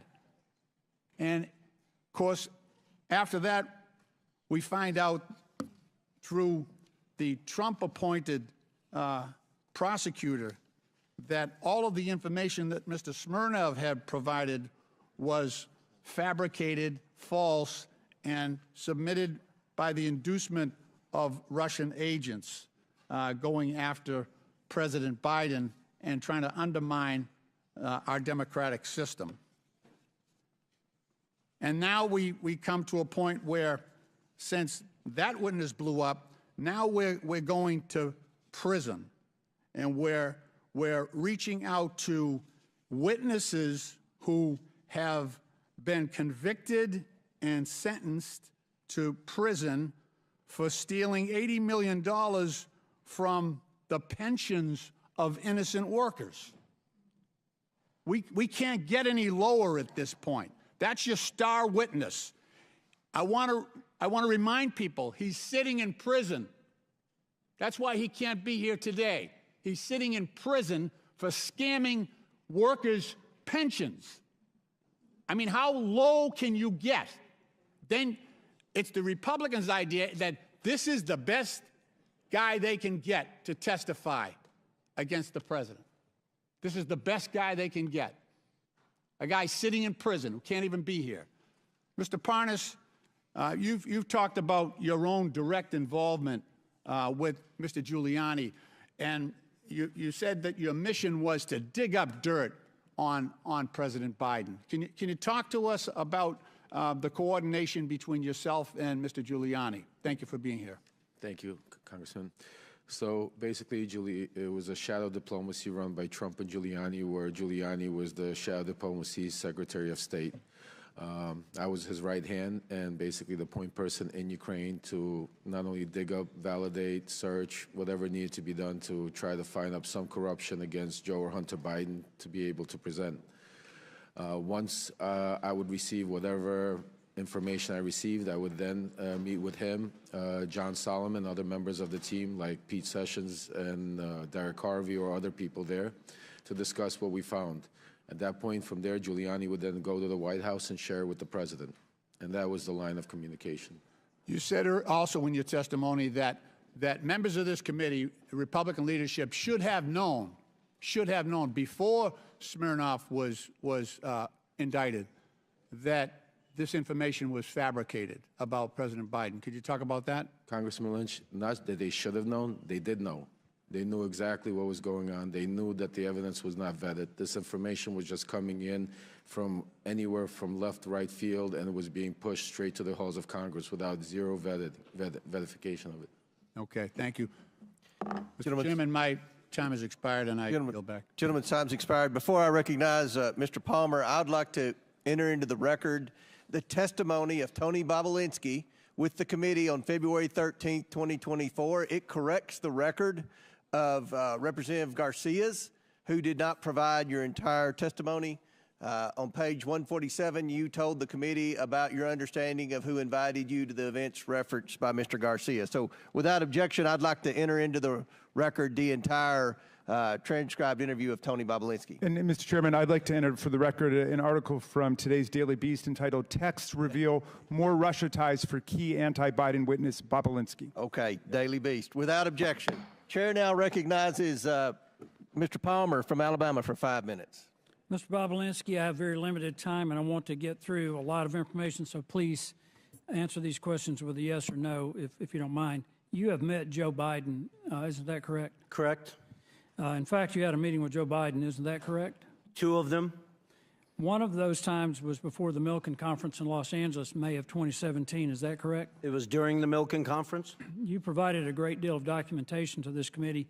I want to show you some messages between you and Hunter Biden, be on the screen here, in May of 2017 before you first had a meeting with Joe Biden. These are messages between you and Hunter Biden dated May 2nd, 2017. Do you recognize these? I do. At the bottom, Hunter wrote, "Dad, not in now until 11. Let's me and Jim meet at 10 at Beverly Hilton where he's staying." Jim is James Biden, President Biden's brother. Is that correct? Correct. The next set of messages is, if you put those on the screen, is between another business associate of Hunter Biden's and you. His name is James. Do you recognize it? I do.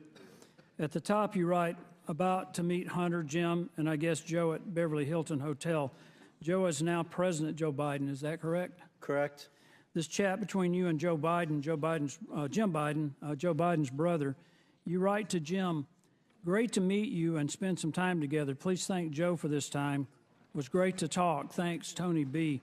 You met with Joe Biden, Hunter Biden, and Jim Biden the night before the Milken Conference in 2017. Is that correct? I did, and Jim Biden perjured himself by trying to deny that Thank meeting. you, Mr. Bobulinski. That was at the Beverly Hilton, correct? Correct. You can provide more details around that meeting. What was the purpose of that meeting? I didn't ask for the meeting, so I wish Hunter Biden was sitting next to me and he could under oath describe it. But the only reason why I was meeting with Joe Biden And the only reason why I was there is because I was the CEO of the enterprise that they were putting together with the Chinese company CFC. So can you give me a little more detail about what was discussed in the meeting? Well, as I said earlier, before Joe Biden showed up, Hunter and Jim Biden coached me, said a sort of outline that we wouldn't go into a lot of details. So through the 45 to 60-minute meeting I had with Joe Biden, I think it was about 10:40 p.m. after he flew across country, we talked about my background, my family's military background, the different business ventures I'd done around the world, the family I worked with. Joe spent time talking about his family, some of the tragedies that they had lived through.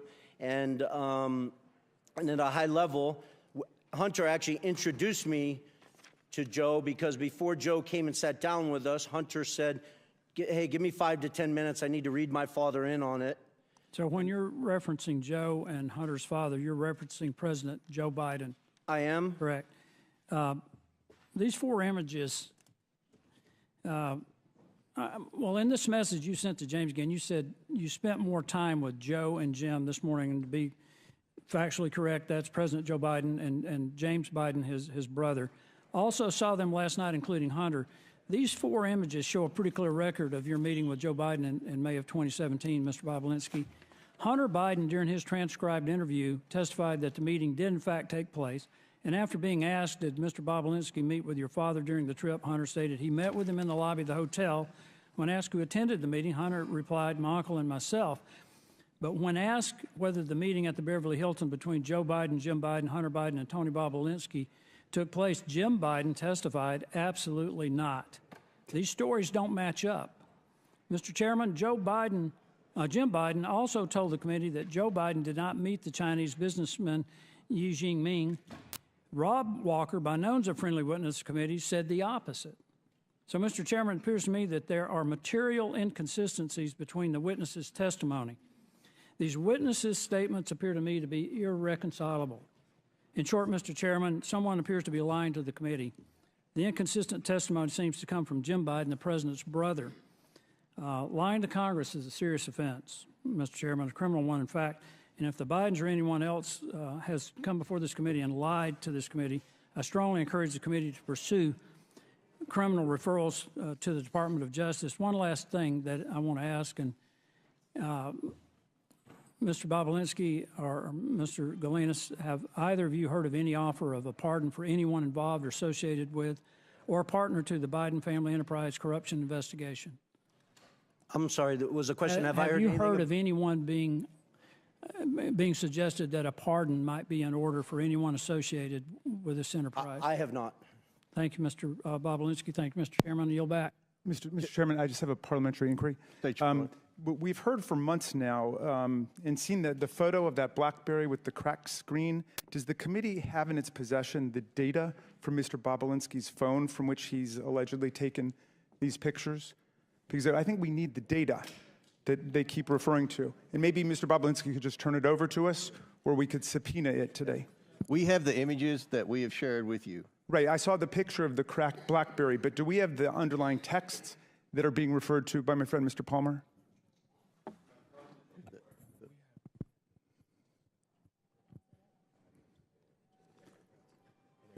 Mr. Bobulinski previously said he'd be happy to turn over his phone. We have pictures of all the text message screenshots that we've provided with everyone on the committee. Okay. All right, well, of course, he's just given us, obviously, the ones he's selected. I'm wondering whether we could get all of those texts, and I would move that the committee subpoena Mr. Bobulinski's BlackBerry phone on which messages with Hunter Biden and the Oneida Holdings partners are saved. He stated that he's willing to provide it to the committee, so it should be rather simple. Mr. Chairman.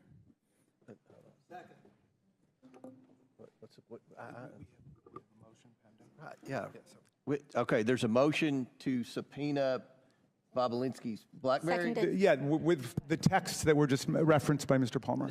Chair recognizes Mr. Jordan. I move the table the motion. There's a motion to table. I request the motion is to table is not debatable. As many as in favor of tabling may signify by saying aye. Aye.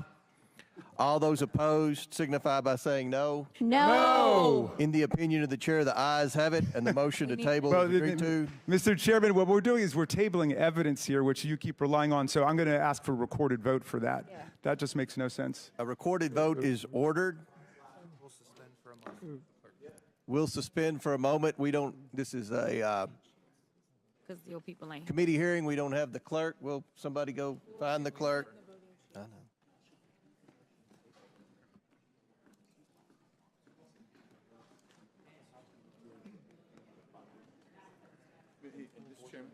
He said it.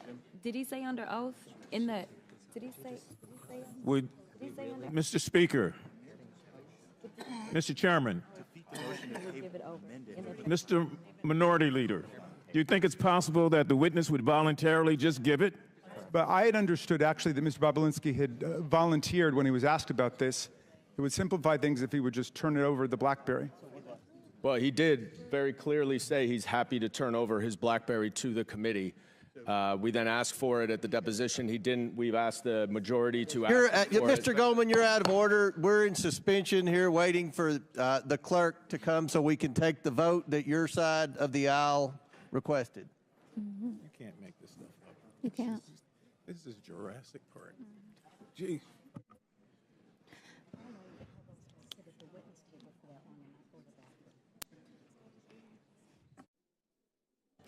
Mr. Ranking Member. Mr. Ranking Member. Yes. I solely want to underscore the importance of I'm this. sorry, gentlelady's out of order. You can come back here and talk to him if you want.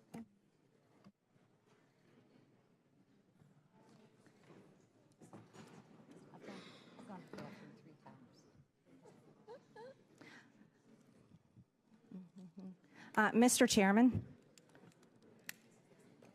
Mr. Chairman. Yes. We don't even have. You're going to. I said Ms. Ocasio-Cortez would have to come up. You will as well. Sorry.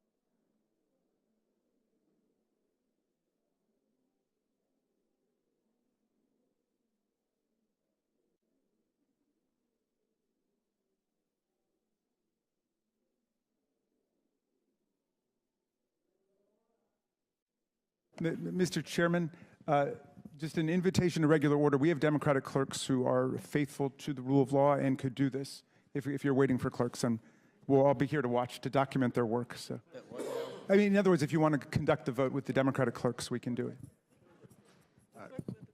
With a recorded vote is ordered. The clerk will call the roll. Mr. Jordan. Mr. Jordan votes yes. Mr. Turner.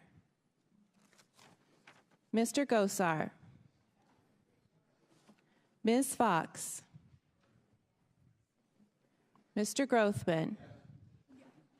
Mr. Grothman votes yes. Mr. Cloud. Mr. Cloud votes yes. Mr. Palmer. Mr. Palmer votes aye. Mr. Higgins. Mr. Higgins votes yes. Mr. Sessions. Mr. Sessions votes aye. Mr. Biggs. Mr. Biggs votes aye. Ms. Mace. Ms. Mace votes aye. Mr. LaTurner. Mr. LaTurner votes aye. Mr. Fallon. Mr. Donalds. Mr. Donalds votes yes. Mr. Perry. Mr. Timmons. Mr. Timmons votes aye. Mr. Burchett. Ms. Green. Aye. Ms. Green votes aye. Ms. McLean. Ms. McLean votes aye. Ms. Boebert. Mr. Fry. Mr. Fry votes aye. Ms. Luna. Mr. Langworthy. Mr. Langworthy votes aye. Mr. Burleson. Mr. Waltz. Mr. Waltz votes aye. Mr. Raskin. No. Mr. Raskin votes no. Ms. Norton. Mr. Lynch. No. Mr. Lynch votes no. Mr. Connolly. Nay. Mr. Connolly votes nay. Mr. Krishnamurthy. No. Mr. Krishnamurthy votes no. Mr. Khanna. Mr. Mfume. No. Mr. Mfume votes no. Ms. Ocasio-Cortez. Nay. Ms. Ocasio-Cortez votes nay. Ms. Porter. Ms. Bush. Ms. Brown. Ms. Stansbury. Mr. Garcia. Mr. Garcia votes no. Mr. Frost. Ms. Lee. Ms. Lee votes no. Mr. Kassar. Mr. Kassar votes no. Ms. Crockett. No. Ms. Crockett votes no. Mr. Goldman. No. Mr. Goldman votes no. Mr. Moskowitz. Mr. Moskowitz votes no. Ms. Tlaib. Ms. Tlaib votes no. Ms. Presley. Ms. Presley votes no. Mr. Chairman. I vote yes. And how is Mr. Burleson recorded? Mr. Chairman votes yes. Mr. Burleson is not recorded. Mr. Burleson votes yes. How is Ms. Boebert recorded? Ms. Boebert is not recorded. Ms. Boebert votes aye. How is Mr. Turner recorded? Mr. Turner is not recorded. Mr. Turner votes aye. How is Mr. Frost recorded? Mr. Frost is not recorded. Mr. Frost votes no. Porter. How is Mr. Fallon recorded? Mr. Fallon is not recorded. Mr. Fallon votes aye. How is Ms. Porter recorded? Ms. Porter is not recorded. No. Ms. Porter votes no. Will the clerk tally the report?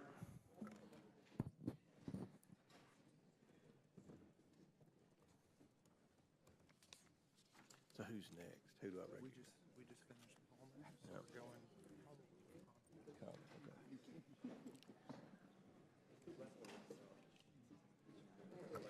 Mr. Chairman, on this vote, the ayes are 21, the nays are 16. The ayes have it. The motion passes. Chair now recognizes Mr. Conley for 5 minutes. Thank you, Mr. Chairman. Mr. Bobulinski, in your deposition, you were asked about taking a picture of your phone, and you said, and I quote, "I still have that phone. I could put that phone on this table right here, and every person in this room could look at that individual text and validate that it's a legitimate text and the date and time stamp on it." Are you willing to provide the committee voluntarily with the BlackBerry referenced and that phone? I'm willing to sit in a room with both the chairman and the ranking member with my phone and their staff, and we can go through each and every text message. As I said in my interview, I had a forensics expert plug into my BlackBerry, somebody who's done extensive work for the FBI for over 10 years with an interest of pulling all the data off that phone so I could provide it to the committee. Unfortunately, they were using Cellbrite software, which is the software that the FBI uses, and they were unable to pull the data off the phone. Okay. So I am more than willing to sit in a room with the Mr. Chairman and the ranking member and their staffs with that BlackBerry fully charged, and we can go through each and every message if Well, that's helpful. that's some progress, and I appreciate that, but you can understand, I'm sure, why the committee wants to look at prima facie evidence on its own. Well, I can't, understand why you're trying to imply that I haven't cooperated. Mr. Bobulinski, this is my time. You can understand why we would want to look at evidence raw and unvarnished so that we can make our own determination. But thank you for your willingness to cooperate, at least at that level. Mr. Parmas, you observed back in 2023 in a letter you sent to Chairman Comer that there were flagrant examples of Giuliani interfering in Ukrainian politics, unquote. Why would Giuliani be interfering in another country's politics? I mean, Giuliani would do and say whatever he needed for the purpose of getting the information he wanted to secure Donald Trump 2020 election. So just a prime example of one of the things he did, he had a close relationship with then a boxer, Vladimir Klitschko, who was then the mayor in Ukraine. When the new president came over, there was rumors about maybe him not staying in office as mayor of Ukraine. Klitschko flew to New York, met with Rudy Giuliani, and then on a meeting that we had with Andrei Yermak in Spain that was relevant, had to do with President Zelensky announcing an investigation into Joe and Hunter Biden. At that meeting, he also brought up the Klitschko situation and basically told Yermak that if Zelensky got rid of Klitschko, President Trump and the American people would be very upset about that because we love him and he needs to be in there. So was Giuliani just doing this as a rogue on his own because he was a patriotic American who loved Donald Trump, or had somebody encouraged him to engage in this kind of political interference in another country? I mean, I think he was encouraged by Donald Trump. Personally? Personally, yes. That's your testimony? Yes, sir. Thank you. In your letter, you also said that Mr. Giuliani was to, quote, deliver a precise message in very strict words, unquote, with respect to the administration of the then newly installed president of Ukraine, President Zelensky. What did you understand a very strict message, or a message of very strict words, construed, and what was that message that you delivered that was in very strict words? Yes, Congressman. He basically told me not to be nice, to be very stern, and relay the message that unless Zelensky announced an investigation into the Bidens by Monday, this was Sunday, that there would be no cooperation, no aid to Ukraine from the United States, and the Vice President Pence at the time that was scheduled to appear for the inauguration would not appear to the inauguration. That would seem to corroborate that very famous and beautiful telephone conversation between President Trump then and President Zelensky, basically saying, but I need a favor, and hinting that there'd be withholding of military aid until that favor was delivered. Is that fair? Oh, absolutely. I was a part of setting up that phone call, that famous phone call that Trump had with Zelensky. I think your testimony is very important, Mr. Parnas, and it's under oath. Yes, sir. I thank you. I yield back. Chair now recognizes Ms. Taylor Greene from Georgia for 5 minutes. Thank you, Mr. Chairman. Joe Biden continues to lie to the American people about his role in his family's businesses. In 2020, he stood up on stage of a presidential debate and told the American people that his family didn't take any money from China. That was a lie.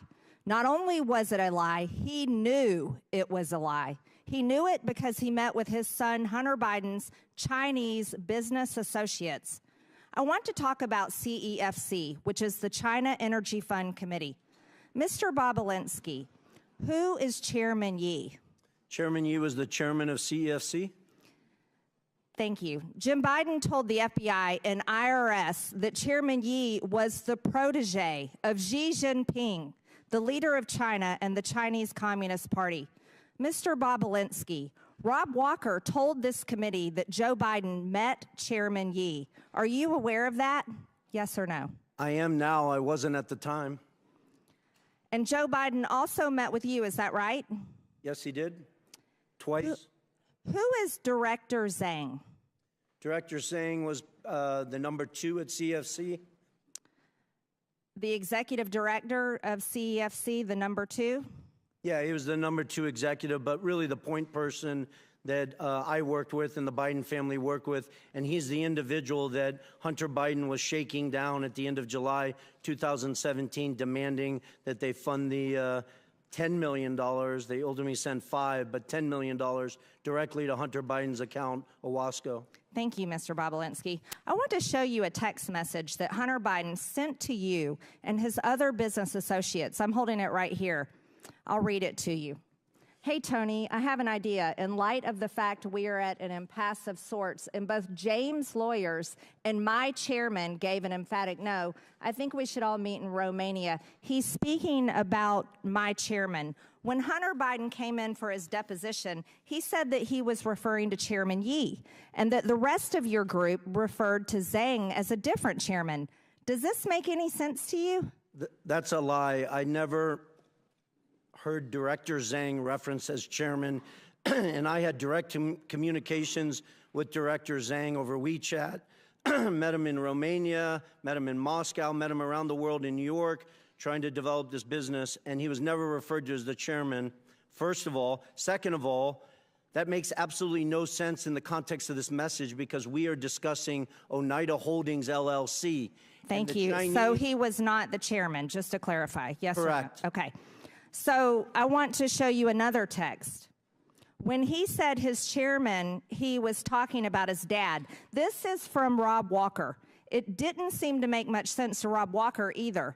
So he said that when Hunter, he said this to you, when Hunter was talking about his chairman, he was talking about his dad. When Rob Walker came in to give his transcribed interview to the committee, he basically said, well, Hunter was high or confused or mad. And Rob Walker said that he was just trying to calm things down between you and Hunter. But that doesn't really answer the question about who Hunter Biden is talking about. Hunter Biden lied to this committee. So here, clearly, he says, Rob Walker's saying he's talking about his dad. So I want to be very clear. We've established that Zhang is not the chairman, obviously. Is that correct? Yes or no? Correct. Let me show you another message. This message doesn't call Zhang Chairman Zhang, does it? It just says the Chinese want to do business with the Bidens. As a matter of fact, it says, both coming to be my partner, to be partners with the Bidens, with an S. He, Zhang, is implied, has implied that the number one has made it clear and available to him. Who is the number one? The number one is Xi Jinping. Xi Jinping, the president of China? Yes or no? The leader of the Communist Party, the CCP? Yes. Is the number one? Yes, that's the number one that Hunter was referencing in that message. Now, let's be very clear. This was in 2017, but I would like to make it known for this committee that Joe Biden told the press in 2016, as a matter of fact, I quote, Yeah, I am. I am going to run in 2020. He told the press in 2016 that he was running for president of the United States in 2020. So here is the Bidens doing business in China in 2017 when everybody knew he was planning to be president of the United States. Do you see that to be a serious problem, Mr. Bobulinski? I do, and I wish this committee would thoroughly investigate it and focus on all the evidence that the SDNY has on CFC. They had FISA warrants, so they were recording conversations, and I wish they disclose all that data and fact to this committee. Thank you, Mr. Bobulinski. I yield, Mr. Chairman. Gentlelady yields back. Chair now recognize Mr. Krishnamurti for 5 minutes. Thank you, Mr. Chair. Mr. Parnas, Rudy Giuliani tasked you with, quote, a mission to travel the globe to find dirt to damage the Biden's reputation in the 2018-2019 timeframe, right? Correct, yes. And this was in an effort to secure Trump's re-election as president in 2020, right? Correct, yes. And by dirt, you mean evidence of wrongdoing or criminality, right? Yes, sir. And in your travels, you found, quote, precisely zero proof of the Biden's criminality, right? Correct. And there was no evidence of the Biden's corruption in Ukraine because, as you said, there truly was none, right? Correct, yes, sir. Now, interestingly, you have looked for dirt around the world about the Bidens and specifically Joe Biden in particular, and you say the FBI, CIA, NSA have all failed to produce any evidence of criminal wrongdoing, right? Correct. Not only that, but former Ukrainian President Petro Poroshenko stated, quote, there's not a single word of truth to these allegations about Joe Biden, right? Absolutely, yes, sir. Now, there's a guy named Yuri Lutsenko, who's the former prosecutor general of Ukraine, and he also, quote, confirmed that nothing ties the Bidens to criminal activity in Ukraine, right? Correct. And then there's another prosecutor general named Viktor Shokin, who also said he conceded, quote, that he had no evidence that either Joe or Hunter Biden had ever interfered with Ukrainian law, right? Yes, sir. And the reason you know this is because you talked to each of these people, right? Yes, sir. And your job was to try to dig up dirt or manufacture dirt, right? Yes, sir. And yet we have conducted months of hearings, and because there's been no evidence of wrongdoing, you've called this whole impeachment inquiry a, quote, wild goose chase, right? Yes, sir.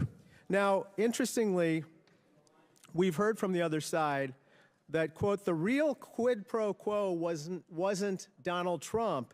It was Joe Biden when he tried to hold up foreign aid when he was vice president in exchange for firing the federal prosecutor in Ukraine that was investigating the corruption from his son. Now, you, again, looked for evidence to support this claim. There is no evidence, correct? Correct. That was false. In fact, firing the prosecutor would make it more likely that they would go after the company in question, Burisma, not less, right? Well, the ironic part is the reason why majority of the world and Ukraine and the Obama administration wanted to get rid of Viktor Shokin because he was corrupt, not because he was investigating Burisma, because he was stalling investigations for UK that was looking into a $23 million they wanted to get out from Zlochevsky, and Shokin stalled that investigation. So it was the logic is just the opposite of what the majority claims is to be the case, namely that they say that somehow Joe Biden was out to fire the prosecutor to reduce the chances of a prosecution of Burisma. But actually, in firing that prosecutor, he increased the chances of prosecuting Burisma, right? Absolutely correct, yes. So let me just talk to you about what some of the other witnesses in this impeachment inquiry have said. Jonathan Turley, the constitutional expert the Republicans brought forward, said there's no evidence of which he was aware to support impeaching the president. You agree with that, correct? 100%. Garrett Graves, a colleague of ours, said just last week, quote, have I seen anything that is impeachable? No, I haven't. You agree with that statement as well? Yes, sir. Last year, our Republican colleague Ken Buck, who's about to retire, said that evidence of wrongdoing by President Biden, quote, doesn't exist right now. It doesn't exist now. It didn't exist then, right? That's exactly true, sir. Sir, how many times have you met Donald Trump? Well over 10 times, I'd say. I'd have to count, but lots of times. Is there anything that you'd like to relate to us about your conversations with Donald Trump that would bear on the conduct of these proceedings? I mean, Donald Trump was aware of everything that was going on that day in the Red Room when we were in the White House. After Rudy bringing Donald Trump up to speed on that I could go out to Ukraine and get Viktor Shokin, Donald Trump approached me, shook my hand, said, "Thank you for all that you're doing. Keep up the good work," patted me on the back, took pictures, and I was off to Ukraine. To meet with Viktor Shokin? To find Viktor Shokin, to bring him back here to meet with Lindsey Graham. Got it. Thank you so much. I yield back. Thank you. Chair now recognizes Mr. Cloud from Texas for 5 minutes. Thank you, Chairman. Now, we have heard time after time Joe Biden, say that he had no knowledge whatsoever about the business dealings, and that changed. He had never allegedly had any conversation with Hunter. Then they moved the ball to say that, well, he didn't have any business dealings, he wasn't involved, didn't have any financial contribution. Since then, we've uncovered about 20 shell companies, and we have bank records that bring light to that. And while we can't cover all 20 shell companies in 5 minutes, I wanted to focus on one, and that is Rosemont Seneca Bohai. Rosemont Seneca Bohai is interesting, and Devin Archer had testified, and he said this in his testimony. He said that this entity, quote, was used as a common entity, owned 50-50 on a handshake deal between Devin and Hunter splitting these shares. Actually, that was your words, Mr. Galanis. Do you stand by those words? Yes, I do. And Devin Archer agreed with that. He said Hunter was a corporate secretary of RSB and had a handshake 50-50 ownership deal. Is that correct? That's correct, yes. And primarily this company was set up initially as a place to hold equity from the equity stake of Bohai Harvest. Is that correct? What I was told by the partners at the time, it was set up to do that and invest in other businesses. I think Devin Archer subsequently testified to that effect, and it included monies that were paid from the bond fraud, $15 million that was wired to that RSB account as well. Yeah. So it conducted multiple transactions as you depicted in that diagram. And even if this were legal and there was no impropriety here, it's very concerning because this company set up to basically compete against America's energy interests at the behest of CCP. Then we have other flows into Rosemont Seneca Bohai from Burisma. We all know about Hunter's $1 million salary that he received for sitting on the board and providing no actual function there. And so we have $1 million salary going through Rosemont Seneca to Hunter Biden. And then this is interesting. We have a meeting with Kazakhstani Kins Rekashev. And what gets me here is the $300 at the end of the $142,300 that goes into this. And then the next day went to a Porsche dealership for a car for Hunter Biden. Now, what's interesting about all this, of course, is that each of these not only flowed money through the shell companies to Hunter Biden, but each of them also involved important meetings with, of course, President Biden. And so on December 4th, we have coffee with Jonathan Lee, who was one of the members who started Bohai Harvest. And he was connected with the CCP. They were having trouble getting licensed to work because, of course, the CCP has to get permission for that, until Hunter flew over on Air Force Two with Vice President Joe Biden at the time. They met with Jonathan Lee. Hunter introduced him. Joe ended up writing a letter of recommendation to Jonathan Lee's daughter to get into college. And then we see that this relationship continues to be formed. Of course, in the Ukraine, we know that April 16, 2015, Joe Biden had dinner with a Burisma official at Cafe Milano. Seemed to be a popular spot because Joe Biden also had dinner with Kins Rekashev there. All in flow to going here. And of course, as Tony Pawlinski has pointed out several times, this all comes down to eventually the one big guy who gets 10% for the big guy. And so we know that all this money flowed through this to get to Hunter, and then we know, of course, that 10% went to the big guy. So Mr. Bobulinski, does this general pattern of Hunter offering foreign access to Joe Biden, Hunter gets paid, and then Joe gets a share of that, is that basically what the general practice across many of these shell companies were? Congressman, as I outlined, the big guys, clearly Joe Biden. The details of some of those transactions I was not involved in, but that's clearly how they operated. But that's the pattern that we've seen over. And Mr. Galanis, you said at the beginning that Hunter didn't really provide any sort of intellectual propriety asset value or anything of the sort, that his entire value was the brand. Is that correct? How did you state that? Yeah, we didn't rely on him for any work product other than delivering the Biden lift. The Biden lift. And one more question for you, Mr. Galanis. Did you offer to provide information on Hunter Biden and Devon Archer back in 2016 to prosecutors and the SEC, and what happened there? Yes, through counsel, I had offered to provide information specifically on that to the SDNY. And I subsequently also did the same thing to the Securities and Exchange Commission, which was interested and subsequently was told to quash that interest.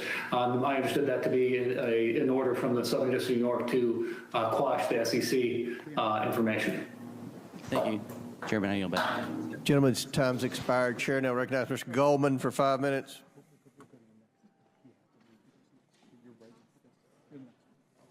Thank you, Mr. Chairman. I only have 5 minutes, Mr. Bobulinski, so I'm going to try to move quickly, and I'd appreciate if you just answer the questions.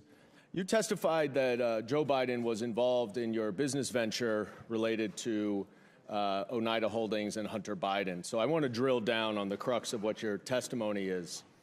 Oneida Holdings is the business venture that you are referring to, correct?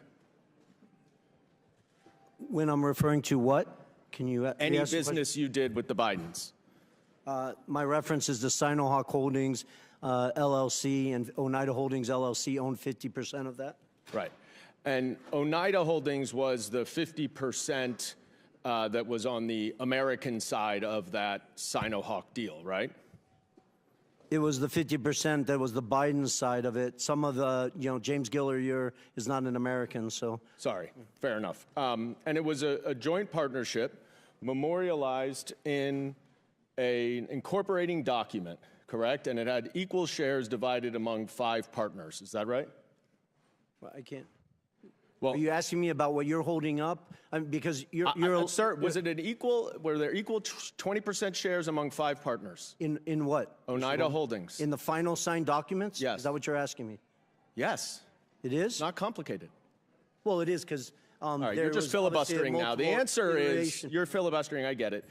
That there were 5 partners: Hunter Biden, Jim Biden, Rob Walker, James Gilliar, and you. Each owned 20%. Do you? Well, they didn't each own. Their LLCs owned it, which is a material difference. Do you see Joe Biden or an LLC related to Joe Biden on this? I don't know if Joe Biden owned any of Jim Biden's LLC or Hunter Biden's LLC. I'll leave that up to the committee. Okay. And do you know when this agreement was entered into? The poster board that you're holding up, or the actual legal document that was signed? The agreement, sir.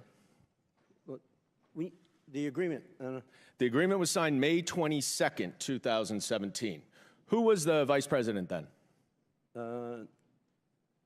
May 22nd, you said? I think it was Mike Pence. And who was the president? Donald Trump. Okay. And when did you first meet Hunter Biden? I first met Hunter Biden in early 2017. When? When in 2017? A day or the month? An hour Month is good. A month? I believe I briefly met him in New York, but I spent the first meeting I had extensive time with him was in early May 2017. Okay, and that was around the same time that you had those 2 meetings with Joe Biden, right? It was, but prior to that, I had numerous discussions with Hunter. You have said I had lawyers working through the documents that you're Can I asking? please reclaim my time, sir? As I said, we have to move quickly here. Unfortunately, in your testimony earlier today, one of my colleagues asked you about that meeting at the bar, 45 minutes to 60 minutes. And you were also asked about that in your transcribed interview. And in neither of your answers did you mention any discussion that you had at that meeting with Joe Biden about the Chinese business venture. Yet, in grandiose terms here today, you have declared that Joe Biden was involved. and that you have mountains of irrefutable evidence to support it. So let's look at the mountains of irrefutable evidence. You provided the committee with a screenshot of a text message that is between James Gilliard and you, dated May 11th, 2017. You see this? I don't know if you can see it. If you can't see, it's just you and James Gilliard, though, right? You remember this text message, I'm sure. Generally, yes. All right. And in it, Gilliard writes, "Man, you are right. Let's get the company set up, then tell H and family the high stakes and get Joe involved." And 2 days later, Mr. Gilliard sent an email to you, CCing Rob Walker and Hunter Biden, in which he suggested a division of the company and included a proposal of, quote, 10% held by H for the big guy, question mark. You remember that, right?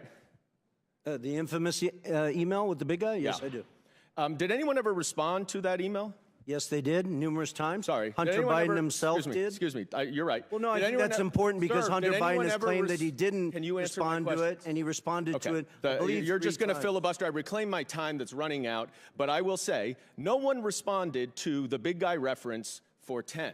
Thank you for making my point. They didn't have to respond because they all knew the big guy was Joe Biden. I reclaim my time. Mr. Chairman, please control the witness.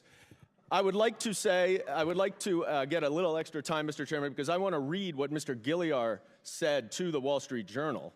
Quote, "I would like to clear up any speculation that former Vice President was involved with the 2017 discussions about our potential business structure. I am unaware of any involvement at any time of the former Vice President.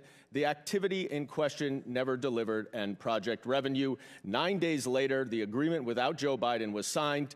You and James Gilliard wanted Joe Biden involved, and that is why Hunter Biden dumped you and did the business That's a on his blatant own. lie, Mr. And I yield Goldman. You back. know better. Chairman's time's expired. Chair now recognizes Mr. Higgins from Louisiana for 5 minutes. Thank you, Mr. Chairman. Mr. Bobolinsky, thank you for being here today, and we appreciate the candor of your responses, sir, which is reflective of the way you handled yourself in private testimony and deposition. So I thank you for communicating truthfully to the American people today.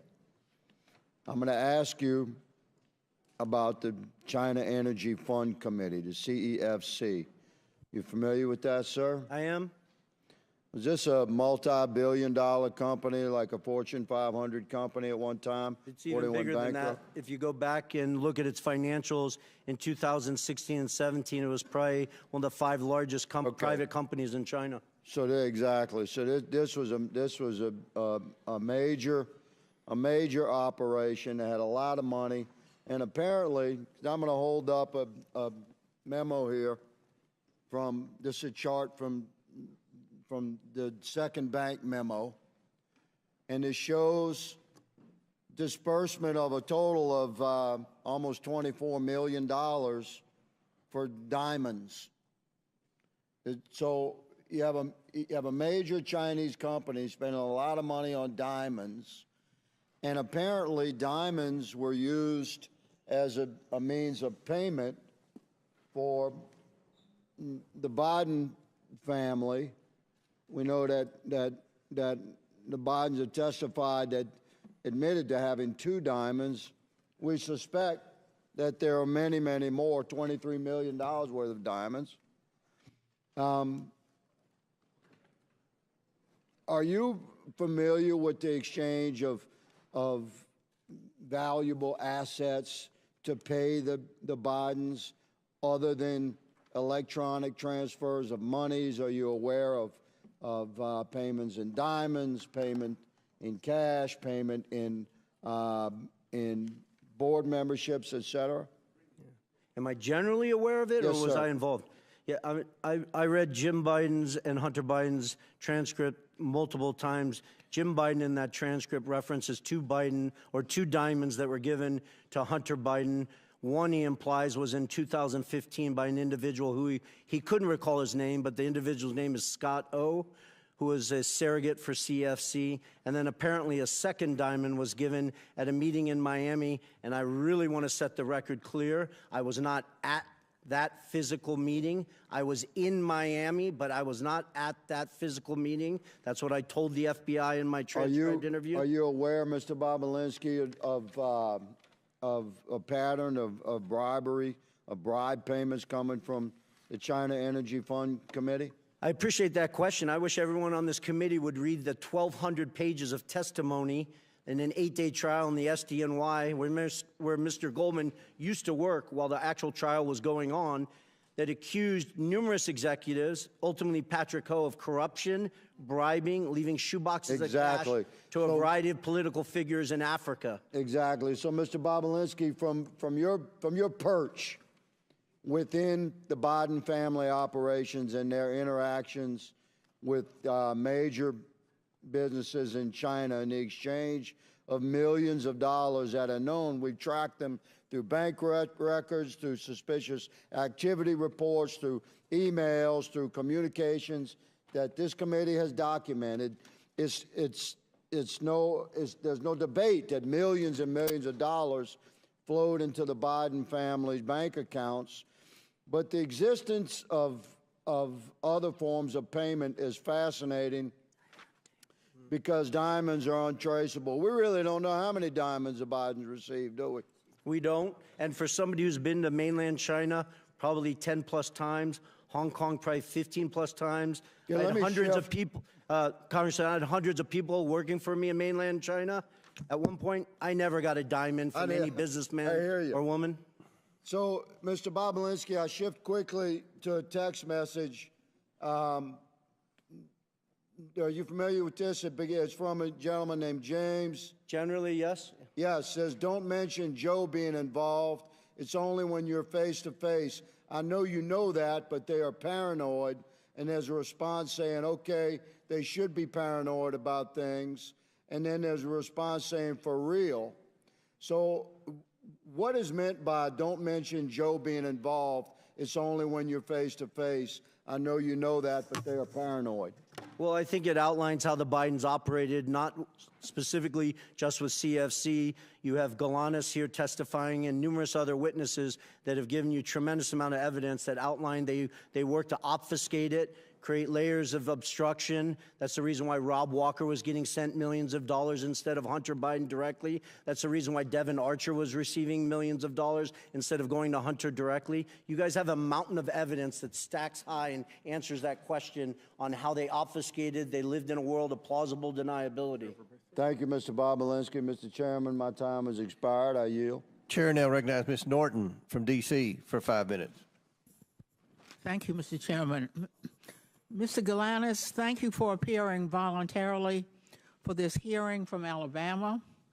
I understand you are currently serving a 189-month sentence in federal prison, almost 16 years, after being convicted of not one, but two, but not one, not two, but three different schemes. The victims of your schemes, as the judge who presided over your criminal prosecution noted, included, and here I quote, one of the poorest Native American tribes in the country, as well as pension funds held for the benefit of transit workers, longshoremen, housing authority workers, and city employees, hardworking people, everyday people, among others.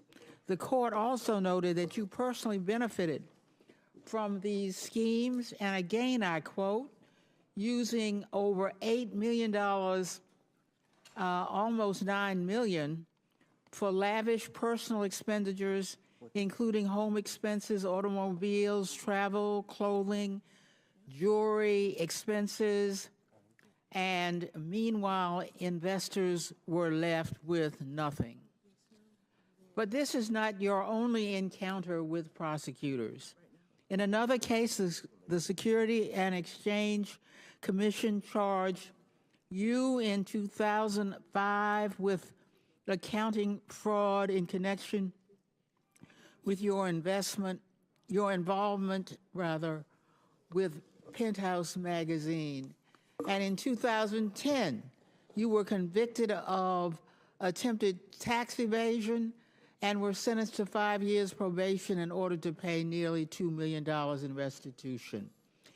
In imposing your prison sentence, the judge noted that you are, and here I quote, an extremely talented man, extremely gifted in his interpersonal skills, uncommonly so.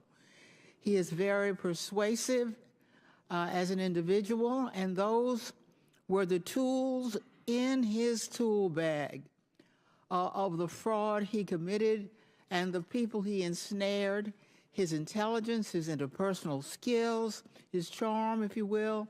And this is something that is not unseen in people who are commonly referred to as con artists. Another judge who presided over your case referred to you as, quote, a skillful con artist. A skillful con artist, that is who my Republican colleagues are relying on to carry their water in this sham impeachment inquiry after their last star witness, the author of the infamous FBI Form 1023, was indicted for lying and outed as a likely Republican agent. It is time we put an end to this pathetic and desperate inquiry. I yield my remaining time to Ranking Member Raskin. Ms. Norton, thank you very much. So for more than a year now, we've heard innuendo, rumors, propaganda, big lies, but no facts, no evidence that could reasonably support the finding of impeachable high crimes and misdemeanors against President Biden. In our first real impeachment hearing, the majority invited several expert witnesses who came together, and their witnesses agreed with that there was nothing that remotely approached the level of proof needed to support a finding of high crimes and misdemeanors that one would impeach a president for. And now we come back again today, and the majority has two witnesses. One, the designated con man as determined by two different federal courts, not without talent, but someone who deploys his talent towards the purposes of exploiting Native American Indian tribes, pensioners, and other innocent investors. And then Mr. Bobulinski, who offers a lot of rhetoric and a lot of hot air, but absolutely no facts that could indict the President of the United States for high crimes and misdemeanors, impeachable offenses against the Republic, the kinds of offenses which James Madison said are great attacks on the Republic itself, great affronts to our Republican form of government. And nobody on their side can even tell us what is the impeachable high crime and misdemeanor, which suggests that they are moving in the direction of criminal referrals, and they should start by looking at their own witnesses. I yield back to you, Mr. Chairman. And I'd like to remind the ranking member and Ms. Norton, the witness, Mr. Galanis, was partners with Hunter Biden. That's why he's here. We have their partners. You could have invited partners, but you invited this guy. Yeah, Donald Trump's partner, Mr. Parnas, who was working with Donald Trump and Rudy Giuliani. Rudy Giuliani's partner. Okay, yeah. All right. Chair recognizes Mr. Groffman. Yeah, we got a variety of things I'd like to go through, but first, Mr. Lynch complained about Mr. Galanis testifying from prison. So I'd like to ask unanimous consent to enter into the record the Department of Justice's own press release announcing the sentencing of the Democrats' witness, Lev Parnas, to 20 months in prison for, among other things, making false statements. Without objection on Donald Trump's partner. Thank you. Now, Mr. Chairman, you know, we had originally hoped that we'd see a few more witnesses to here today. They're not here, but I would like to run a brief tape because I showed up today hoping I'd be asking these witnesses a little bit more about this tape. I know that, you know, there's some mystery, or some people feel it's still ambiguous as to how this prosecutor was fired in Ukraine, and I wonder if this tape could do a little bit more to shed light on why that prosecutor was fired and why we want Hunter Biden and Mr. Archer here today. And so I got Ukraine, and I remember going over convincing our team, or others, to convincing us that we should be providing for loan guarantees. And I went over, I guess, the 12th, 13th time to Kyiv, and I was supposed to announce that there was another $1 billion loan guarantee. And I had gotten a commitment from Poroshenko and from Yatsenyuk that they would take action against the state prosecutor, and they didn't. So they said they were walking out to press conference. I said, no, I said, I'm not going to, we're not going to give you the $1 billion. They said, you have no authority. You're not the president. The president said. I said, call him. I said, I'm telling you, you're not getting the $1 billion. I said, you're not getting the $1 billion. I'm going to be leaving here. And I think it was, what, 6 hours? I looked, I said, I'm leaving in 6 hours. If the prosecutor's not fired, you're not getting the money. Well, son of a bitch. Got fired. And they put in place someone who... I just wanted to put that up there because I do eventually want further efforts made to get Hunter Biden or Mr. Archer here, because we have Joe Biden himself bragging that they got rid of a prosecutor who would have provided his son's business dealings with a little bit more tough going, or more observation. I'll put it that way. Now, Mr. Bobulinski, in previous interviews, in previous interviews with this committee, you said that Joe Biden not only knew about the family's business dealings, but enabled them and participated in them. You went so far as to say, it's clear to me that Joe Biden was the brand sold by the Biden family. Could you elaborate a little bit why you felt that way again? Correct. That's one of the challenging things I've had to deal with over the last 4 years, with a focus of just simply telling the truth. The obfuscation around these facts are just beyond beyond insane. So I'll use a meeting at the Four Seasons Hotel in Washington, D.C. that I was not at, but apparently 8 to 10 Chinese executives of CEFC were at, with Chairman Yi and Director Zhang. Director Zhang I interacted with extensively. And James Gilliar was in that room, Rob Walker, Hunter Biden was in that room. And my understanding, based on Rob Walker's testimony, is that Joe Biden walked into that room, sat down, shook hands with people, and spent 5 or 10 minutes talking about his family, I guess. I was not in the room. People have tried to obfuscate that meeting like Joe Biden was walking in there to ask about the weather, and Rob Walker said that the Chinese didn't even know that Joe Biden was the former vice president of the United States, which is beyond absurd. The power that those 10 Chinese individuals had to go back to mainland China and say that they were in a room with Joe Biden is the value of what they were giving. Okay. You stated that the Biden family concocted a scheme to give Joe plausible deniability. Could you elaborate on that a little bit? Well, I would just point to all the different text messages and communications. They call him the big guy. I wasn't involved with Mr. Galanis or Mr. Archer, but they're giving you numerous data points. There was obfuscation. They didn't use his name. They used the big guy. You weren't supposed to talk about it. It was just, you know. And you personally met with the vice president? I did twice. Okay, and it was obvious. Did he say anything that indicates that you wanted him to help his son, that sort of thing? Well, he thanked me for helping his son and his brother and asked me to keep an eye on them as I walked him out to his car after he gave his speech on the second meeting of the Milken Conference. Okay, just one other follow-up, and this is kind of maybe a vague question, but I'd like to know it. One of the things that disturbs me about that is the interaction with the Chinese, or that's what we're dealing with today, but obviously other countries as well, that apparently in their own mind, the way you deal with the United States is the way you deal with say, a corrupt city council or something like that. In other words, you know, you give them money and you get what you want. Do you want to comment on that, or did you hear any stories about that, or did you hear stories that they were surprised how easy it was to buy the U.S. government? Well, I think it was excited, but answer the question. But please feel free to answer the question. Yeah, I think CFC, and there's tremendous evidence, believed that they were bribing the Biden family, and they were doing it via Hunter Biden. It's kind of shameful. Thank you. Very good. Chair now recognizes Mr. Khanna for 5 minutes. Thank you, Mr. Chairman. Mr. Parnas, can you tell me about your meetings with Dmitry Firtash and why you believe the Trump campaign used his services?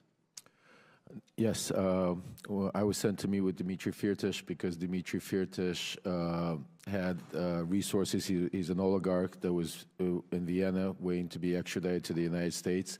But he was very close with Vladimir Putin, Ukraine, and lots of characters in that part of the world. And my objective at the time was to have him help us lean on Mykola Zlochevsky and get dirt on the Bidens. And what type of dirt were you trying to get?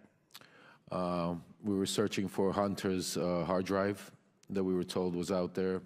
We were searching for bank records to validate certain bank records that was given to me, Hunter's personal bank records that was given to me by John Solomon that he said he got from the FBI to validate certain payments that were going for car purchases. But the objective was to try to find a link from any of the payments that would go into Joe Biden's account. And who told you to get this dirt? Well, who told me? Rudy Giuliani.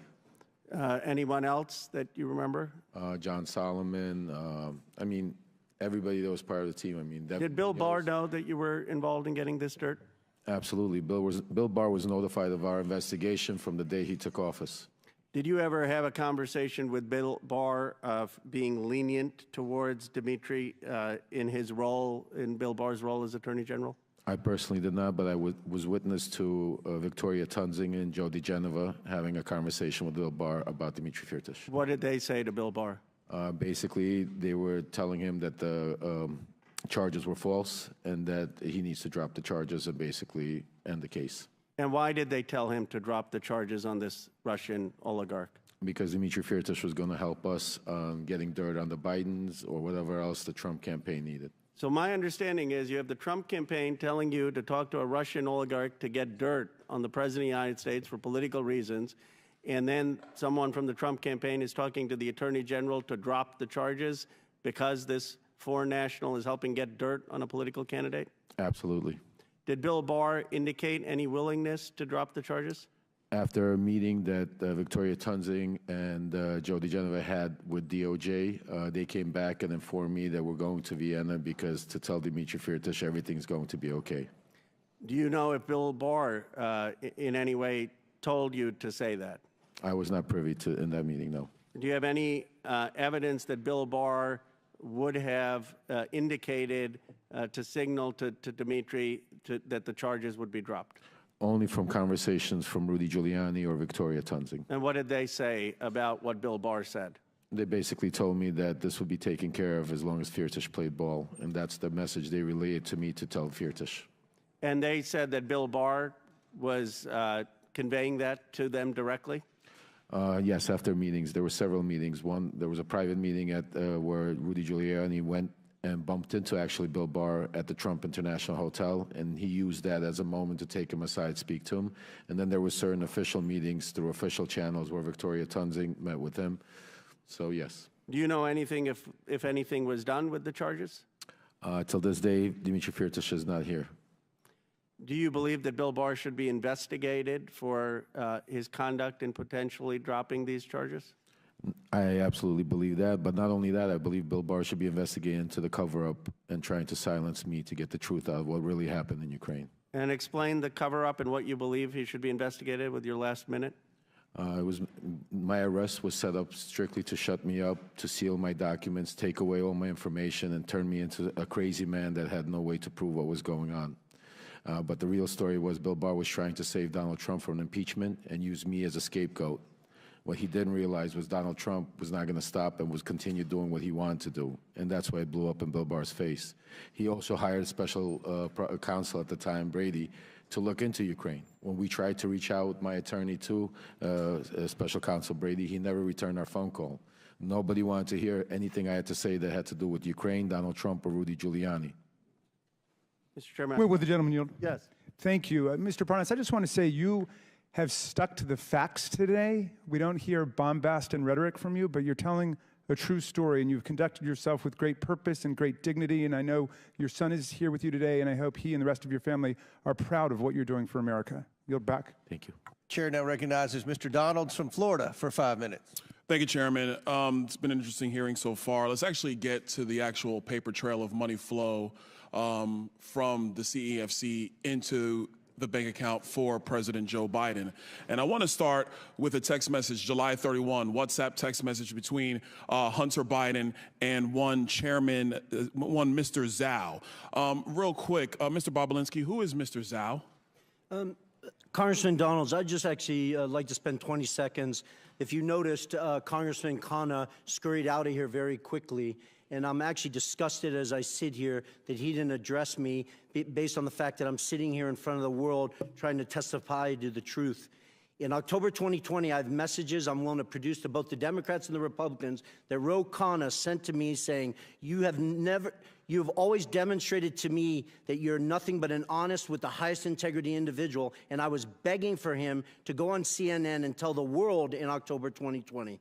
I have extensive emails with Congressman Ro Khanna in 2021 and 2022 where I begged him and his staff to sit down with me and look at my BlackBerry phones that the Democrats are so focused on, to hire forensics experts and go through all of the factual information I had. So the fact that he did not even address me and then scurried out of here is disgusting to me. All right. Sorry, Mr. Donalds. I'll answer your question now. All right, so we're going to have to come off of that because now we're at 3 minutes, 30 seconds. Yep. Mr. Chairman, for the record, I want to submit into the record 2 different WhatsApp text messages. One, July 31, between Hunter Biden and Mr. Zhao of CEFC, which stipulates that Hunter Biden wants to be able to move on from and get the contract resolved, get the deal resolved, and that Mr. Zhao responds and says, yes, the CEFC is willing to cooperate with the family. On August 31, there's another exchange, this time August 3rd, 2017, between Hunter Biden and Mr. Ganwei Dong. And in this message, they're talking about the stipulations of the arrangement between the Biden family and CEFC. I want to submit both WhatsApp text messages for the record, Mr. Chairman. Without objection to order. Okay, now to the money flow, because this is where the rubber meets the road. On August 3rd, they actually stipulate through WhatsApp text messages the exact stipulations of the deal. On August 4th, $100,000 is wired into Owasco PC from CEFC infrastructure. Mr. Chairman, I want to submit for the record a portion of the bank statement for the time period August 3rd of 2017 to August 31, 2017, stipulating $100,000 going from CEFC into the bank account of Hunter Biden through Owasco PC. Without objection to ordered. On August 8th, 4 days later, $5 million is then transferred from the Northern International Capital account of $5 million to Hudson West III. Hudson West III is a bank account controlled by Hunter Biden and Mr. Ganwei, a.k.a. Kevin Dong, who is a CEFC associate. That money comes from the Northern International Capital bank account that is tied to the CCP. Mr. Chairman, I want to submit for the record the bank statement demonstrating that transfer. Without objection to ordered. Okay, moving on. On August 8th, the same time period, there is a wire transfer of $400,000 to Owasco PC from the Hudson West III bank account. That $400,000, Mr. Chairman, I have the transfer records in the bank accounts from the August time period. I want to submit that for the record. Without objection to ordered. Now, here's where the fun stuff comes in, everybody, and I got a minute to do it, so we're going to get this done. On August 14th, there is $150,000 that is transferred from Owasco PC, which is controlled by Hunter Biden, to Lion Hall Group, which is controlled by James Biden. I have the records here, Mr. Chairman, of the $150,000 that has gone to Lion Hall Group from Owasco PC. I want to submit that for the record. Without objection to ordered. On August 28th, and I believe we have a screenshot for everybody in the room. On August 28th, Mr. Chairman, we have the withdrawal ticket from Lion Hall Group that is signed by Sarah Biden, who is the wife of Jim Biden, for $50,000 to withdraw from Lion Hall Group. I want to submit that withdrawal receipt for the record. Without objection to ordered. On September 3rd, on August 28th, actually, Mr. Chairman, we have the deposit reference into Sarah Jones Biden's account on the same day she withdrew it from Lion Hall. I want to submit that. Without objection to ordered. Last document. On September 3rd, 2007, from Sarah Biden's own personal account, there is a check that is written to Joseph Robinette Biden, Jr., the President of the United States today, for $40,000, signed loan repayment. A loan repayment, by the way, that Joe Biden's own personal accountant, Mr. Eric Schwerin, has no record for. I want to submit that for the record, Mr. Chairman. Without objection, so ordered. To the members of the committee, it is clear that the source of this money came from CEFC, and that CEFC is a company that is directly linked to the CCP and actually the chairman of the CCP, the chairman of the Chinese Communist Party, Chairman Xi Jinping. With that, I yield. Very good. Mr. Chairman, I've got a UC request, if that's okay.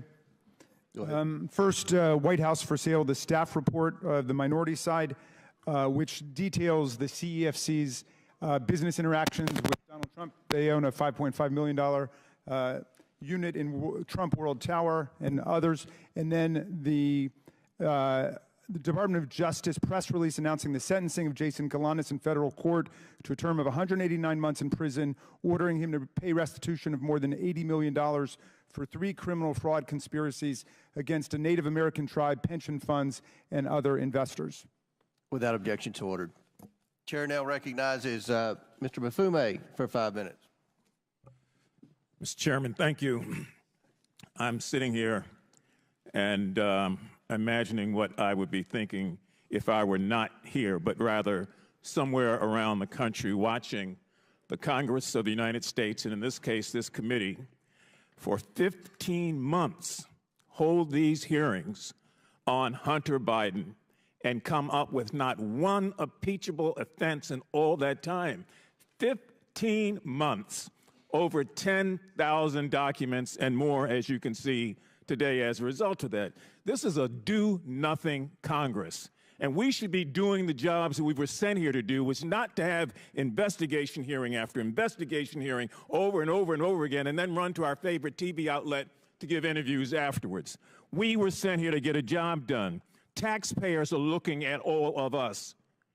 Meanwhile, Americans, black, white, Asian, Latino, Native American, and their families are wondering what the hell is going on. Is this another investigation hearing in this 15 months that has yielded nothing at all? It's the do-nothing Congress. You thought Harry Truman said it in 1948. Anybody can say it today. Look at what we've done in 15 months. Virtually nothing. Nothing at all.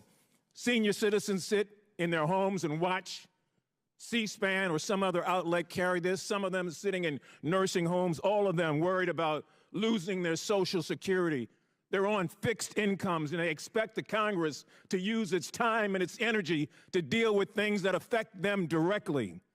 Students are defaulting on loans to colleges all over the country, and no one wants to talk about that. Health care is inadequate in most places in this country. And diseases are ravaging our communities, and people assume that at some point the Congress will deal with that. And so whether it's cancer, cardiovascular disease, kidney disease, diabetes, HIV, stroke, the disparities in the health system say, please, please give us a little bit of your time also when you're not dealing with Hunter Biden and when you can't prove that he's done anything wrong. Crime is out of control. White collar as well as black collar. And assault weapons are still being used every day to shoot and kill innocent children and Americans. And we're sitting up here talking about something that we've talked about for 15 months with no substantial evidence. Can't get humanitarian aid to Palestine. Can't get military aid to the Ukraine. Children are looking and wondering what the hell is going on. Is that what politics are about? So we are doing a disservice. I know I'm supposed to be asking questions, and Mr. Parnas, I may have one or two for you, but I am so outraged at a do-nothing Congress, just pointing the finger over and over again, and people are hurting, looking for real help. Can't deal with immigration because Donald Trump calls up and kills the immigration bill, and yet people say that's a major issue, is it? I haven't seen the sort of attention that we thought we were putting to that or anything else. And so this particular hearing will probably be followed by another hearing and another hearing and another hearing until this Congress expires in January of next year. And we haven't done a damn thing to move the ball forward, except make accusations. Life is too short. Now, maybe some of you have a guarantee you're going to be around forever, but I don't. I came to this body first in 1987. I worked under Ronald Reagan and the first Bush and Bill Clinton and Donald Trump and now Joe Biden. This Congress is not doing anything. It's not like the previous Congresses, trust me. That's why people have such a low esteem of those of us who say, well, I'm Congressman so-and-so. People on the street don't buy that. They don't see the action. So I'm done. I know I've exhausted my time. Mr. Parnas, a couple quick questions, and I'll let you go. Is it your understanding that Rudy Giuliani worked for an individual identified by the Trump administration as a Russian agent? Yes. Do you know what these Russian line actors were trying to do? Quickly. Push a conspiracy theory about the Bidens. Did you know that, did you warn Rudy Giuliani? Yes, I did. And what was his response, succinctly? He told me that he agreed with me, but then proceeded to work with these people behind my back. And these people have been identified as Russian agents. Yes, sir. And we've got a meeting here of Mr. Giuliani with one of those. I'm disgusted, as most people are, about this process. And the only way we get to a point where we get things done is that we learn to talk to one another across the aisle without having another conspiracy theory after another one after another one. You don't buy trust that way. You buy contempt. I yield back. Chair recognizes Lisa McClain for 5 minutes. Thank you, Mr. Chairman. I want to start off by saying I think most Americans are taught at a very young age that you are who you surround yourself with. I think keep that in a premise. As I sat here and listened to everyone talk about how Hunter Biden is just this golden boy. I mean, are we really supposed to believe that Hunter Biden is the golden boy? His associates, such as Jason Galanis and Devin Archer, are felons convicted of fraud, yet he is the golden child.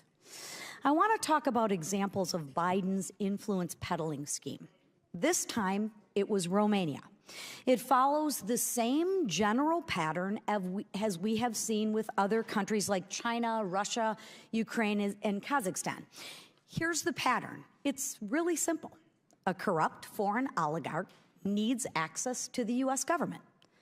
Hunter Biden sells influence to the U.S. government. The oligarchs pay up. So let's just take a deeper dive into this Romanian scheme. Mr. Bobulinski, who is Gabriel Popovich? Gabriel Popovich is a businessman from Romania, probably worth hundreds of millions of dollars, I'd envision. Okay. Is it true that Gabriel Popovich faced corruption charges in Romania in 2015? It is. Thank you. And when you were in Europe with the Bidens to close on that CEFC deal with the Chinese, you separately negotiated with Popovich to get a 17th payment. Is that also correct? I did. Okay. But Popovich did not want to pay him. Is that correct? Correct. You're talking about a 17th payment that would go to Rob Walker, and then Rob Walker would distribute to Hunter Biden. That is correct. And is it because Hunter Biden had failed in the work he was engaged by Popovich to do, which was to get the corruption charges dismissed by the Romanian authorities? Isn't that correct? Well, it's two things, that they had failed to do that, but also that Joe Biden had left the White House at that point. Okay, so there's a dot. So I get 16 payments while Joe Biden's in the White House. Correct. But after Joe Biden leaves the White House, coincidentally, the payments stop. Correct. Okay, just want to make sure that we can connect the dots very simply. But obviously wasn't a coincidence. Right, I'm not much for coincidences, which neither are the American people. But Mr. Bobulinski, what do you think Popovich wanted Hunter Biden to do? I don't have to think, because Gabriel told me personally he expected, and didn't want the details, he expected Hunter Biden Rob Walker and James Gillier to do whatever was necessary to impact his case in Romania. How do you know that? Because Gabriel Povich told me that? From his mouth? Yes. Okay, so there's another dot that we can connect. Would that be a conspiracy theory? That's not a conspiracy theory. Okay, thank you. I would encourage you to interview Gabriel Povich. Thank you. Lastly, after claiming he wanted a public hearing, Hunter Biden decided to skip today. Why do you think he skipped the hearing today? Is that a rhetorical or serious? Well, I don't think he wanted to sit next to me because obviously I've emphatically stated he perjured himself in his transcribed interview with the committee, as did his uncle, Jim Biden. And for every fact he claims or wants to say I was high on drugs or obfuscate, I can show a document, a text message, a recording that is confirmed that he's lying. Well, let's not let the facts get in the way of a good story, right? Here are the facts. Highly disappointing that he's not here, though. I would agree. Here are the facts. Hunter Biden was engaged by a foreign principal, Gabriel Popovich. It is well known that Hunter Biden met with the ambassador to Romania, Hans Klem, in November of 2015. Hunter Biden was not registered under FARA.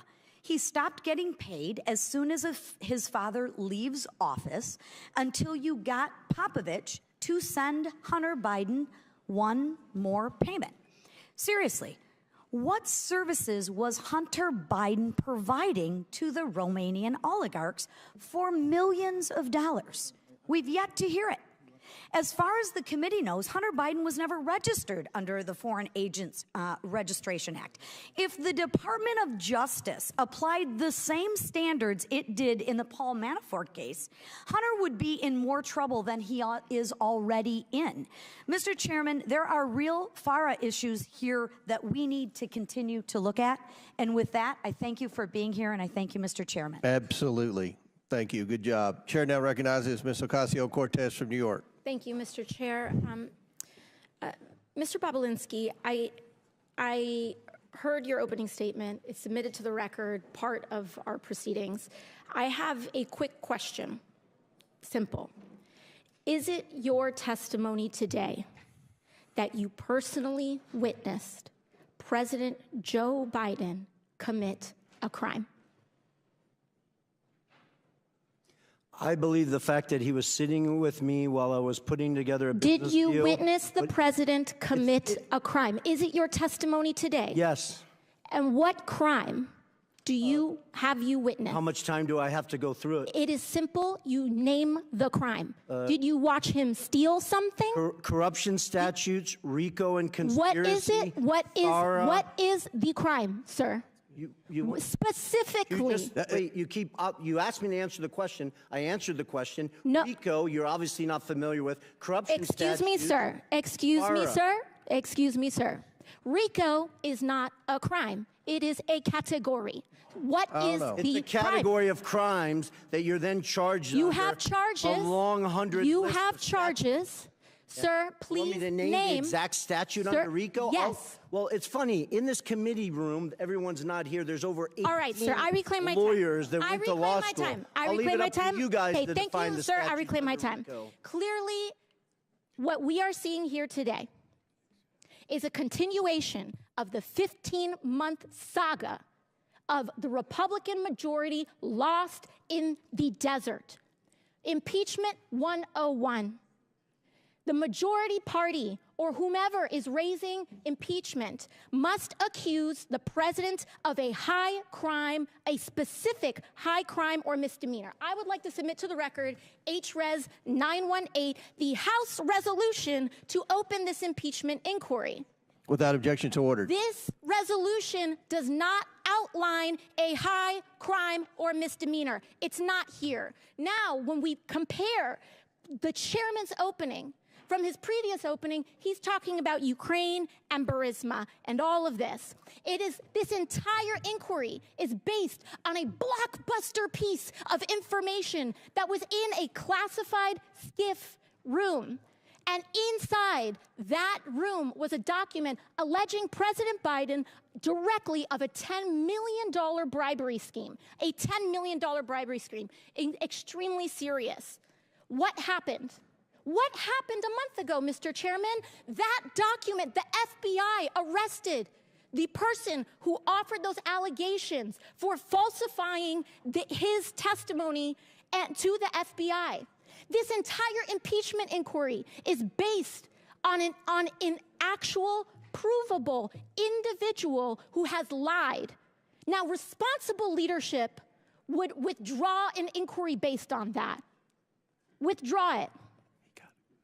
Instead, what we are seeing is that this committee was warned about the falsehoods of these allegations long before that, warned by Trump's Secretary of State Mike Pompeo, and yet they proceeded anyway. The chairman proceeded anyway. This committee was warned by Rudy Giuliani associate right here, Lev Parnas, after that document about